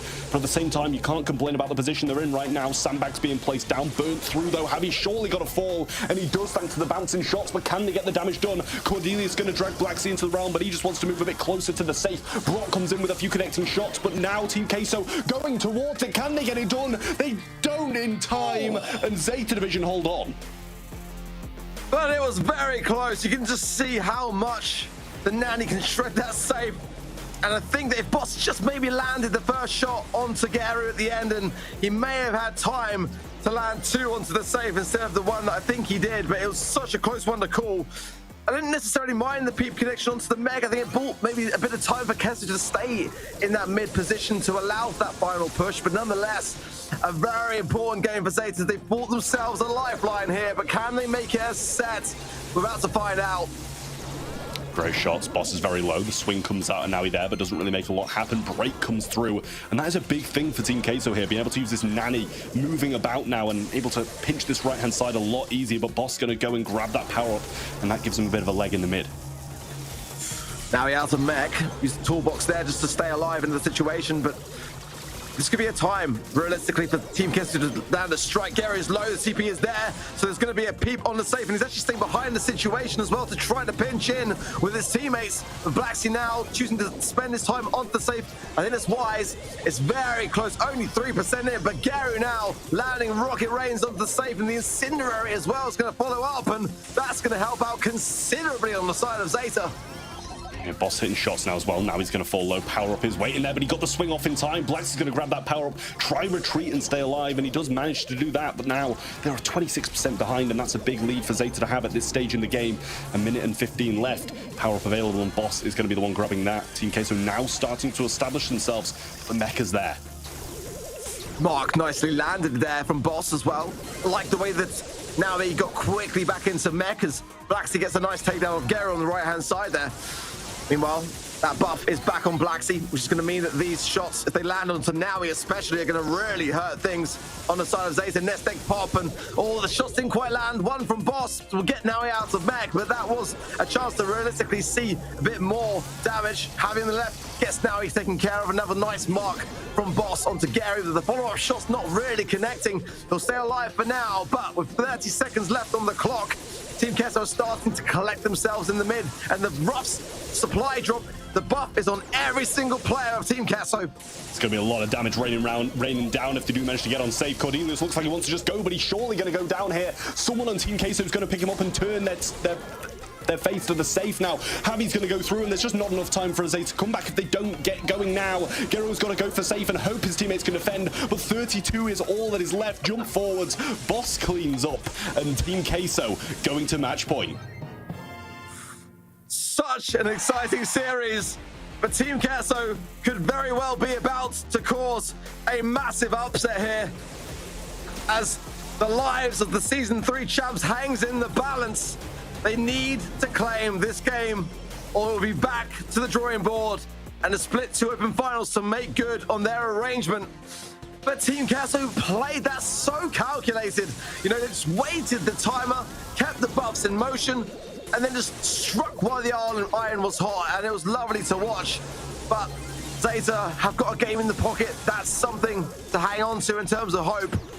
Let's see who gets that early sign of damage to the safe, and Meow going in the left, jumps over the wall, but Javi's found him. Good shots from Blacksy as well. Surely going to go down, but the survivability is fantastic. In the end, he will go down to Boss, but he lasted a lot longer than I thought he would. Yeah, Boss just going to try and use these sandbags to his advantage and does that beautifully. I believe maybe one of them has the power up here, but Javi actually hasn't provided it to anybody just yet. Boss has a mark, but Cordelius is in the realm of Blacksy here and trying to close this angle down. Blacksy does actually get the trade there beautifully, and they do have a 6% lead. That damage kind of felt like it came out of nowhere, but Meow in such a great position. This thing pop there, another gadget. Oh, a lovely pinch between Javi and Boss, and again that damage from the supply drop going to rain down there. 90%, just a modest 10% of damage so far, but Team Kesso are being very valuable in terms of staying in the mix, staying on their feet. Another nest egg pop found by Meow. He just seems to land his feet onto every single one of them. I don't know whether it's strategic in some way, but at the moment it's still so close. I don't necessarily mind it. Zeta now starting to get a little bit more together on things. Gary's marked up though, and Boss will have the time to heal and stay away from the range of Meow there. Lovely clear ups all round for Team Kesso, and more damage hitting the safe. Yeah, Javi a couple of shots and safe there. Blacksy just waiting for someone to come through this choke point, but actually not finding the connections just yet. Did hit me out there, but a marked up Gero is surely got to be the main target, as he's going to be the damage dealer and the one who's getting a lot of this zone back. But Cordelius now brings Javi into the realm, gets some heals along the way as well, and this is a great push by Zeta with not long left. Yeah, I love this. Now we're going to get a swipe on the safe as well, but if they all go down, it might leave an attempt, a final push here for Team Kesso, which could be costly. Meow comes back in though and finds Javi. Great sandbags placed down by him though. They're now gone down, exacerbated. Boss coming in after one last rocket rain. It's going to be a close one. 8%. Blacksy's there, Boss is there, Javi is there, 70% and climbing down. Zeta could be in trouble. 57% is left, but the defense stands, and Zeta's division give themselves a valuable lifeline. We're going all the way to the 5th and final set to decide it. I mean, 2 base races in that set right at the end for Team Queso there, but neither of them managed to come through. Did manage to win one game quite convincingly, but overall seemed like Zeta had the smart damage. They weren't diving for it, they were just getting it thanks to the Brock, thanks to the Meg going in when they could, and it felt like Team Queso were kind of just a bit, we'll just try and finish this in one push right at the end for the majority of the games, and I don't think that's a game plan that's going to work against a team as composed as Zeta. Yeah, it worked in the second game, but in the third, Zeta were able to get just enough damage done early on to secure things just a little bit longer, but it is just so close. The majority of games today, aside from the SK One Trick Ponies match, have been exactly that. You know, the skill differential is so slim at the moment, and we are seeing it play itself out before our very eyes. Team Kesso just looking like, you know, in terms of their prior performances this year, you know, they just come on and excelled so much. I mean, almost doubled the damage. Obviously, you expect that as a result of the rough supply drops and the damage buff that it brings, but nonetheless, you know, this is really great stuff from them, and I wouldn't be at all surprised if we see an upset still to come in the 5th final. I mean, that's double the kills there for Team Kato over Zeta Division, and a lot more damage as well, and they still didn't manage to come out on top. Just goes to show how strategic the Zeta damage was, rather than kind of just diving for the safe again and again. And I mean, that's kind of what Team Queso did. And as you said, you know, it did work in the second, but the first and the third just didn't really go their way. It was very, very close, bear in mind, though. So definitely an exciting set number 5 still to come between these two teams to decide who is going to be going forwards through this bracket a bit further. Well, it's going to come to an end one way or another in double swoosh. Gem grab up next. The bans being Rosa, Buster, and Amber.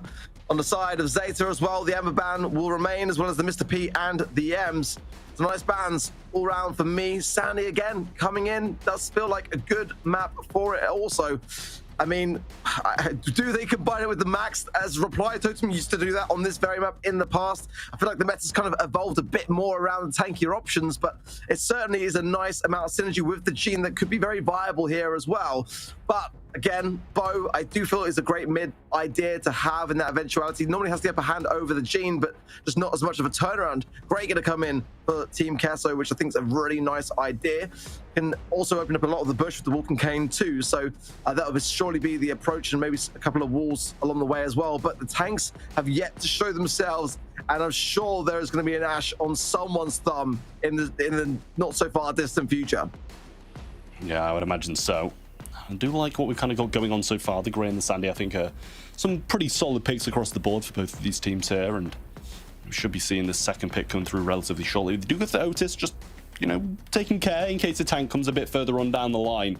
They obviously do have that Otis for it now, but so far, I must say, I really do like the Sandy. It's been showing its face quite a lot throughout today, and I've enjoyed it quite a lot.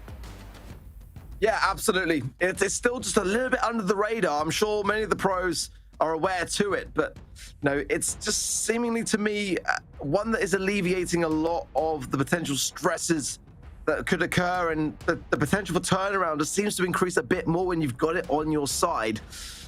Everyone's just being very reserved at the moment to show their cards. And speaking of cards, Tara going to come in for Zeta, and I love that brawler. I mean, I understand the Otis pick to back up the Grey for Team Kesso, but I'd always prefer to have the Tara and the Otis on their side of things, and they have the chance to do just that. I mean, it just is such a brawler which can turn the situation into a favorable one of your own. And question is, what do they combine with it now? Crow, I don't necessarily mind it. It's always been a good brawler to have, but I don't know whether it's necessarily got a bit more to the weaker side of things recently, or whether it's been banned more often than not for good reason, maybe. But nonetheless, it's coming out for Zeta, and I don't know, it's probably my least favorite of the 3, to be completely honest, in the current meta. I can get behind that. I'm not really too sure. And to be fair, I don't really know who they're going to go for mid. I imagine they're playing Sandy through the mid on the side of Zeta there. Probably be the smart thing to do. Or I guess the Crow could as well. But at the same time, you kind of want that down one of the lanes, scouting it out, and Sandy can get some good burst shots off. But we're going back a few metas now. We're seeing the Penny come through. And to be fair, they don't really have that much vision of the grass. So I imagine they're going to go for some Walking Canes, break some of it up, and play for it that way. But as soon as those sandstorms start coming down, we're not really going to see much value out of the Penny Mortar. Yeah, that's the thing. It can certainly lock on if it has its moments too, but without it, you know, it's very tough to make work. Salty Barrel, though, obviously is a bit of a saving grace. I just feel like against the Tara, if that is the matchup which they to push for, get a struggle there massively. So the piercing cards will go straight through it. Crow is definitely the better matchup for it, but again, the range, it's a very interesting final brawler for Team Kesso, and I hope it's not the final nail in the coffin, as Zeta have got now a lot of momentum. I definitely prefer their draft here, but again, it's not about necessarily the draft unless it's really quite questionable. It's how you play it. It really is. I mean, look at the pets coming down on the side now. Starting to push around, and Gero getting some very, very strong control. Another gadget being used, but let's not forget that they've got a lot of them now. Boss going to be brought quite low thanks to the Root Sands there, and that's going to be another few gems in the pocket. There should be 6 for Zeta to Team Queso 0, and he's getting some supercharge. Lovely shot from Meow there, just to seal off Blacksy. And a great time for it. There's 2 gems in the mid there, so it's technically going to be 8 in the pocket for Zeta if they can just go and pick them up. And 1 more still to follow, but that is going to be a great way to clear things up, though. Gary comes in, finds Blacksea, but it's actually going to see his demise as the support network is there, and those 2 gems in the mid go into the pocket of Kesso alongside 2 others. That's 4 to 6 now, and that has turned things around dramatically. A little bit of a teleport out there, and Javi now has this super in hand. Ooh, stun's going to be missed there by Nawi as well, and it's going to be a bit of an issue. Pennymort starting to hit, and that's a lovely walking cane from Boss there. Broke up a bit of that grass in front of the gem spawn as well. So that gives a bit more help. This Tara still shooting down the right side, and it's very difficult for Team Queso to move anywhere with her still lying there. Tara down now, and not finding very much value for the most part at the moment. But I'm keeping an eye on Garu, because if he gets super, then it could be the very thing that Zeta need. Oh, but the walking cane comes through. The support is there. The gems are down into the hands of Boss. Garu's the next to follow. And Team Kesso, as quickly as that, could well be moving on to match point here, unless we see a reset. And it's realistically only really Meow that can do just that. And I just do not see it happening at all. He's going to try and put the TPs out for Boss regardless. And that is a fantastic way to turn the game for Team Kesso. I mean, wow. Team Gator made a big comeback there. Huge turnaround. The walking cane and the help from his teammates as well there onto the Sandy gem carrier was really nice. And especially after they had such a poor start. Pinned in spawn, 7 gems against them. And then the turnaround was huge once they started getting a bit of control. Yeah, what a disappointment there for Zeta, who just looked a little bit more in control for me for the most part. A very early sweet dreams there from Nawi. Leaves Boss to settle. The walking cane return is equally as strong, and both players on exactly 1,200 a pair. Now on the left, Javi places that down that fat splatter, forcing then Meow just a little bit more off to the right, but not really much more than that. Second sweet dream stun. Boss very precarious here, surely going to go down, but he survives on yet again. But it is going to allow Zeta to get into a much more aggressive position under the coating of it. Yeah, this is a nice spot now for Zeta, but let's not forget they had the exact same thing in the previous game, and Team Queso actually had a worse position without the 3 gems in hand, and they're able to get these now. Pushing forwards, Meow getting some good shots in, but the fat splats behind him, keeping him out of harm's way, but the stun comes through, and actually the broken wall that the walking cane did just helped the Sandy. How he wants to pick them up, or just at least keep Nawi away, but now he's found him. And Boss will be able to get things back under a little bit more of a controlling element for Team Kesso. Meow forcing the right-hand side there. It's got jumps, so Boss going in there. I'm not too sure about it, to be completely honest. The jams are down. Oh, but there comes in the Blacksea, and Blacksea's eradicated as quickly as that. It's now 11 gems out of counter, most importantly. Javi going straight for the backlines, but he's going to find down there his demise to Meow. It's just down to Boss now. He's gone as well. Zeta have tied it up. It's match point, match point. You couldn't ask for any more, really. Zeta Division versus Team Queso has gone all the way just as many games before this. Big day for both of these teams. One of them is going to be going home with absolutely nothing and have to restart this qualification process, and the other one is going to have to go and play another game for their qualification. It's a difficult spot for both of them, but only one team is going to be carrying on. My word, honestly, I mean, it's a really tough one, whatever way you look at things, because ultimately it's the number 2 and number 3 C going head to head, and it's not even over for either of these guys after this, you know, like it's just going to be very tough, but nonetheless, a much better start. Zeta staying on their feet this time around. Boss might go down here as well, but it's going to be retreating back here. 3 gems to Team Kesso, 1 to Zeta, all still to play for. Right, well, Blacksea now got his turret as well. Walking cane through the wall, and that's great for them because that opens up a lot of the map. Helps Blacksea, helps Boss to be able to pinch. Meow trying to push up and actually just being tanked out. Has to TP back, and now Meow in a tough position. Goes for the jump in onto the turret. That should go down, but actually doesn't manage to survive it out. Does eventually, thanks to the walking cane. But Sandstorm's going to be there for the help of Nawi. Now he's going to find Javi here as well. Lovely follow-up. Sweet Dream stun as well. When Blacksea comes back into the TP, will he be able to get much more than that? No, he'll go down as well. So Gary now with a great opportunity to tell.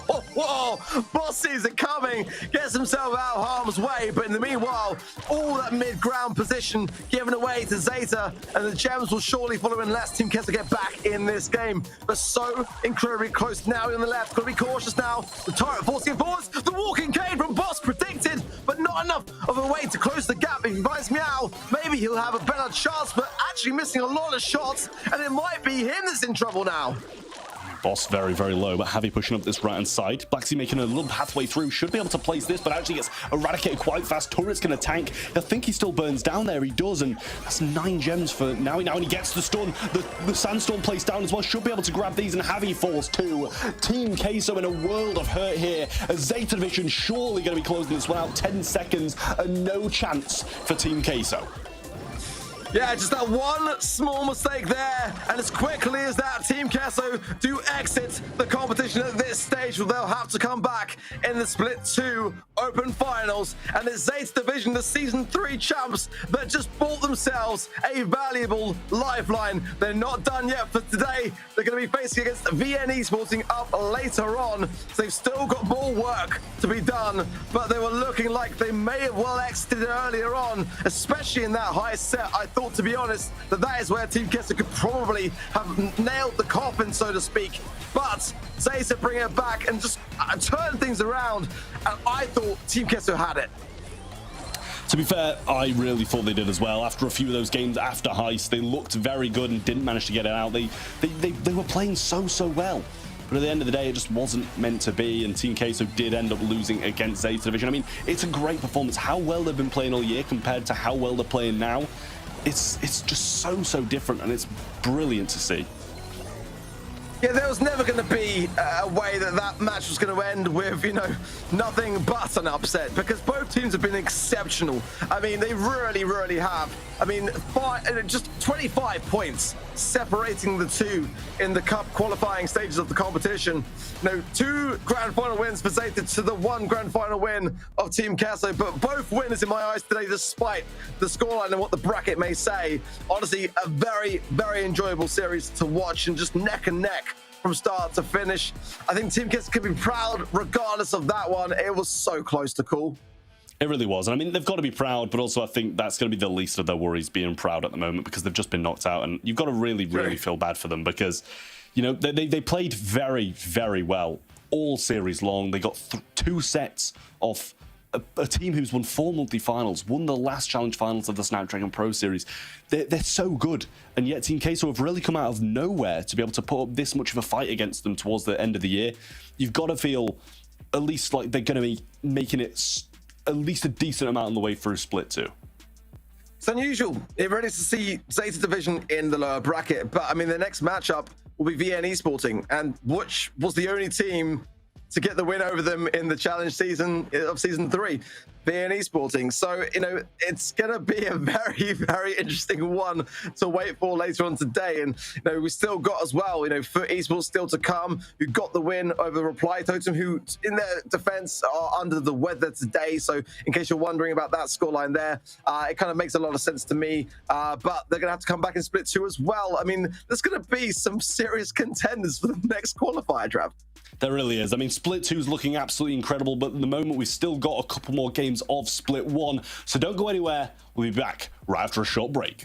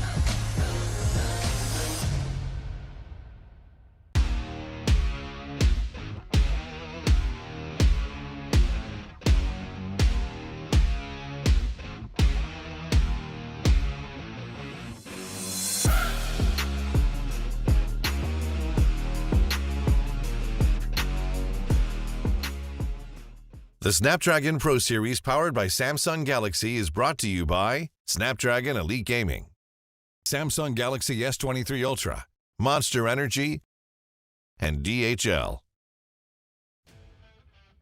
Welcome back to the Snapdragon Pro Series powered by Samsung Galaxy, where we are fast approaching our final two matchups of the day to determine who will join SK Gaming in the challenge season, as well as Nouns Esports from South America.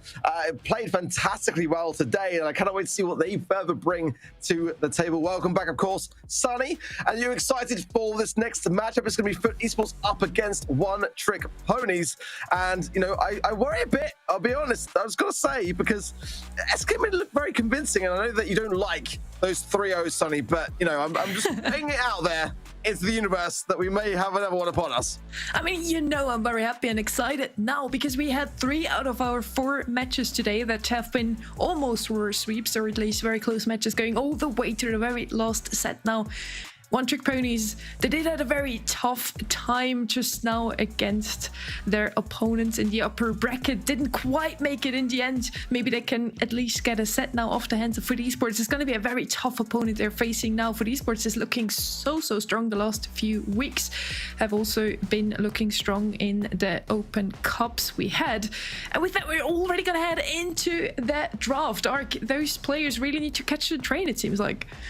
Yeah, it does, doesn't it? I mean, on paper, though, what I will say is that it's quite a close matchup when you look at the Cup qualifying stages and kind of put aside the fact that Foot Esports got second place in Season 3. You know, one grand final appearance on each side of things, and, you know, and the 5th seed versus the number 7 seed. Now, there's not actually really that much that separates these two teams, aside from, you know, the fact that Foot Esports go back so much further in competitive Brawl esports and just have a much more established past. The bands, Tuning Beatles, Poco, Gray, and Rosa versus the Barley, Mortis, and Pan Ban. I do like the Pan Ban for me from Foot, one that they would like to have got themselves, and going in with that first early pick of the Crow. The Squeak on the other side of things for One Trick Ponies, though, that's a great starting hand. Very interesting to see that both Crow and Squeak are still open for the pickup here. Both those bowlers are usually banned out on this map. Both for sure are gonna deal a lot of damage, a lot of hammock here, especially that Squeak is so annoying to play against on a map like Dueling Beetles. I feel like Foot Esports need something to break up the map. They're gonna decide against it though. Just try to deal with the aggression that One Trick Ponies is showing them with the Bonnie there. And then of course, when you have Lena and Semantic in your team, you just want to go with that Buster once again. Foot Esports is going to shine with the tanks once again in this matchup here. Question is, what does One Trick Ponies have still to put up against the Buster? What can they pick to control it? I want to see a Sprout myself. Just lay those walls down, just focus on that Cordelius matchup and just try to shut everything out. And we'll go with the M's. Again, another great brawler. I don't necessarily mind it at all, but I feel like the Buster at the moment is definitely where Foot are going to go super on the aggressive. It's going to be surely Lena playing that one, and tends to be him on those kind of like tankier, more aggressive ideas. But no heals really on the side of Foot Esports, and that might be against them here just a little bit. The Bonnie going to be definitely problematic, to say the least, going in on the aggressive at a time of weakness. But I think that One Trick Ponies have done a really good job with this draft. I think that Foot Esports might have their work cut out for them if they're not cautiously going into this one. I like the way that SK approached them earlier, just kind of like not underestimating them as a bit of an underdog in this stage of the competition. You know, in the cup stages, they didn't have a bad run by any means and did actually make the grand finals, but as did Foot Esports as well in Cup 4. So there is that very closeness that we've seen in the qualifying stages, but so far it's Foot that go very much on the aggressive early on and gain all control. And a waste of a super there, ready for me. Yeah, One Trick Ponies did not come out of that one well. Foot Esports immediately pick up the mid control here. Shattered Realm for Filippo there gets taken out by Semantic immediately. Also Guess doesn't really have another fate there. It immediately gets taken out, and that must be the second or third time we already see a team-wide team coming from a Foot Esports. Well played by them. Lena, of course, is going to be on that Buster pick again, just trying to keep mid control. And now falling. Semantic also quite low there. Buska could finish him off here. Doesn't manage to do so. Even a super wasted there by Semantic. That's the comeback from One Trick Ponies, but with 70% already picked up from Foot Esports, it's going to be a very, very tough one. Yeah, I mean, Foot Esports had that 70% before the first percent. The one-trick ponies were able to add to the equation, and that is a worrisome thing as Gas rather now into the realm there, and Dre's going to continue to cap points for his team on the mid.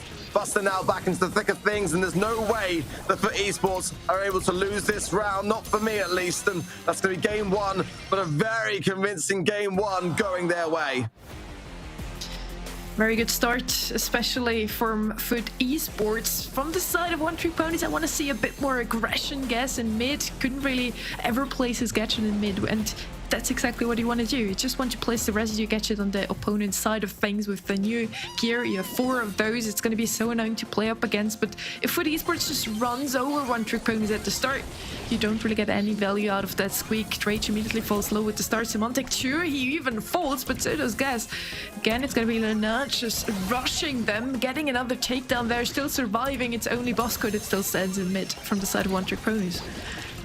Nice plays there from Leonard, just comes back in to help out Drage and able to allow him to heal. Oh, Symantec there, forcing again Filippo into the realm, and as quickly as that, just getting him eradicated.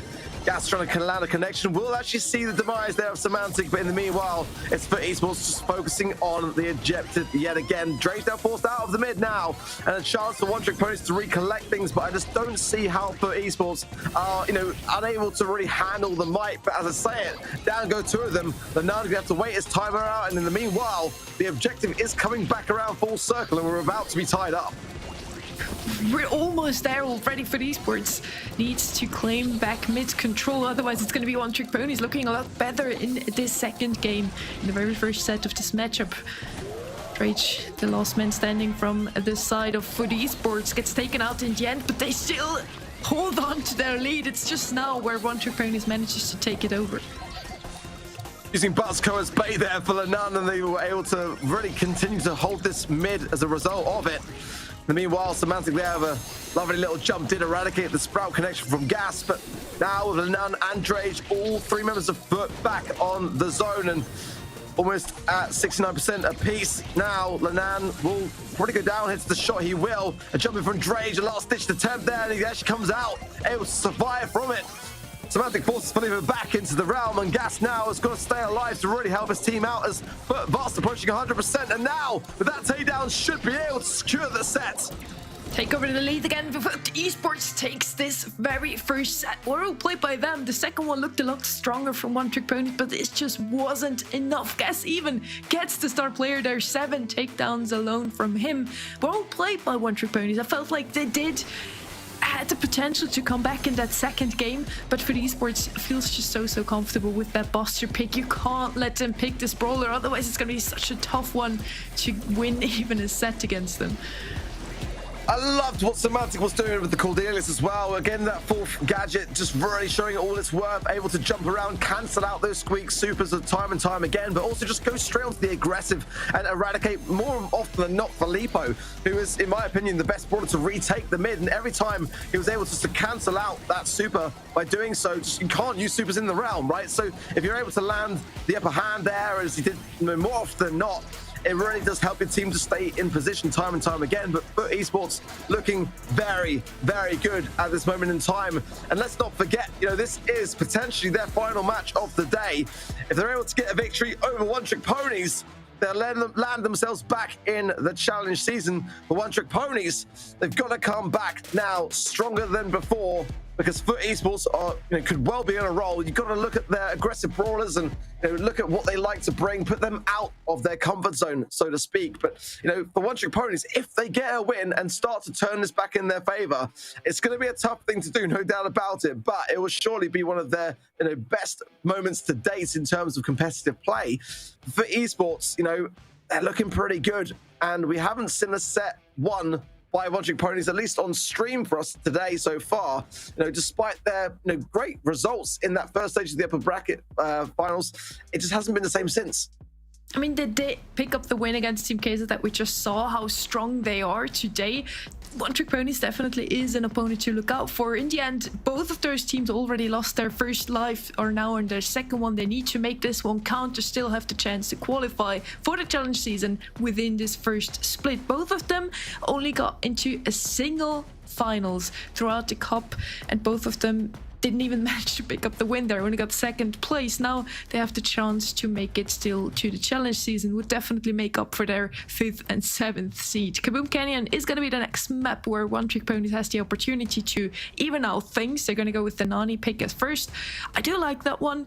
And now finally, what I've been talking about before, Terra comes in from Food Esports here. Kind of a pick that you didn't really see incoming in the last few matches, but now this meta where we have so many tanks incoming, it's all about Terra mid. We just want some mid control and then some damage from 4. Terra does the job. I'm all for it. And I've been playing with Drage on Kaboom Canyon the other day, and he's playing Tara, and it was like very disgusting to watch go down, I'll be honest. But the 8-bit's a bit of a not a bad brawler to have in terms of the draft here, but it's definitely gonna be a challenging thing without that speed, getting back into the mid. Ultimately, you know, if you get that control, you can just shred the safe as a result of the damage booster and just, you know, again, the ability to land consecutive shots with gadgets, the cheat cartridge, and so on and so forth. The Bell gonna come in to land itself next to the Nanny and the Griff for One Trick Ponies, but you know, I'm not too sure. I'm not too sure. I think that Foot Esports could be cooking up something disgusting here. Probably going to be looking away from the kind of Sam idea of the aggressiveness, but maybe Daryl might not be a bad idea to bring into the mix here and just keep that pressure onto the safe, and they can see the big picture here now as well to consider it. But I do worry a little bit here. Brock going to be a safer call, don't mind it at all, but at the moment, One Trick Ponies have yet to get their foot in the door.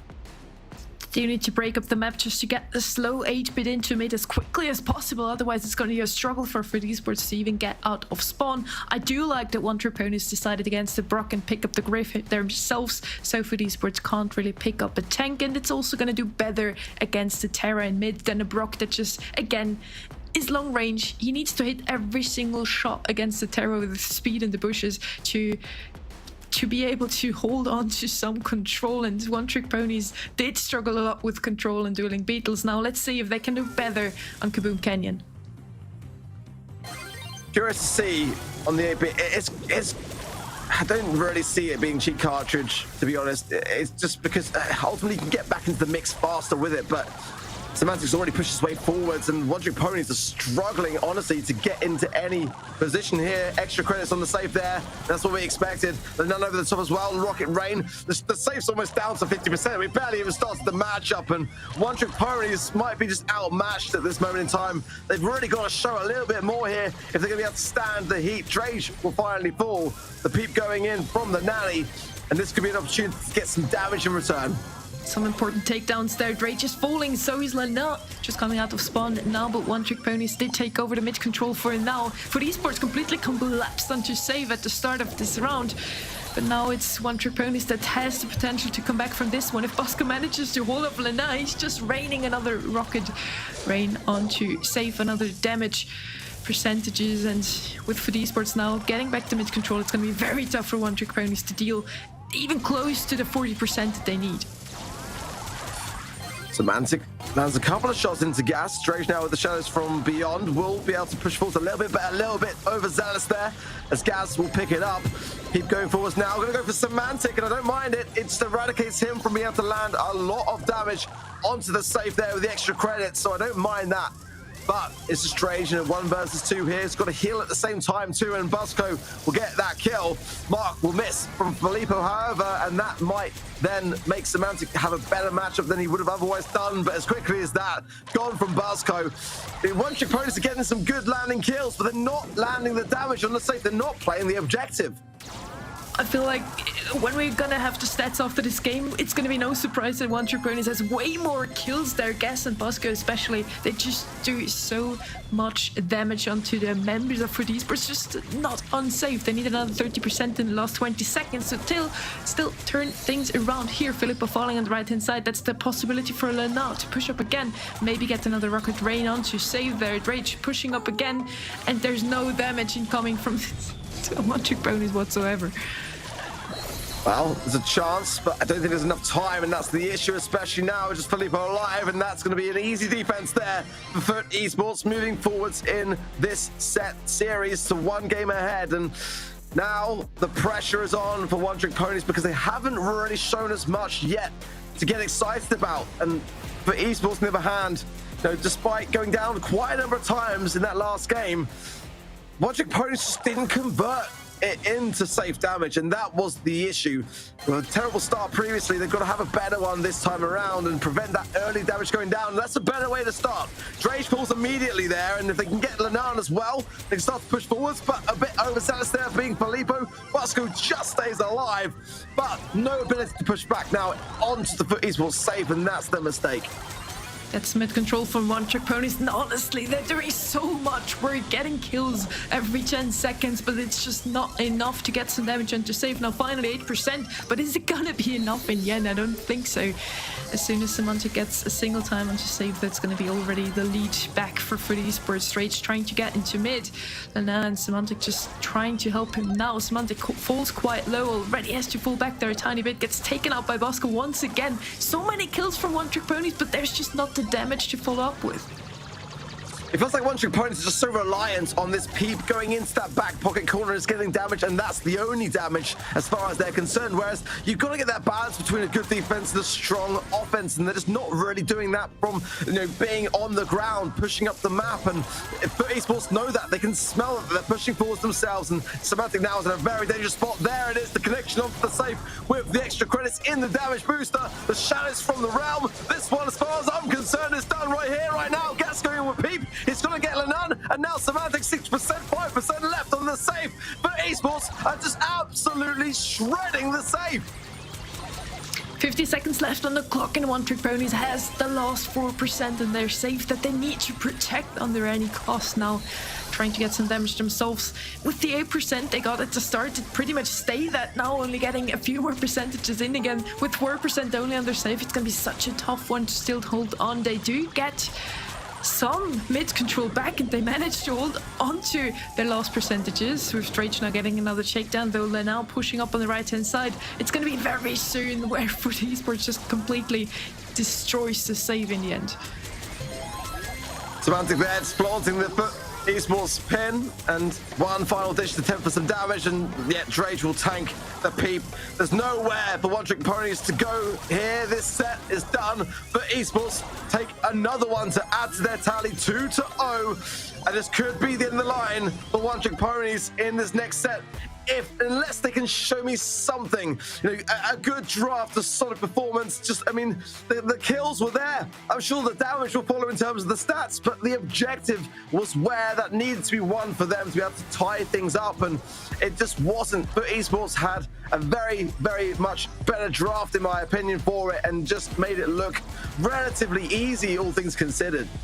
It feels like if this was bounty, knockout, wipeout even, this would have been One Trick Ponies game, but that's not where the objective's at in Heist. For the esports, just played it very, very clean. They just ran for a safe and got the damage in when they needed to.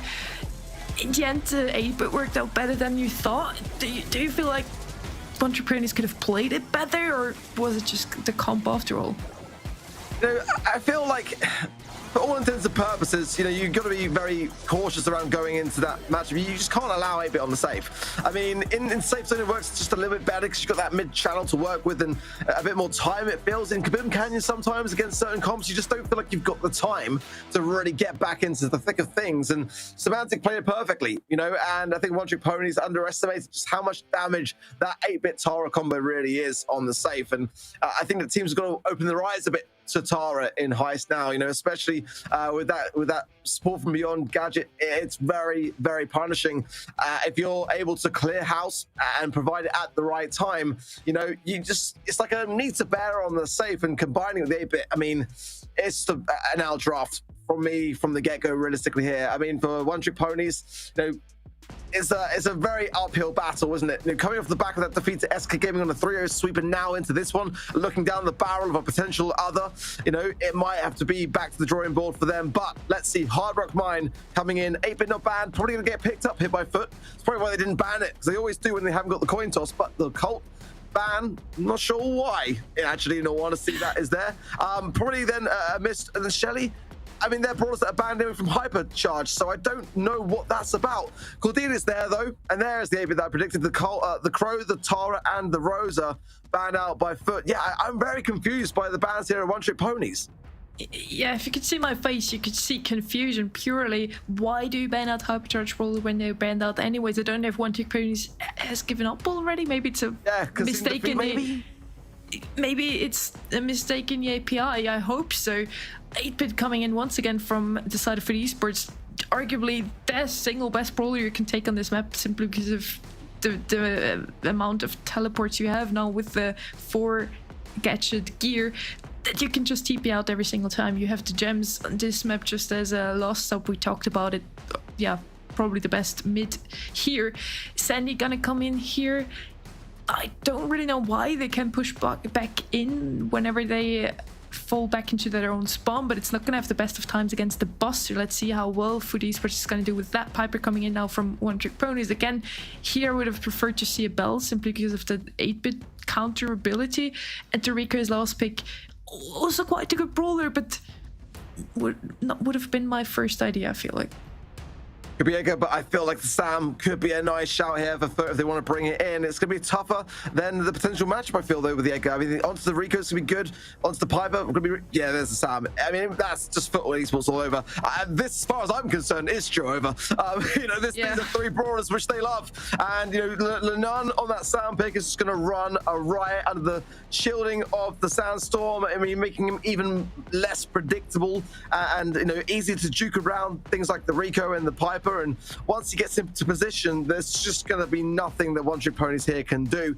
One thing's for sure in my mind is that if One Trick Ponies can win this set, then they will have a shot. They will have a chance. But I mean, I just do not see how it happens, not with all things considered. I agree with you. If they come out with a win out of this set after banning Shelly and Colt, it has to be a huge motivation here. Guess is going to play that Piper mid. Bosco we see on the Buster. Let's see how well he's going to do against Drake on the left-hand side. Arguably has the better matchup there into Sandy. Lena, they're already pushing up there. They do want to get rid of him at the start. Multiple launcher coming out of Filippo. Bosco gets the takedown there. Very important. Rage does manage to sneak behind the lines of One Trick Ponies. But in the end, as long as they keep Lena in some sort of control, it's going to be fine. Nan going in, base it out beautifully there from Gas. Gas gets the upper hand though, but I did like the play, and it has removed though a lot of that bush on the side of things where Lenan would have liked to have gotten his heels dug in deep.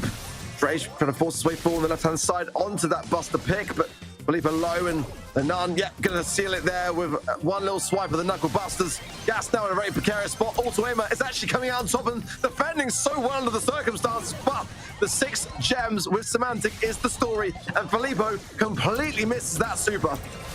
Gas is showing us some great potential on that Piper, getting rid of the 8-Bit third right away. Opening up that wall was crucial. Semantic already has another turret back. And down there, Bosco doesn't get the better out of that 1v1 with Lena. He does get the takedown. Rage gets the takedown onto his lane as well. Filippo was falling. And there we have the very last gem for the pickup here for FUT Esports to start that very first countdown.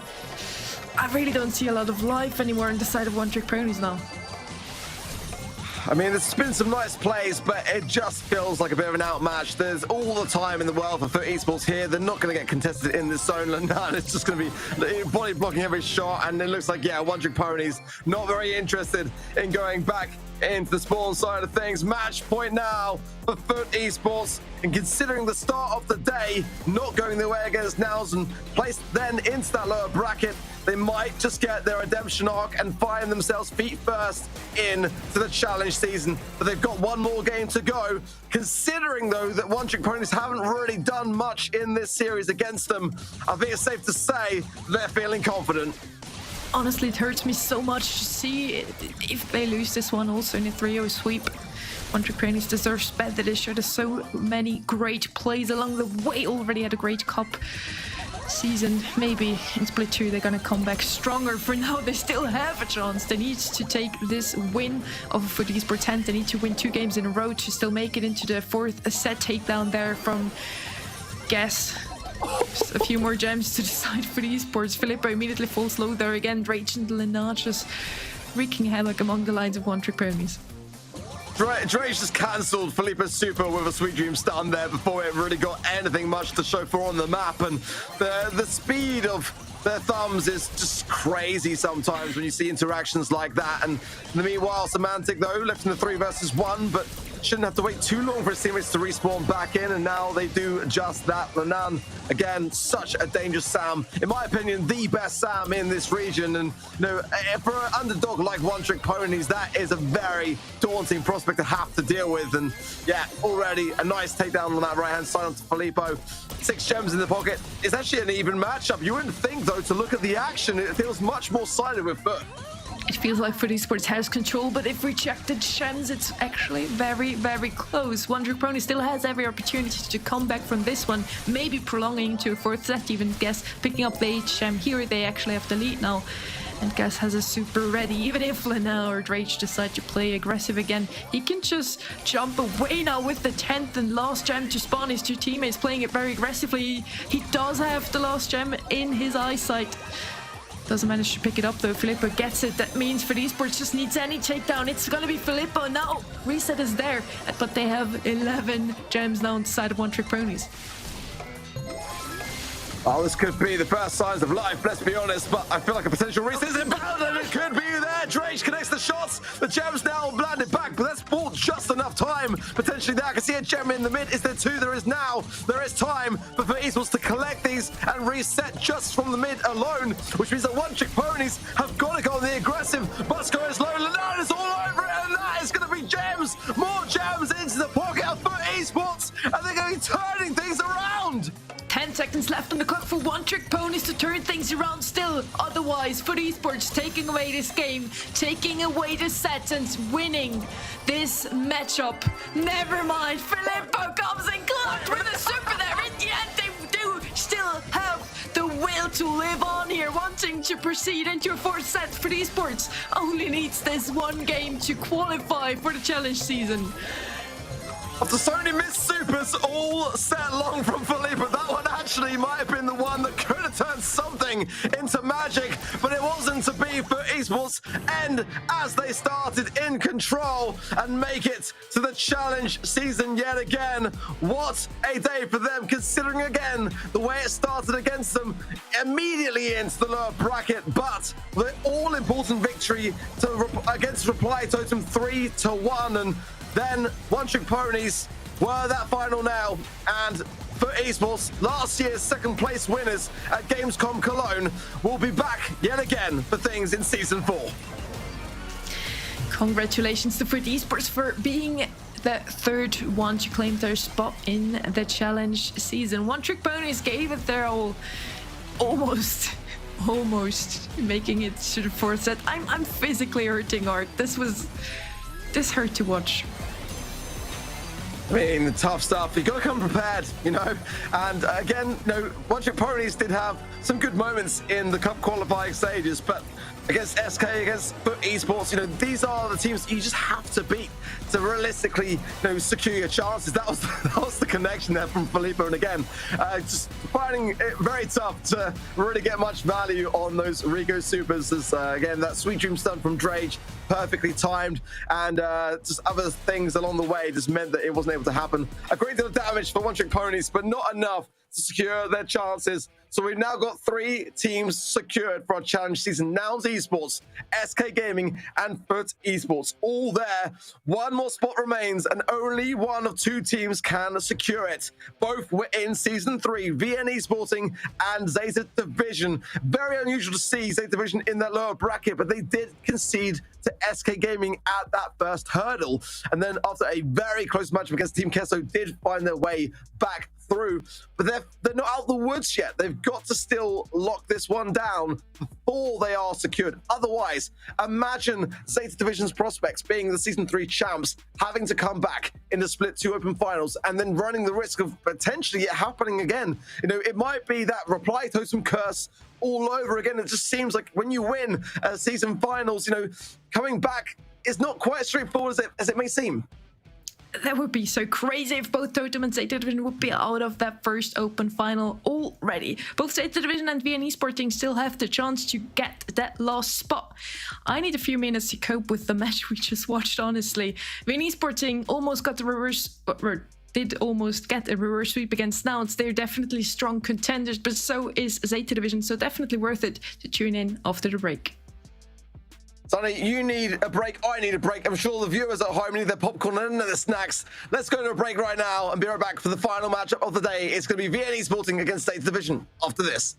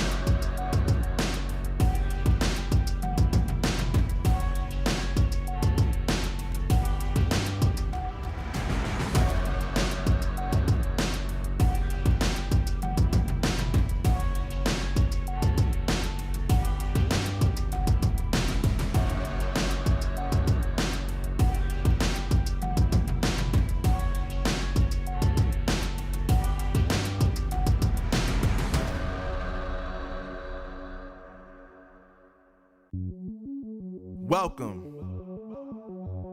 to the place where dreams come true, where everything you want can be yours, if and only if you're willing to work for them, you're willing to hurt for them, but most of all, you're willing to be first for them. Ha! Look, I'm going straight to the top. I don't know how I would stop, like it or not. I got some goals that I'm hitting. You hear what I'm spitting? It's hot. Look what I got. Whole lot of passion and pain. The road to success is insane. Stay out my lane. The Snapdragon Pro Series powered by Samsung Galaxy is brought to you by Snapdragon Elite Gaming, Samsung Galaxy S23 Ultra, Monster Energy, and DHL. Welcome back to the Snapdragon Pro Series. 3 tickets have already been taken to the challenge season. 1 more is still up for grabs, and it is between VN Esporting and Zeta Division to take it. Bit of a grudge match, Sonny, because obviously we've had a few back and forwards between these two teams, but I think it'll be a solid game. Both seem to have kind of a tough time today. Zeta Division first losing against SK Gaming, then almost handing this opportunity over to Team K. So it was a match that went all the way to the very last set. At the same time, for VN Esporting, almost making it as the first today to qualify, but in the end it was Nouns Esports that come out of the top. They almost got the reverse sweep. Can they take this momentum now further and take it into their match against Zeta Division? Yeah, it's going to be VN Esporting versus Zeta Division. They're going to need all the help they can get, both of these teams, because either side is just so strong. VN Esporting obviously being A&R of last season, and they did manage to make it all the way to those challenge finals. Didn't really show with their best roster, so that was a bit sad for them. But today they are going to be playing with Rama, Mebius and Nob, their normal roster. We obviously saw Casey at the challenge finals, which did throw a bit of a spanner in the works, but now they're back with the strongest roster. Now, we already have a few teams qualified already that didn't make it into the top half of the standings. For VN Esporting, it would be just the same story. For Zeta Division, on the other hand, it would be quite a surprise if they don't even make it. They are the winners of the challenge season from season 3. They won at the Gamescom, and yeah, we can't say the same about VN Esporting. They did manage to get into the finals, but they ended up on 4th place. Now they are in the 8th seed against the 3rd seed. On paper, everything speaks for Zeta Division, but they seem to have some struggles in recent times. I do feel like this could be another match, Trev, that goes all the way into the very last set. It does feel a bit weird, really. It does feel slightly questionable that this match is actually happening, because you expect both of these teams to be already qualified. You know, they're both absolutely phenomenal teams. But let's not forget as well, it was pretty much VN Esporting or A&R who actually took down Zeta Division during the actual challenge season of season 3. So obviously they do have the capability of beating a team as notorious as Zeta Division. Weren't able to do it in the challenge finals, but that's a different story. So they do have the capability of being able to take them down. It's just whether or not on the day that they're able to play at their best. And I feel today Zeta Division are just playing that little bit better than VN Esporting, so I kind of think that they're going to go ahead and win it. Well, definitely an interesting matchup coming up next, so I'm gonna stay tuned. I hope you are too, Trev, as we're heading again into Dueling Beetles as our very first map, and that was perfectly timed there. Heading into the draft now. Squeak this time around is gonna be banned out, as well as the Crow. I told you, it's just very annoying to play against those two brawlers. Too able to open up the map. VN Esporting does not want to see that from the side of Zeta Division, and they themselves gonna go with the Rosa as first pick. EMS is still a very good option now. Yeah, well, I do like that Rosa, though. I mean, it's very solid. I don't know if it's a bit of a dodge going on here or what, but obviously they're going to have to pick the same brawlers from that position. So we should see Rosa being that first pick, and obviously Rosa being very solid, being able to build up some grass and hold that mid down quite nicely on Dueling Beetles. I think it's a pretty solid pick early on, but as you said, there's still a lot of counters still available later on down the line, and EMS being the one you mentioned. Definitely good pick up here for VN Esporting. Grow Light just gonna help Zeta Division to gain some mid control, and then also hide in the bushes from Rosa to, not make it clear where to shoot for the opponent. So EMS, or any brawler with a lot of area control, definitely is the option here to go with. Let's see with what they will go for a lane. Bell usually something we see here quite a bit. Lou still open for the taking here as well, and arguably next to Squeak and Crow, the most annoying brawler to play against here. They're gonna go with the Pam themselves now. Zeta Division still has opportunities to go with some tank counters themselves. Pam, to me, kinda is a tankier brawler, so yeah, definitely a Colette or Luke could still come in here. Yeah, exactly. It's a bit of a weird one. I do like the Pam though. I feel thrower later on down the line, something like a Barley could be pretty solid against both Pam and we're getting the Pam turret down, and obviously the EMS as well. And with the unbreakable walls, they stay up obviously, so I think it's a pretty solid pick. A bit further on, yeah, there you go. There's the Barley. I mean, maybe I'm getting a bit of a taste of Sunny's magic going on here. She says something, it pops up, and now all of a sudden I'm doing it. I'm so proud of you, Trev. Didn't really had a lot of Brawl Stars to cast in the last month, but Trev still got it. Very good to see here. Zeta Division now still has their last pick. They still could go with the option to counter out the Pam a tiny bit more. Yes, the Barley can break up their turret immediately, but they do want something to go along with that Rosa. And Jessie, definitely good option here also to take out the Pam turret even quicker. Now with Jessie they also have a lot of control, and so far we don't have any brawlers to open up the map with, so both the Barley and the Jessie are going to thrive. Yeah, I do like the Jessie. I think that's a very solid pick down the line, and I do like Zeta Division's comp right here, but obviously VN Esporting still have one last pick, so whether or not it's going to be something very special to be able to flip the script and have a bit of a better comp. I always like Carl, even if it wasn't good. I like Carl. The mobility's great, the super's good, and I think it's a decent pick. it's also just interesting to see a good Carl player play it. So let's see if EUR&MENA Esporting can make it happen with the Carl. I would have loved to see something to break up the map, actually, as I mentioned, would help them a lot against all three of the brawlers from Zeta Division.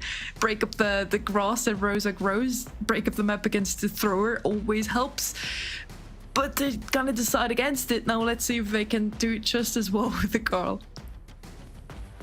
Well, we should be getting into game right now, and as we do, we'll see who does start to come out on top, whether it's EUR&MENA Esporting or Zeta Division playing this game out for the last spot to the challenge season in this split. Obviously, the loser can still come back again. So far, EUR&MENA Esporting have a little bit of a lead. Now he's coming forwards, but is not back. Did set up a bush in there as well, which is quite helpful. Gero just getting some HP back, getting the shield gear back, and sitting behind this unbreakable wall. Now moving over to this side with the Pam, and it should work out a little bit better for them. EUR&MENA Esporting gets the early kill here, gets some more percentages off onto their side. Very different approaches here as Zeta Division is playing just all in mid, trying to push through the Rosa bushes there. EUR&MENA Esporting splitting it up a bit more, trying to play a bit more of a laney approach here, and it does seem to work out a tiny bit better. They do get another team wipe here. Chester turret comes down, but that was just thrown out as soon as he was dead. Kind of a waste. Yeah, I mean, these bushes not really helping them too much. Slow comes in from Nob here, and a pinch might be helpful, but actually Mebius is going to go through the back line, try and get Gero and Meb back there, but I mean, sorry, Meb's going to go in and get Gero and Meow back there, but at the end of the day, it's team wipe and 65% to 17 now, and EUR&MENA Esporting are absolutely running away with this one. They are soon at 80% already, which is kind of the mark where it's going to be almost impossible for the other team to still turn around things here. Again, now trying to get some more control. Herbal Tonic and coming to heal his two teammates, but with Meow and himself being the only two left standing, it's going to be very tough to come back from this one. They do get the double takedown. Maybe it's the one left standing now, trying to still collect some percentages, even surviving that encounter with Noe. Yeah, nice from Mebius to stay up there, but actually does get hit now, and a Jesse turret established. That can be quite helpful, but they're going to have to hold for pretty much the rest of the game now, as only 10% is required by EUR&MENA Esporting in this turret. Definitely doing a lot of work now, but if Nob can get a super, then it might be quite helpful. Still, flying hooks in hand for Mebius. Maybe would have preferred that down the right-hand side, directly onto the barley there, but now they are pushing forward. Going to see some supers being played, but Zeta Division, if they manage to make this happen, it's going to be one of the greatest comebacks ever. Timing was a tiny bit off there. Zeta Division slowly but steadily crawling back the percentages. Nob now standing in mid there, collecting the last 5%. Noe does manage to take him out, but maybe still surviving, collecting those last percentages. Zeta Division came close in the end, but it was EUR&MENA Esporting leading from start to finish. Yeah, a little bit disappointing there for Zeta Division. Almost held on towards the end, but eventually Mebius came in with the super. They started to get a few supers in hand, and this play was gorgeous as well from Mebius there, swooping and getting a couple of them down. Even cycled his super to be able to get out of that situation as well. So really nice stuff from them, and a great start for EUR&MENA Esporting, considering this is a very, very decisive match. And again, we're gonna have the same approach from Zeta Division, all trying to push through mid. Garen now trying to go in lane. The Barley, the only brawler that tries to go in lane. I don't know if that's how things should work out, and it really doesn't. EUR&MENA Esporting again claims the lead here right at the start. Growlight did put a push in mid for Zeta Division again, but it didn't really help them in the first round. Well, now he eventually slotting onto this now, and knockback comes through. Now he shouldn't be able to survive this, but actually continue his pursuit and Nob, but Rama does manage to trade him out in the end. During that, Mebius did go up and not able to get any of that scrapyard sucker onto Gero there. No ammo came back, and Mebius just taking control now, just waiting out for his teammates. Hopefully he's able to survive by the time they come back, but actually just as they get back, he does go down. Nob now doesn't see Noe coming, another knockback coming out of him. Noe survives that one though, can fall back into chest. Turret is now there, exactly where Zeta Division wants it, just to gain back some control. Mebius does manage to get a takedown, get immediately traded off by Meow, but Zeta Division slowly but steadily come back again. EUR&MENA Esporting still run away with the lead. Every now and then, Zeta Division does manage to get some percentages in though. Rama goes down there to the Rosa, and I mean, he's had everything thrown at him, but still survives. Meow pushed forward there and actually gets him and wastes his super. Mebius going in, hoping to do something special. Shield going to be popped though by Naui, and that's going to clean him up. Jesse turret going to be placed down as well, and Rama now not in the best of spots as his turret goes down, and Nob starting to come back through the mid, get some shots in, but now he's just providing too much control in the central area. Mebius again trying to push up there, immediately gets taken out. That's the moment where Zeta Vision can run away with 82% already, completely taking over mid-control. Mebius the only one that really can go in every now and then, but immediately gets taken out, taken control of. And this is going to be Zeta Vision now turning things around, equalizing the score in the very first set of this one. Trev, we're up for a very close matchup once again. Yes, we are 1-1 in the first set, and I mean, Zeta did play that one a lot better. They didn't have to come back from a massive deficit as they did in the first, as they seemed to be pretty much in control, and the Rosa was just providing so much support, and the Jesse turrets were doing a lot of work there as well. Great all-round team performance from Zeta Vision. Now we're going to try and set up early again, but Nob slotting through the mid this time, trying to hold him back just a little bit longer and not allow him to establish himself in this mid. Zeta Division using the same approach now. Garo tries to go and lane up against Rama. Does a great job at that, pushing him back every now and then. Still, EUR&MENA team is going to come out at the top. For now, at least, they do have the lead, 10% it is. Zeta Division really struggles to get the footing into the zone, at least as long as they don't have a chassis turret. Yeah, well, Jesse turret is now available, and this could be a bit difficult, but the Pam turret is there. The slowdown hits onto Mebius, but he is getting some good heals from this Pam turret, and now he has to back off. Nob should be able to clean him up there, but does get another bush down, not connecting though, so there is a bit of a gap. He's going to need to try and place another one, but Nob surviving out a bit longer and avoiding some shots. Great stuff from him, but now needs to heal up, and that should allow Zeta this space to push through. Nob now trying to go through mid once again. Zeta Division is at the point now where they take over the lead, looking a lot stronger than the first game. Even the second one, they didn't have as much control as they did just now. EUR&MENA team get the team wipe. They're completely taking over mid control now, using the bushes that are in mid to their own advantage. Jesse turret, quite an interesting spot there, really defensively. Can't really gain a lot of value. No, he tries to go in there, immediately gets taken care of. Great pinch incoming from Nob and Rama. Yeah, wonderful stuff there from VN Esporting, but now pushing forward again, gets slowed down, but actually doesn't really do too much for them, as that slow surely not going to be able to get any kills there. And Meow's actually managed to get one, slow down two, should be able to pick Nowie up as well, even uses his super to try stay in the mix here, but VN Esports have surely got this super thrown up as well, and that's going to soak up some shots. 10% needed, maybe it's going to go in, clean up one, possibly even two, but Nob's there for the help, 2% needed, and that's VN Esporting taking the first set. Very well played by VN Esporting. In the end, they do manage to run away with that one. It was just that single moment in the very last game. Zeta Division took over the lead, and at that second moment, VN Esporting manages to get a team wipe after that with the chassis turret. I don't know what it tried to do there, simply a slow, but not really hitting anyone. In the end, VN Esporting gets out at the top, and the Rosa comp didn't work out for Zeta. Sadly enough for them, but Mebius played that really well, and Nob at moments as well. And I feel like Rama was kind of just there to place some turrets, heal up his teammates, and tank some of the shots. And I think he did that perfectly as well. You know, that's his role, that's what he's doing, and he executed it pretty perfectly. But yeah, Mebius and Nob, I think, were the stars there, getting the slows down. And obviously they're going to be, because they're the ones who can deal with this Rosa, get up in his face, get some knockbacks, get some slows, and that kind of thing. And I think they just played it perfectly. Honestly, Dueling Beetles was always one of the maps I really hated to play. Whenever one of the two teams had some mid control, it was just so tough for the other team to come around. It looked like Zeta Division completely dominated VN Esporting in that second game. Now in the third one, it was the opposite. All of a sudden, VN Esporting claimed back the mid control, and Zeta Division didn't have a chance to even put another foot into the zone. I don't like Dueling Beetles, but there we have it. VN Esporting runs away with the very first point, exactly the same amount of kills, a bit more damage on the side of Zeta Division, but honestly, playing for the objective, once again, here in Hot Zone, you just need to survive in mid. You don't really need to get kills. As long as you keep your opponents low, you can win it. Hey, you know, we've all got maps we don't like, and I think Dueling Beetles can be agreed upon by most that it's not the best of maps for the competitive, let's say that. And I kind of agree with you, the fact that, you know, if you get control, it's so hard to break it. But that was, I feel, at least in the third game, at least very back and forward. You know, the other two games were kind of one way each, and then that last game was pretty back and forward. We had moments for both of them doing pretty well, but in the end, it was VN Esporting who did manage to take it, and they're now going to be a set up against Zeta Division. Risky stuff for Zeta now, being the team who won the Season 3, are now at risk of not even qualifying qualifying for Season 4 through this first split. Obviously, they've got another chance, even if they do lose this one, to come back and qualify again. But we're heading on to Kaboom Canyon now in Heist, where Daryl, Carl, and Cordelius are banned out by VN Esporting, and Zeta Division are going to get rid of the Carl, the Colette, and the Bonnie. Nani going to be the first pick. Yeah, for the 8th time in a row, we already have Nani. We already seen Nani quite a bit today on this map. Eva's going to be the answer here for Zeta Division. Definitely good pick up here whenever she has the parasites or the babies. You can push up the map again. Nani's going to have an especially hard time against those. Zeta Division now still needs something with a lot of the damage output against the Nani.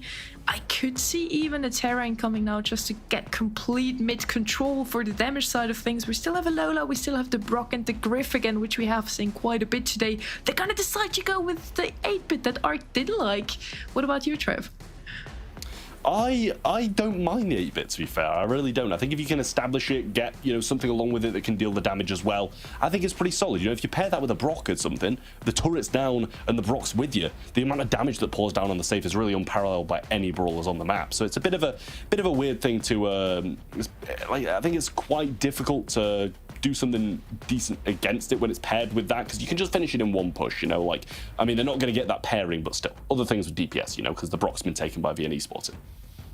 Makes a lot of sense. They can break up the map, getting a bit easier access into mid, and also break up the walls, so 8-bit doesn't have any walls to place his turret behind. Definitely good pick up here for VN Esporting. And also with a Nani, you really just want an open map to be able to thrive to the fullest. Now they still wanted to have some mid control. I was about to say maybe a Terra is incoming now from their side.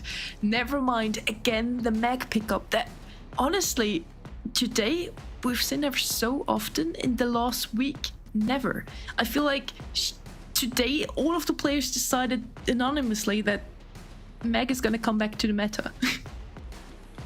Yeah, I mean, I'm not the biggest fan of Meg. As you don't like Duel and Beals, I don't like Meg. That's just how it works. I feel like it's kind of just walking the straight line and hope, you know, like usually just spamming shots and opening up a bit of room for your teammates, which I don't think is that skillful. But I'm sure it takes some skill to play it in competitive. Lola going to be the last pick coming in from Zeta Division. That's what I mean. If you pair something with DPS with the 8-bit, you're going to be able to finish it in one push if you get the opportunity. And Lola again. Best counter against the Meg. You have 70 brawlers to pick from. Was Meg really the brawler you wanted in your side? At the same time, I don't know if any of the chat maybe have the stats, but I feel like Meg has almost a 100% pick rate and win rate today. Whenever she got picked up, she did manage to sneak away the win. So let's see if it's going to bring some luck to VN Esporting now as well. Yeah, well, we'll see if it does manage to do just that, or if Zeta Division are going to start to answer back. In we go, and the wall break coming through from Rana, straight breaking that mid. Gadget pop by Mebius to get some heals off, and he's going straight for that safe. Now we're doing exactly the same on the other side. Nob trying to gain some ground as well, and it's actually Meow who's going to be leaving too, but returning on the defense, and they're going to need it because that damage gear is activated for Nob, and Rama's coming forward too. It's basically a base rush now. Noe on the side of Zeta Division, and then VN Esporting with Mebius and Nob both on safe so far. VN Esporting managed to get a bit more safe damage, but as Noe is still standing there, slowly but steadily the members of VN Esporting are falling around the safe. We have a tiny bit of a lead for Zeta.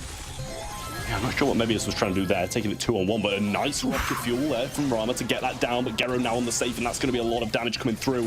Meow just trying to finish Rama off, and that he does exactly perfectly. Mebius going to get the kill, but that extra credits on safe is going to deal damage, especially with his turret down, but it's so close. We've seen damage rain down up top. Rocket rain comes through and it survives it out, but Mebius is going to need something special to defend this. At least he gets mech, but is it going to be enough?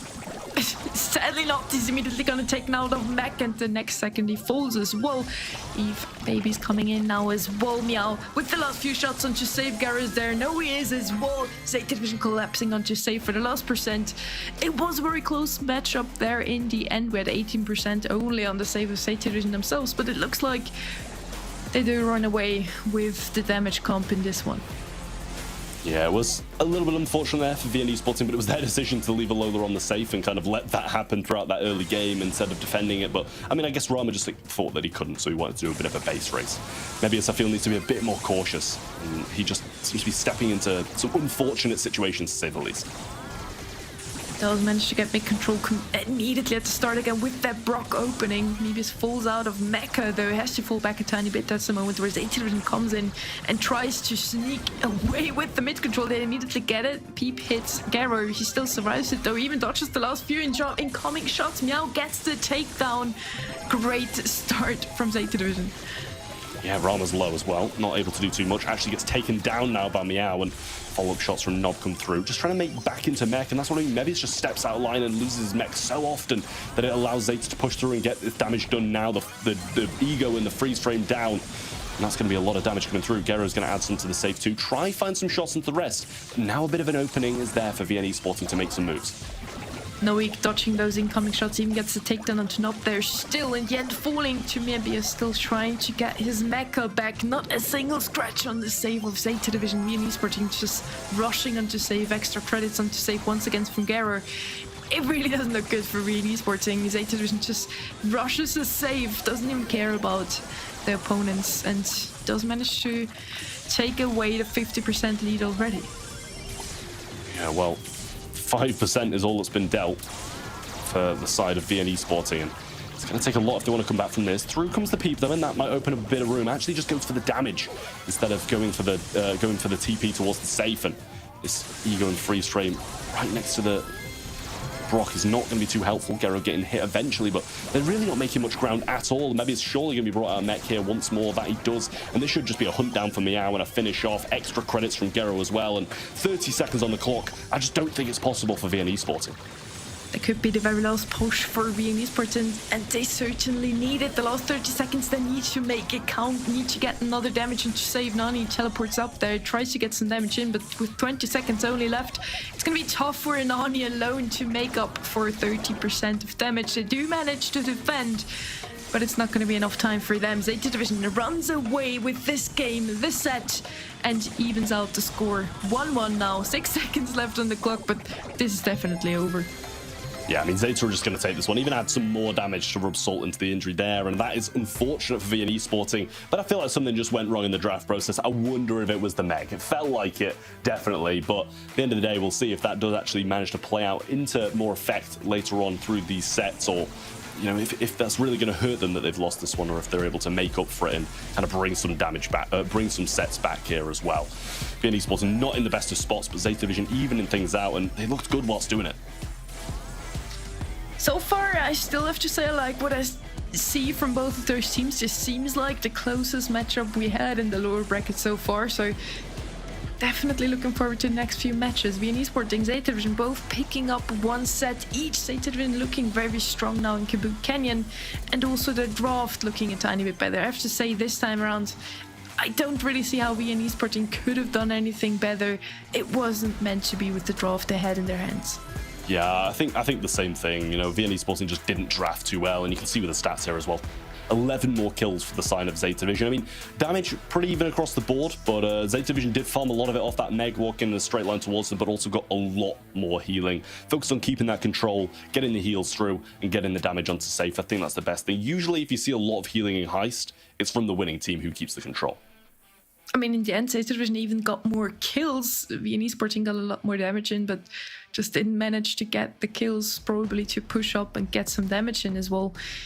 Those two teams, again, just wanting to get this one over with. I understand both of them want to claim the very last spot, so we're going to head immediately into the draft yet again. VNE Sporting with the Crow pick as first pick. Hard Rock Mine is going to be the map, and 8-bit bend down this time around, so I do love to see Crow pick right away. What is also quite interesting to see, Trev, we have a Rose and Buster ban on both sides. I mean, I think that's pretty acceptable at this point considering the meta, but Piper's going to be coming through the mid here. Obviously with 4 gadgets, it's definitely made her, it put her in a bit of a better position, let's say that. If you got 4 bananas or 4 knockbacks, then it's going to be a bit of an issue, isn't it, really, for the opposing team. I like the Nita as well. I think it's pretty solid along one of those lanes. If you get the bear, then it's going to be very good against that Crow. But I don't hate Crow as their first pick either, really. I think Nietzsche also prevents VNE Sporting a tiny bit to pick up a tank or the Terra later on, so you need to kind of pick just to not give it to VNE Sporting. Gus now coming out of themselves, trying to go up against the Piper mid. Both those brawlers haven't really been in the meta for the last few weeks. Gus has been very, very strong ever since World Finals last year, so I do like to see him back now, but I also don't know how well he's going to do against the Piper. Yeah, it's a bit worrying through the mid there, as Piper obviously does have that range advantage, but you pair a Gus shield with a Carl and that can really rain some terror on the opponents, because the Carl, dangerous as it is, but with that Gus shield it becomes almost undefendable unless you've got something to knock it back out of that super. And at the moment, that's pretty much only the Piper jump, which isn't going to do it that often, as you can kind of just spin out of it rather than stay in those bombs. But now the Sam comes through and taking a leaf out of Foot Esports book and playing Sam on the hard up mine. I do see Zeta Division now playing with Nita Stun with the Sam gadget as well. Both of them can get rid of Carl's super quite easily, and then the Piper with the jump or the auto aimer as well. So I do like to see that Carl, again, you mentioned it before, always good to see him, and we also didn't really give him credit on Dueling Beetles. It worked out a lot better than what we expected, so let's see what we in esporting now can do with that Carl again. I feel like he doesn't have the best of matchups, but maybe he can still make some plays. Yeah, that's the thing. I mean, kind of got to if they want to be able to win this one. Getting into the match though, Gus going straight down the mid and Nob joining him in there as well. Hopefully finding a bit of a shot and finding a stun on some of his opponents for VNE Sporting's sake at least. But Rama taking some fire early on, same as Meow. Carl's doing well, but now he instantly taking down Nob. Meow's going to clean up Rama, and now the pinch on Mebius is on. What can we in esporting do? They're just simply rushing, and it works out for Zeta Division so far. 4 gems already onto their name. And VN Esporting now first needs to find a footing again inside their own bushes, as Noe's still standing there very strongly, healing up himself. 6 gems already for Garo in mid there. Doesn't really seem like VN Esporting can control that Sam anytime soon. They do manage to take him down now, but there's only 4 more gems that Zeta Division needs to pick up there. Well, the spin comes through from Mebius now. Knockback actually said it usually doesn't happen with the Piper, but it actually did this time. Need to bear down as well, and now Sam pushing behind it also. A lot of their ammo's just been wasted on that, and now he's pushing up. Shield provided to him as well, but actually the gems did fall. Garo's going to get jumped on, slowed down, actually has to jump out instead of keeping that for a later time. Mebius getting hit now by Meow, and can't be that close to a bear, as he did just play it down. Nevis again trying to go in aggressively, trying to copy the Sam from the other side, wreaking some havoc, and it does seem to work out. So they didn't push back all the way into spawn. Now only Noe is still there behind the lines of VN Esporting. That's going to be a tough one, even if VN Esporting manages to get the countdown. As long as Noe is standing there, it's going to be very tough to get out with those gems. Mebius with 2 gems as well has to be careful. They do manage to get the takedown. Garo gets the takedown onto the Crow. It's such a close matchup, just the back and forth between the Carl and Noe on the Sam, standing in the opponent's sides. Yeah, well, Mebius now getting another kill. Is low though, and actually stayed quite aggressive. Maybe wanted to drop his gems on purpose to Rama there, which would make sense, but now going forwards, wants to try and make something happen. No gadgets left though, and he can't keep someone on the spot for very long. Jump out once more, 9 gems to 10 as Rama starts the countdown for VN Esporting. Zeta Division has the opportunity to still reset the countdown by simply picking up one themselves, and there he is already. Take that onto Nob, push back from VN Esporting all the way into spawn. Now Zeta Division in the best of positions. They need to pick up a single more gem, and they have the countdown, can't be resetted by VN Esporting. Yeah, well, there it is. Now the gems were on the floor, but can't really push out anymore. Now we're going to try go aggressive onto Mebius there, and actually makes it work. Zeta Division going to move 1 game up, and now only 1 more will put them a set ahead.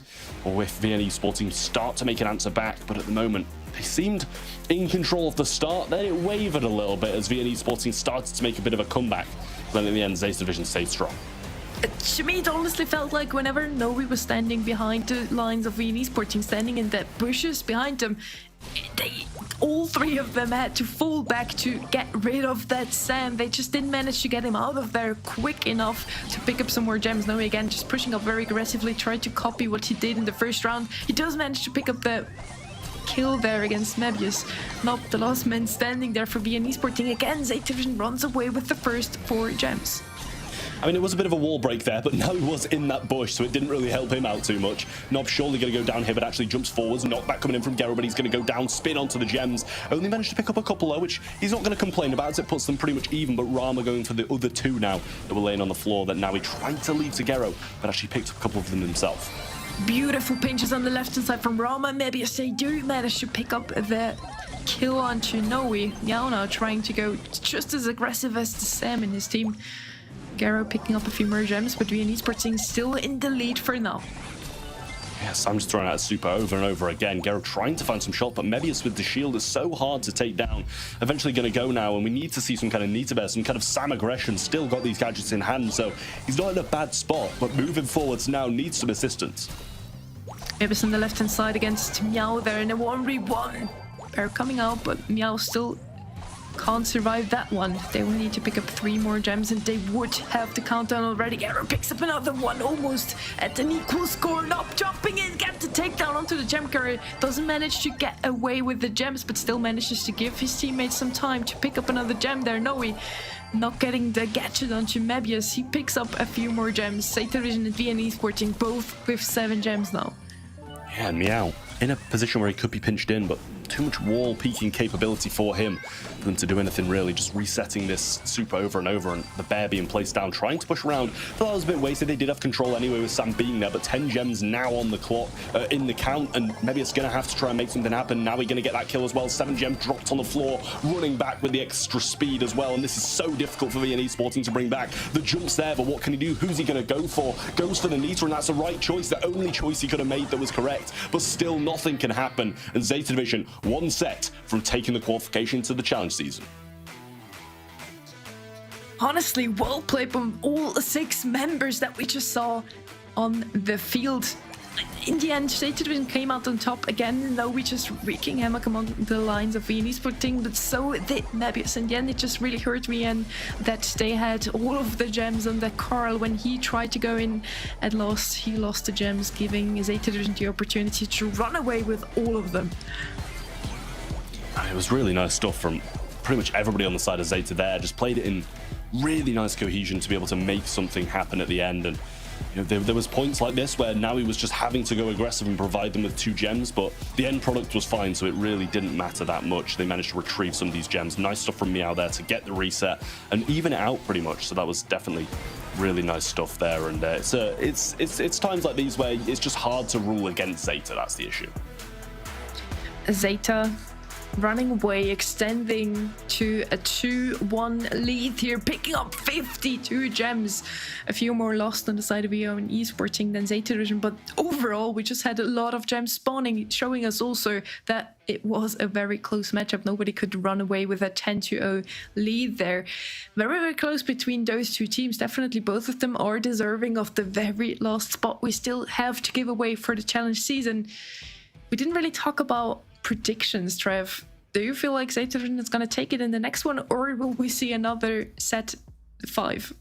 I mean, it's a bit of a tough place to make predictions now. I feel like I would have said Zeta would win it off the start. I said that I'd win it in the 3-2, so I do think that maybe Viennese Sporting could pick up this set, but Zeta Division just looked too convincing in that game there. I mean, it was back and forward. It was back and forward by all means, but the positions they were getting into, the plays they were making, just seemed like they had a bit more control of the game.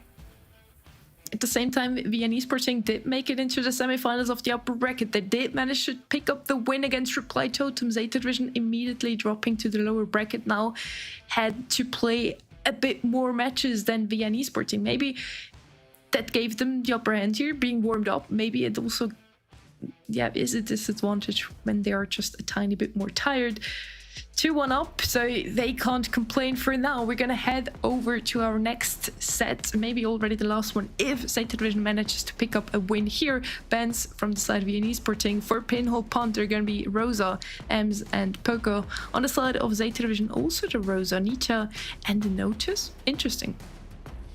Yeah, I mean, I'm not too sure about that. I feel like the Poco ban's a bit unnecessary. I'm not sure how good the Poco is behind tanks on this map, but I feel like we haven't really seen too many healers behind the tanks. I feel like they're viable enough as they are on their own to be a ban, and Buster's going to be the first pick, arguably one of the best brawlers in the game at the moment, considering how good tanks are with these well, in the current situation. But Rosa obviously being banned out on the other side.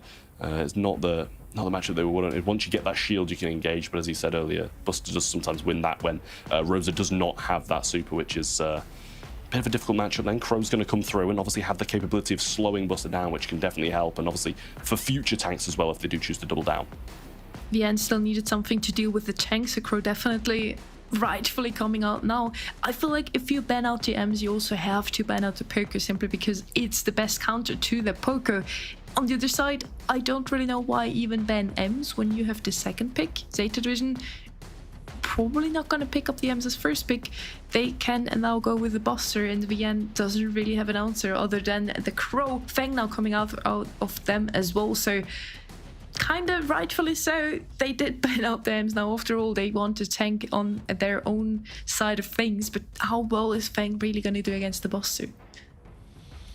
Yeah, I mean, that's the thing. Fang, I mean, I do really like the Fang. I think on the majority of maps, it's very, very solid. And, you know, again, arguably one of the best brawls in the game at the moment. But I think Zeta Division are going to have some answers to it a bit later on down the line. With 2 picks they've got left, it seems that there's still the availability of some of those tank counters, regardless of obviously quite a lot of them being banned out by themselves because they wanted to take that Buster. But Stu is going to be the next pick of Zeta Division. I do like the Stu now coming out of Zeta Division. They do have enough damage to deal with the Crow at least. Also some dodges incoming, so Feng can't really capitalize on dashing onto everyone from the side of Zeta Division. Question is, will they go with something a bit more rangy now? Yes, they will. B is gonna come out of Zeta Division now just to deal with that Fang a tiny bit better. A lot of damage output from the side of Zeta Division. They can push up quite easily with the Stu and the Buster together. I do like the comp that I see here. Now, question is, VN Sporting still has the last pick here. What can you play into this?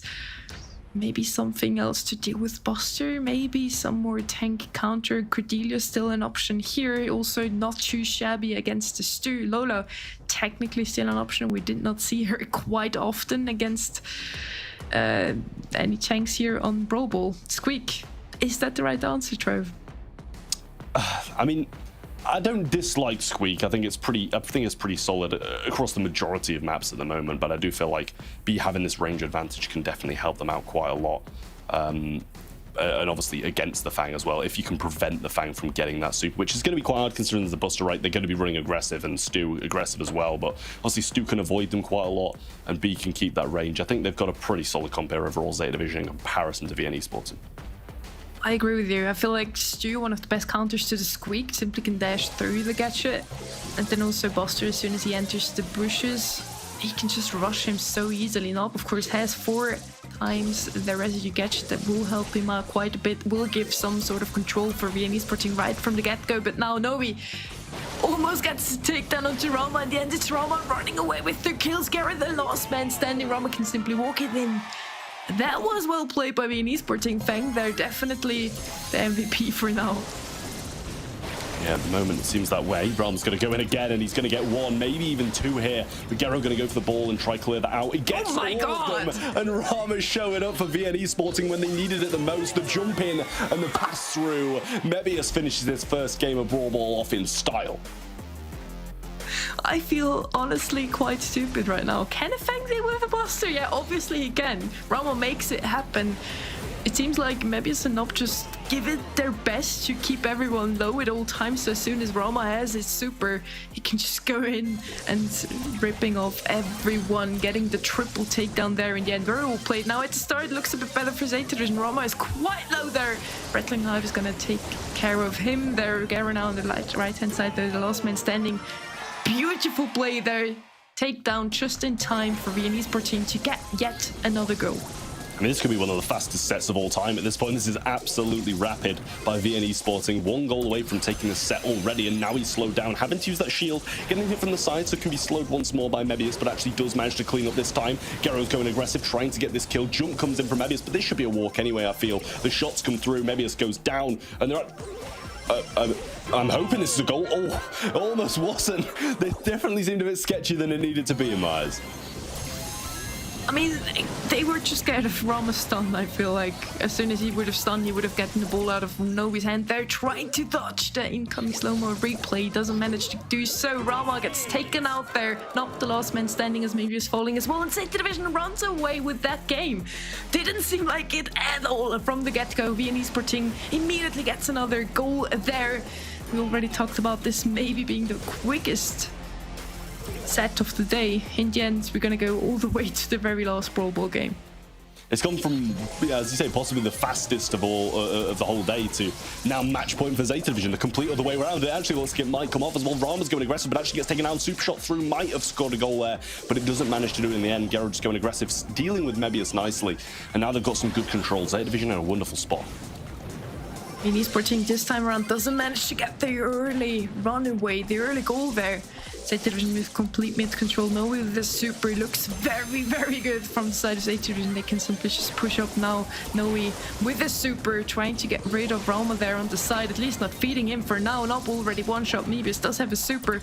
So does Nob. Gets the connection with Noe there. Noe quite low, can't really push up now. They defended this one, but Zeta Division still with mid control. Yeah, Rama goes in though and actually gets taken down so close to pretty much getting them all at that point. No bounce came through, I don't believe. Maybe it's going to fall. Meow quite low. Pass goes through and just nice connection. That's not going to be enough. That is wonderful from Nob there, clearing them all up and getting the goal. Great stuff from VNE Sporting. And now what looked like what Zeta was going to take it. Now looks like VNE Sporting might go to a set 5. Honestly, so many wonderful plays coming out of both of those teams now. VNE Sporting about to prolong into a fourth set. Zeta Division still looking very strong though, getting rid of Nob for now. 3v2 situation, Rama slowed. Could get taken out here anytime soon. Gets taken onto Gero instead. That's the push up here from Noe now, but 3v1 is not going to be enough HP even from a Buster. Mebius now trying to defend Meow. Meow is going to fall quite low, has to fall back there, even goes down. Still 1-0 up for VNE Sporting. Yeah, well, Gero now just dashing back, trying to cover his tracks, but Super comes in and does connect with a couple of them. Gero's going to get slowed down as well, and Rama's quite low. Peppered down by Gero here, and a nice pinch coming in from Noe as well, and it's looking like a good spot. 3K going to be used though, and that honeycoat is not going to last very long as he did shoot that ball. Maybe it's going to go for the jump forward. Pass to the right-hand side might have made something happen, but 28 seconds just isn't going to be enough for this goal here from Zeta Division, and it looks like VNE Sporting are going to a set 5.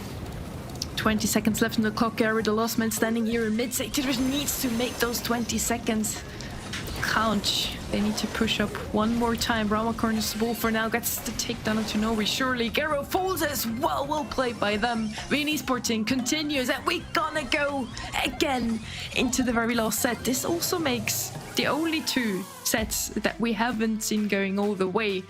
The 2-3-0 sweeps. Yeah, I mean, pretty much almost all of the games have gone to this set number 5 now. It's a definitely quite a long day, but VNE Sporting, as I said, they just seemed like maybe they were going to be able to get this push to a 5th set, and that exactly they did. It went from a very, very fast first game to Zeta Division answering perfectly, and then just not being able to keep up with the heat in this third one here. Was a really nice play there by Rama and Mebius to get that done, and there was multiple times like that where VNE Sporting just popped off and just worked out perfectly for them. Another beautiful goal there, and they just look great, and honestly, there's a chance they might take this 5th set. I feel like this has been one of the matches we have been waiting for all day. Very interesting, very close, and both of those teams would definitely deserve that very last spot in the challenge season. Maybe the other team that doesn't make it today, we will see come back in the split 2. This is only the first one, so we have 8 teams in total after all. Now, for the comparison, we have a bit more damage output from the side of Zeta Division, a bit more healing up from the side of VNE Sporting. Really could have went both ways. Yeah, definitely could have gone both ways there. Pretty even stats across the board as well, so definitely a very, very close set, but at the end of the day, it is going to be going to a set number 5 once more to decide who is going to be going forwards to the challenge season and who is going to have to go through the whole qualifying process again, with no promise of getting to the challenge season in the end anyway, because they've still got to do another one of these open finals if they do go out today. And at that, they might not even make that either, so definitely want to get this win on the board. Whoever loses this, it's going to feel weird that they're not instantly in this challenge season, because both of these teams made such a big impact on that season in season 3. Yeah, and it was only 1 month ago. It's not like it has been such a great amount of time in between, so the teams just play completely different. Definitely both of those teams kind of have to make it, but we have seen that not every team make it into the season, although we think they're at the top of their gameplay. We're now heading into the very last set here. VNE Sporting, Zeta Division both still have the chance to grab this 4th spot in the challenge season already. Byron, Sprawl and Rico are banned out from the side of VNE Sporting here on Bell's Rock. interesting to see a Byron band out, honestly. He has been coming back a tiny bit, is buffed, but otherwise, we haven't really seen him being played at all today. Yeah, I mean, it's one of those days where we just see Meg time and time again, and honestly, I'm not too happy about it. I'm not too happy about it because, as I said, it's just not my cup of tea. Meg is just not my cup of tea. It's not a brawler that I enjoy watching. It's not a brawler I enjoy playing. But clearly everybody thinks he's good. Everybody wants to play it today, so I'll allow it. VN Esports selecting that for their first. And I mean, on Bell's Rock, I think it can be decent. It can be decent, but I also think if they go for some ranged options or even some tanks, then it's not really going to be able to do that much. They're going to with a Pam, bit of something in between.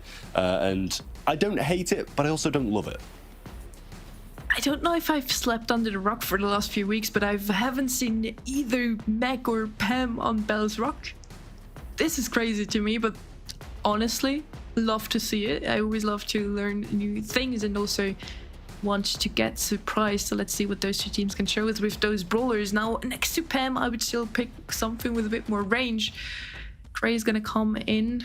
Great synergy definitely with the Pam whenever she goes through the teleport immediately with the scrapped soccer onto an opponent, can easily take him out. So I do like the pickup of the Gray here. VN Esporting can't go a thrower now, definitely. Yeah, I do like that Gray. I think it's a very, very solid pick, and we've seen it played out a few times in Knockout today, and it's worked pretty much a treat because that TP is just so good, and it sets it up for the future as well if one of your teammates wants to use it. Piper, I said, you know, if they bring in some range, they might be all right, but I kind of meant it for the other side against the Meg. Obviously, 4 homemade recipes is quite dangerous nowadays, and it's a bit worrying for the players against it, but also Pam can tank quite a few of those shots. Gray has the ability to move out the way of some of them as well if he needs to, so I don't love Piper here, but I also don't hate it. Cordelius is gonna come out a lot pick here for VN Esports. They do not want to see any tank come out from Zeta Division so far. Very interesting draft overall, honestly. I do see Piper here quite a lot. I do see the Gray. Both Cordelius and Meg, interesting pickup here from VN Esports. And then Pam on the side of Zeta Division, also not something I've seen in recent times. Zeta Division now, in my opinion, could still very well go with a Frank, for example, decide to go with a Squeak. A lot of control, a lot of passive gameplay we're going to see. Definitely not something we are used to see in the current meta. Yeah, I mean, Squeak, it's been here quite a few times, and the residue being used as a 4 gadget is obviously propelling it into the meta quite heavily, considering it's one of the stronger gadgets out there. That's undeniable at this point. It's very, very solid. And Cordelius, it has its moments, but I also think it's fallen off quite hard in comparison to a lot of the rest of the brawlers in this meta. But I guess that we're kind of counting on the fact that there might be a tank in the last, and in my eyes, maybe Zeta's won this draft. Let's see if they win this draw, if they can win this set and make the last spot for the challenge season. So far, so good. Knob jumps out of the way of that walking cane. Well played by him. Just really adding the super from both of those sides so far. Mebius doesn't even get hit up at all. Pushback Noe very well. Walking cane does connect to Knob, but he does manage to heal up for now. It's just an equal 3v3. Yeah, well, Mebius now pushing up on this left-hand side, and Knob going along with him as well. Rama just trying to pinch him, but some wonderful connecting shots. TP comes in, out of mech here as well, and Mebius is in a terrible position, but a good kill from Rama there. They're looking for the mech once more. Can he get into it? He actually does, and now it's completely flipped, and Rama and Mebius surely could not lose this one against Meow, and the wall break comes through. Dream round for VN Esporting in the end. Definitely well played by them. They do manage to run away with that first round. Can they take the first game is the question. Now, we do have a Squeak super on the side of Zeta Division. Maybe manage to connect with a few of the members of VN Esporting later on. Residue already down. Gives VN Esporting a bit less movements possibilities. Garen now decided to go in aggressively. Knob jumps away there. Great play by him. Otherwise, that definitely would have been a kill. Another residue coming out of Meow now. VN Esporting all the way pushed back into spawn. Not looking too good for them. Yeah, definitely not looking the best, especially after last round as well, where, I mean, to be fair, it didn't look good last round either, and they completely flipped it, but this Pam turret up and Meow with his super, everything instead, just stopping. I mean, obviously he chose to break up that a little bit, but I'm not sure if that was the correct play. Nob's going to go down there as well, and Now they're pushing forward, another Pam turret in hand, and obviously getting the healing stuff. This one as well. Walking came through that wall. Maybe it's not in his mech. They just need to not feed it this time, as last time they just gave it to him on a plate. It was the last gadget already from Garo, but they need to make this one count. They need to prolong into the last round here at least, and they do so. Still no match point for either of the teams. We go all the way into the very last round of this one. As I said, no more gadgets on the Grey could hurt Zeta Division quite badly. Last gadget, no, not even on Yao. Residue gonna come out still. VN Esporting with a great push already. Zeta Division pushback all the way now. Not trying to go in aggressively, that could hurt him quite aggressively. It gets taken out there. 3v2 situation now. Maybe does manage to get back into Mecha, but Noe on his feet. I mean, the Pam gadget, the squeak gadgets are just never ending, and it's just Rama alone. Now, this is going to be a match point to Zeta Division. But it's saying, you expect the gadgets to run out, and then they just never do, thanks to this gadget. 4 gadgets in one game just seems a little bit excessive in my eyes, especially when it comes to a Residue, which is so strong. And the same with Walking Canes and stuff like that. I feel like that's why Zeta Division got a bit of an edge in this match. The gadgets just seem better. You did say you liked Zeta Division's comp a tiny bit better. Seems to work out just fine for Zeta Division so far. Maybe, I don't know, Mech had a great win streak here, but maybe it's just still the Mech pick that we both don't really agree with, that just doesn't work out. Maybe it's now trying to go very aggressively. Of course, gets taken out of Mecha, even gets taken out. Nob at least gets another takedown. Also, Garo falls now. Very well played from Rama there as well. They do manage to get the pinch going. Squeak just trying to stay low here, not really feeding any of the other brawlers. It feels like, never mind, still trying here. Both of the members of EN Esporting, no super available so far, so he definitely needs to take care of not feeding the opponents here. Yeah, just waiting for the gas, but it's just never coming, and that's the issue for him. Rama and Nob really want their supers. Now the gas comes in, he might be able to prevent feeding at least one of them. Now both of them actually going in, but Rama gets that final shot. Nob still left wanting his, though. Great start again from VN Esporting. Like in the previous game, they do manage to pick up their very first round, but Zeta Division is only one game away from making it to the challenge finals, challenge season. Noe on the left-hand side, pushback Mebius this time around. A lot of a better start from Zeta Division simply because of that Pam turret that is available now. Nob quite low, has to fall back there a tiny bit. Rama tries to body flop for him. Mebius still alone there, standing in his mecha now, dropping out of it. Very tough for VN Esporting right now. Yeah, I mean, the heals are there. Teleport's going to be set up now by Garo, and Mebius not yet got his mech back, and that can be dangerous for them, but now feeding him a couple of shots and did get it back now. Oh, actually the Walking Cane just in time there by Garo, and that resets him, but Nob's going to pick him up anyway, and that seems like a little bit of a waste now. How good that play was to not even be able to win the round is very disappointing for Zeta. 3v1, and I just don't think Garo's got it in him to be able to do this one. He's actually going to miss that Shadow Realm as well, try to force him into an unfortunate position, but this Panther is just keeping him up. I just still don't think it's going to happen as he does go down, and Zeta Division and VN Esporting both on match point. I mean, honestly, if any of the brawlers that we have in the game can manage to pick up a 1v3 win, it's going to be great. I feel like he's one of the best brawlers to do so, but still very tough in an esports setting, even more so. In the end, VN Esporting manages to even outscore in knockout, meaning we have a double match point. Once again, today really gives us the blessing of very close games. Yeah, I mean, we've had a lot of double match points, set fives, everything today, and it's been an absolute treat. Residue goes down, maybe it's quite low now as well. Following up, Toolbox going to be placed down to keep him alive, but Panther replaced quite aggressively there, and that should be taken down quite quickly. Her mid-recipe pop, the Walking Cane shot from Garo gets Mebius down, and now it's a 3v2. All they need to do is keep calm, keep composed, because Rama's not going to be able to fight them at close range. VN at least can try to still pick up their supers. Nob still needs his, and with a Cordelia super, they could eventually pick up another round here. It's double match point, so every single round counts now. Zeta Division definitely in the better spot here. Rama even uses a super, at least breaks up some walls that will help him eventually. Nob still trying to go in there. He knows he can feed the Grey. He already has a super, still trying to get his. Gets taken out by Meow there in the end. Zeta Division only one round away from the challenge season. It's the qualification round now for Zeta Division, and this is a tough spot for VNE Sporting to be in at this point. Walking Kane through the wall yet again. Gero has his TP2. Shots from the squid coming through. Residues there as well, which should slow them down if they go back into it, and they do. Walking Kane straight back into the mix, and they go down. Toolbox placed on the floor as well, but Mebius and Rama surely can't do a lot else. The TP's available to bring Rama down if he wants to go for it, but Mebius covering for him now as well, and that residue placed right in the pathway where Rama would want to walk. Gero even has a teleport available, but just doesn't want to risk anything. He's just playing it very passively. Zeta Division knows if they play this one calmly out, 3v2 situation in knockouts should be their win and their ticket into the challenge season. Mebius and Rama still try their best. They both are super available. Maybe they can push up with Mebius, try to get a takedown with Rama. But as soon as Mebius is leaving Rama, he's falling. Both of them are, and so we have our final team to make it to the challenge season. Congratulations to Zeta Division. Commiserations to VNE Sporting, and I'm so sure we're going to see them back in Split 2.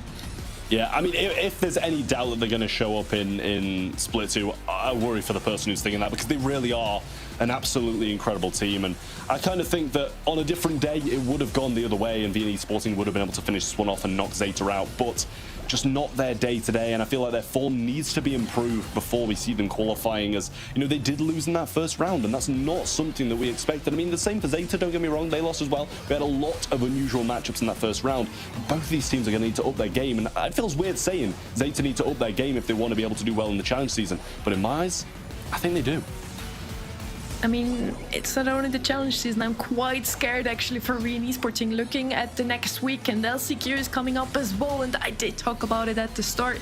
SK and VNE Sporting both have to play still in the LCQ, so both need to be at the peak performance. Doing so well against a team like Zeta Division shows how well VNE Sporting really is doing. Zeta Division definitely an opponent that isn't easy to face off against, so I don't know.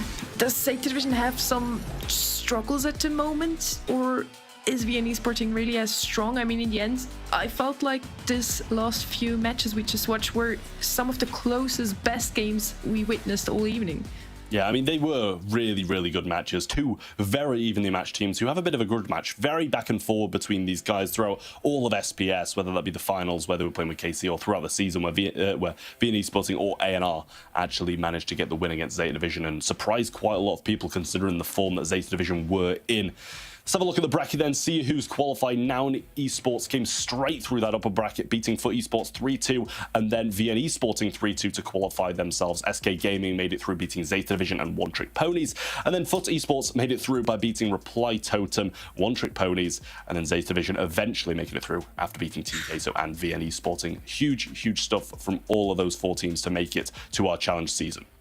Fun fact, it looks like every single match we haven't covered today has ended in a 3-1. And every match we did cover was either a 3-2 or a 3-0.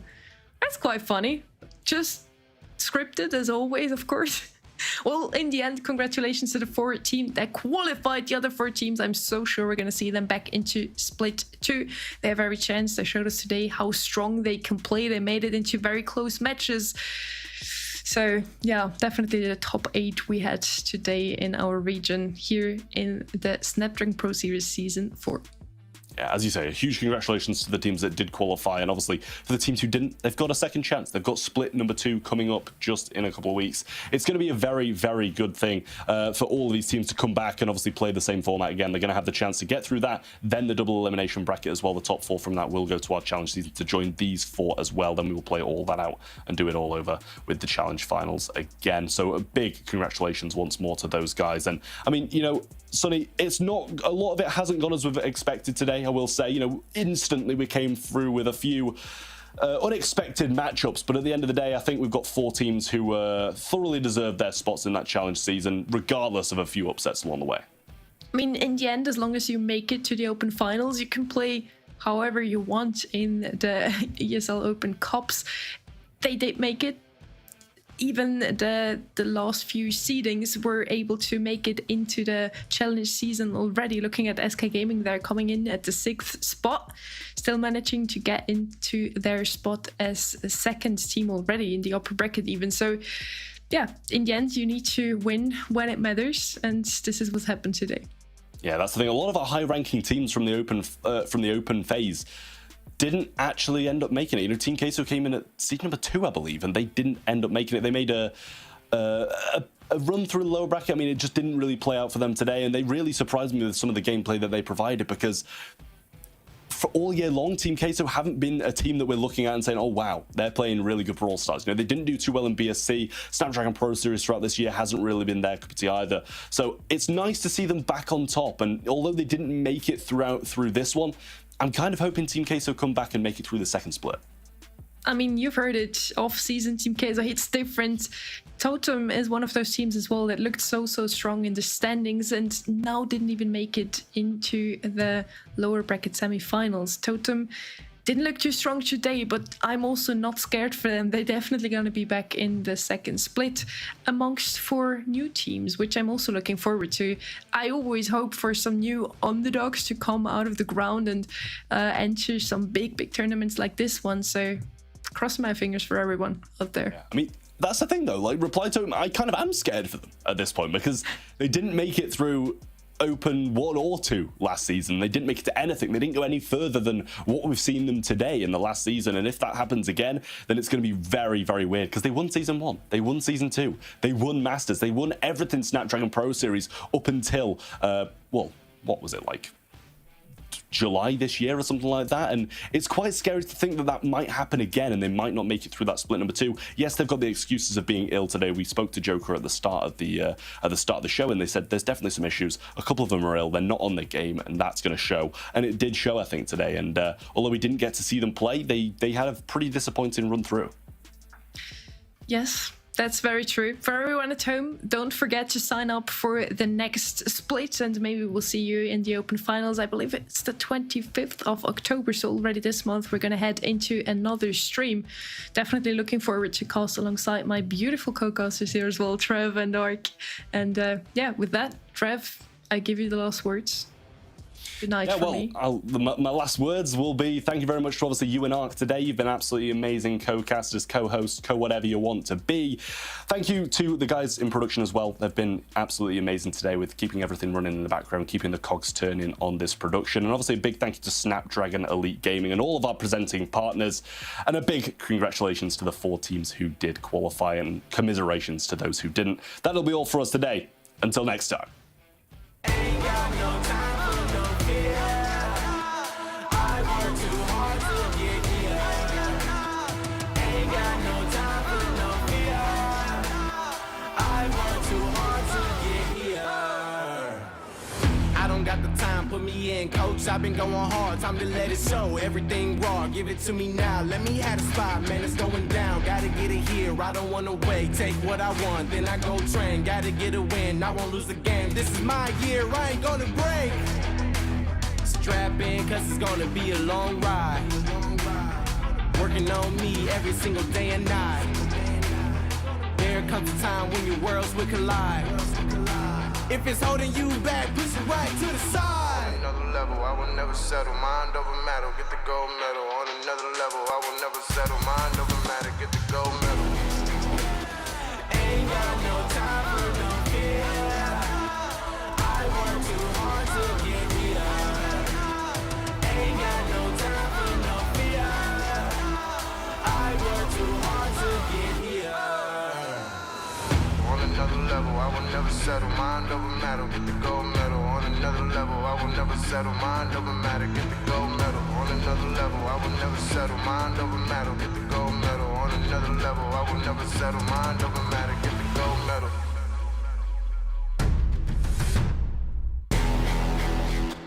Ain't got no time for no fear. I work too hard to get here. Ain't got no time for no fear. I work too hard to get here. Ain't got no time for no fear. I work too hard to get here. Ain't got no time for no fear. I work too hard to get here. Ain't got no time. The Snapdragon Pro Series powered by Samsung Galaxy is brought to you by Snapdragon Elite Gaming. Samsung Galaxy S23 Ultra, Monster Energy, and DHL.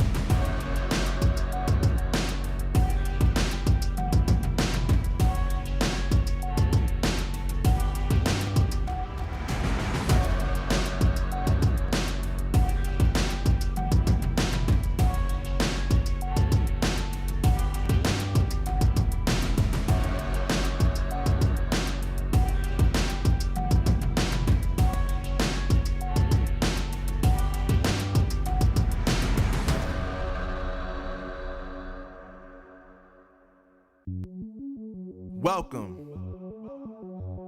to the place where dreams come true, where everything you want can be yours, if and only if you're willing to work for them, you're willing to hurt for them, but most of all, you're willing to be first for them. Ha! Look, I'm going straight to the top. I don't know how I would stop, like it or not. I got some goals that I'm hitting. You hear what I'm spitting? It's hot. Look what I got. Whole lot of passion and pain. The road to success is insane. Stay out my lane, cause I'm on a mission. I'm getting what stands in my way. Yeah, I'm a beast. I wouldn't play with me, baby. The way that I'm training is crazy, and I do it daily. You wanna talk about drive? I got more drive than Mercedes. I've never been lazy. I'm in the room, it's a red alert. You wanna compete? Well, get better first. I got 10 toes in the dirt, push through the hurt just to show them my worth. I'm the best.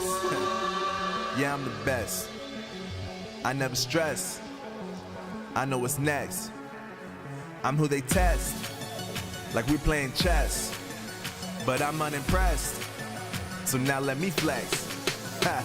Yeah, I'ma work through the struggle and hurt, cause I know my worth, and I gotta be first. Ha. Yeah, I gotta be first.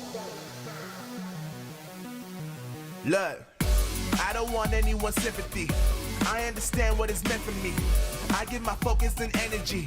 If it's meant to be, then it's meant to be. But mentally, I'm undefeated. They hear that and say I'm conceited. Like there's no reason. Like I don't beat them and come back again just to teach them that when you work under pressure, you reach higher measures. They'll try and bring you down, but you cannot let them, and only get better and focus on cheddar. Eye on the prize and you'll become a legend. Like, when I'm in the room, it's a red alert. You wanna compete, well, get better first. I got 10 toes in the dirt, push through the hurt just to show them my worth. I'm the best. Yeah, I'm the best. I never stress. I know what's next. I'm who they test, like we playing chess. But I'm unimpressed, so now let me flex. Ha. Yeah, I'ma work through the struggle and hurt, cause I know my worth, and I gotta be first. Ha. Yeah, I gotta be first. They don't know what's gotten into me. How'd I turn pain into energy? Through all the struggle and hurt, remember my worth, and that's why I gotta be first.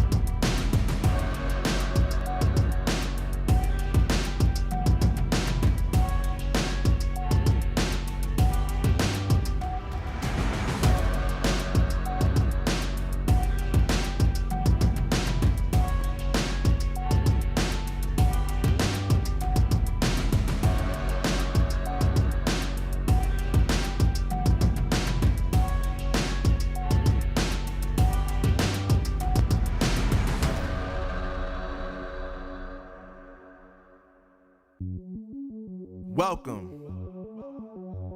to the place where dreams come true, where everything you want can be yours, if and only if you're willing to work for them, you're willing to hurt for them, but most of all, you're willing to be first for them. Ha! Look, I'm going straight to the top. I don't know how I would stop, like it or not. I got some goals that I'm hitting. You hear what I'm spitting? It's hot. Look what I got. Whole lot of passion and pain. The road to success is insane. Stay out my lane, cause I'm on a mission. I'm getting what stands in my way. Yeah, I'm a beast. I wouldn't play with me, baby. The way that I'm training is crazy, and I do it daily. You wanna talk about drive? I got more drive than Mercedes. I've never been lazy. I'm in the room, it's a red alert. You wanna compete? Well, get better first. I got 10 toes in the dirt, push through the hurt just to show them my worth. I'm the best. Yeah, I'm the best. I never stress. I know what's next. I'm who they test, like we playing chess. But I'm unimpressed, so now let me flex. Ha. Yeah, I'ma work through the struggle and hurt, cause I know my worth, and I gotta be first. Ha. Yeah, I gotta be first. Look, I don't want anyone's sympathy. I understand what it's meant for me. I give my focus and energy. If it's meant to be, then it's meant to be. But mentally, I'm undefeated. They hear that and say I'm conceited. Like there's no reason. Like I don't beat them and come back again just to teach them that when you work under pressure, you reach higher measures. They'll try and bring you down, but you cannot let them, and only get better and focus on cheddar. Eye on the prize and you'll become a legend. Like when I'm in the room, it's a red alert. You wanna compete? Well, get better first. I got 10 toes in the dirt, push through the hurt just to show them my worth. I'm the best. Yeah, I'm the best. I never stress. I know what's next. I'm who they test, like we playing chess. But I'm unimpressed, so now let me flex. Ha. Yeah, I'ma work through the struggle and hurt, cause I know my worth, and I gotta be first. Ha. Yeah, I gotta be first. They don't know what's gotten into me, how'd I turn pain into energy. Through all the struggle and hurt, remember my worth, and that's why I gotta be first.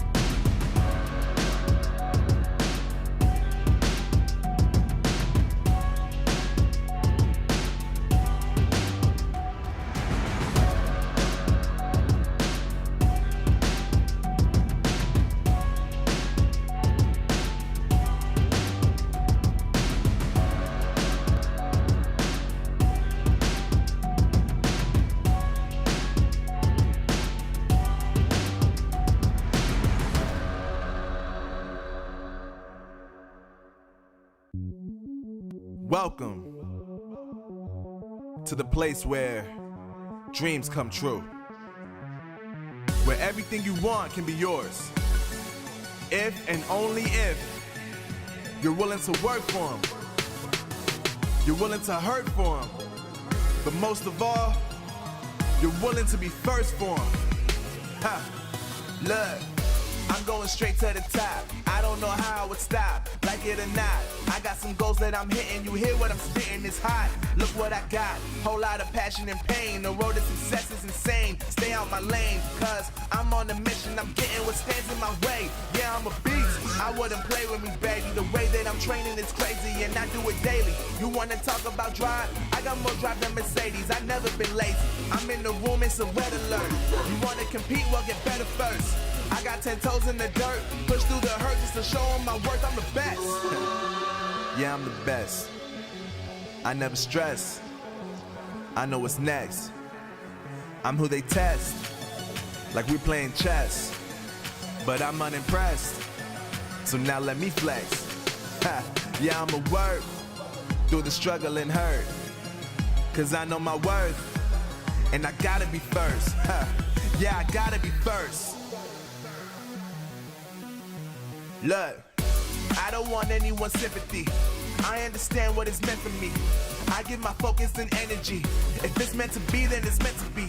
But mentally, I'm undefeated. They hear that and say I'm conceited. Like there's no reason. Like I don't beat them and come back again just to teach them that when you work under pressure, you reach higher measures. They'll try and bring you down, but you cannot let them, and only get better and focus on cheddar. Eye on the prize and you'll become a legend. Like, when I'm in the room, it's a red alert. You wanna compete? Well, get better first. I got 10 toes in the dirt, push through the hurt just to show them my worth. I'm the best. Yeah, I'm the best. I never stress. I know what's next. I'm who they test, like we playing chess. But I'm unimpressed, so now let me flex. Ha. Yeah, I'ma work through the struggle and hurt, cause I know my worth, and I gotta be first. Ha. Yeah, I gotta be first. They don't know what's gotten into me, how'd I turn pain into energy. Through all the struggle and hurt, remember my worth, and that's why I gotta be first.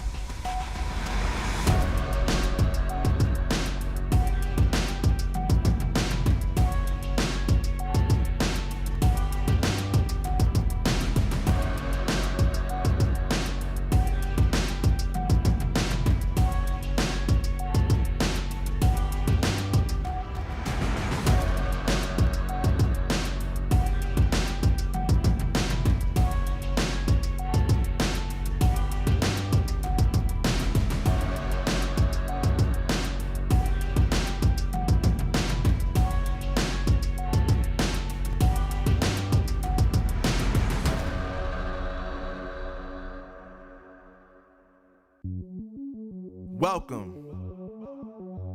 to the place where dreams come true, where everything you want can be yours, if and only if you're willing to work for them, you're willing to hurt for them, but most of all, you're willing to be first for them.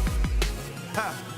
Look, I'm going straight to the top. I don't know how I would stop, like it or not. I got some goals that I'm hitting. You hear what I'm spitting? It's hot. Look what I got. Whole lot of passion and pain. The road to success is insane. Stay out my lane, cause I'm on a mission. I'm getting what stands in my way. Yeah, I'm a beast. I wouldn't play with me, baby. The way that I'm training is crazy, and I do it daily. You wanna talk about drive? I got more drive than Mercedes. I never been lazy.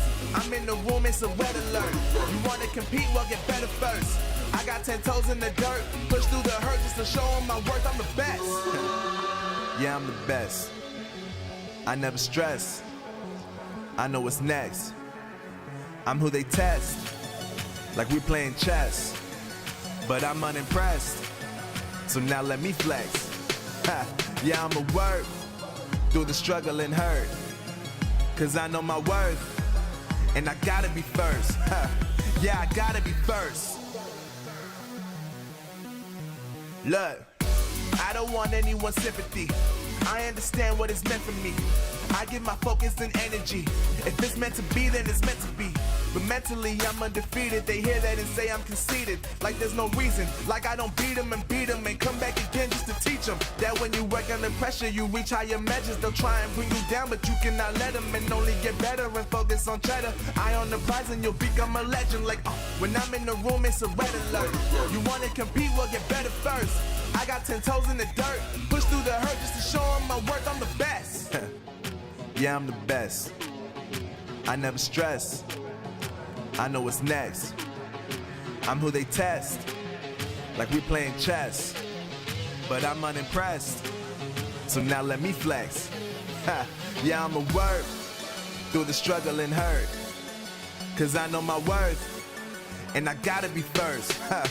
Yeah, I gotta be first. They don't know what's gotten into me, how'd I turn pain into energy. Through all the struggle and hurt, remember my worth, and that's why I gotta be first.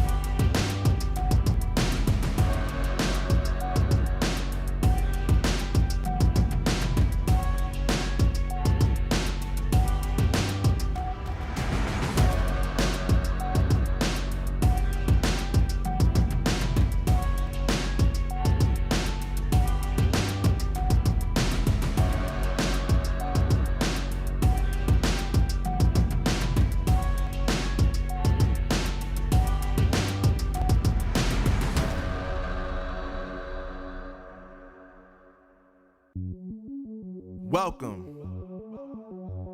to the place where dreams come true, where everything you want can be yours, if and only if you're willing to work for them, you're willing to hurt for them, but most of all, you're willing to be first for them. Ha! Look, I'm going straight to the top. I don't know how I would stop, like it or not. I got some goals that I'm hitting. You hear what I'm spitting? It's hot. Look what I got. Whole lot of passion and pain. The road to success is insane. Stay out my lane, cause I'm on a mission. I'm getting what stands in my way. Yeah, I'm a beast. I wouldn't play with me, baby. The way that I'm training is crazy, and I do it daily. You wanna talk about drive? I got more drive than Mercedes. I've never been lazy. I'm in the room, it's a red alert. You wanna compete? Well, get better first. I got 10 toes in the dirt, push through the hurt just to show them my worth. I'm the best. Yeah, I'm the best. I never stress. I know what's next. I'm who they test, like we playing chess. But I'm unimpressed, so now let me flex. Ha. Yeah, I'ma work through the struggle and hurt, cause I know my worth, and I gotta be first. Ha. Yeah, I gotta be first. Look, I don't want anyone's sympathy. I understand what it's meant for me. I give my focus and energy. If it's meant to be, then it's meant to be. But mentally, I'm undefeated. They hear that and say I'm conceited. Like there's no reason. Like I don't beat them and come back again just to teach them that when you work under pressure, you reach higher measures. They'll try and bring you down, but you cannot let them, and only get better and focus on cheddar. Eye on the prize and you'll become a legend. Like, when I'm in the room, it's a red alert. You wanna compete? Well, get better first. I got 10 toes in the dirt, push through the hurt just to show them my worth. I'm the best. Yeah, I'm the best. I never stress. I know what's next. I'm who they test, like we playing chess. But I'm unimpressed, so now let me flex. Ha. Yeah, I'ma work through the struggle and hurt, cause I know my worth, and I gotta be first. Ha. Yeah, I gotta be first. They don't know what's gotten into me, how'd I turn pain into energy. Through all the struggle and hurt, remember my worth, and that's why I gotta be first.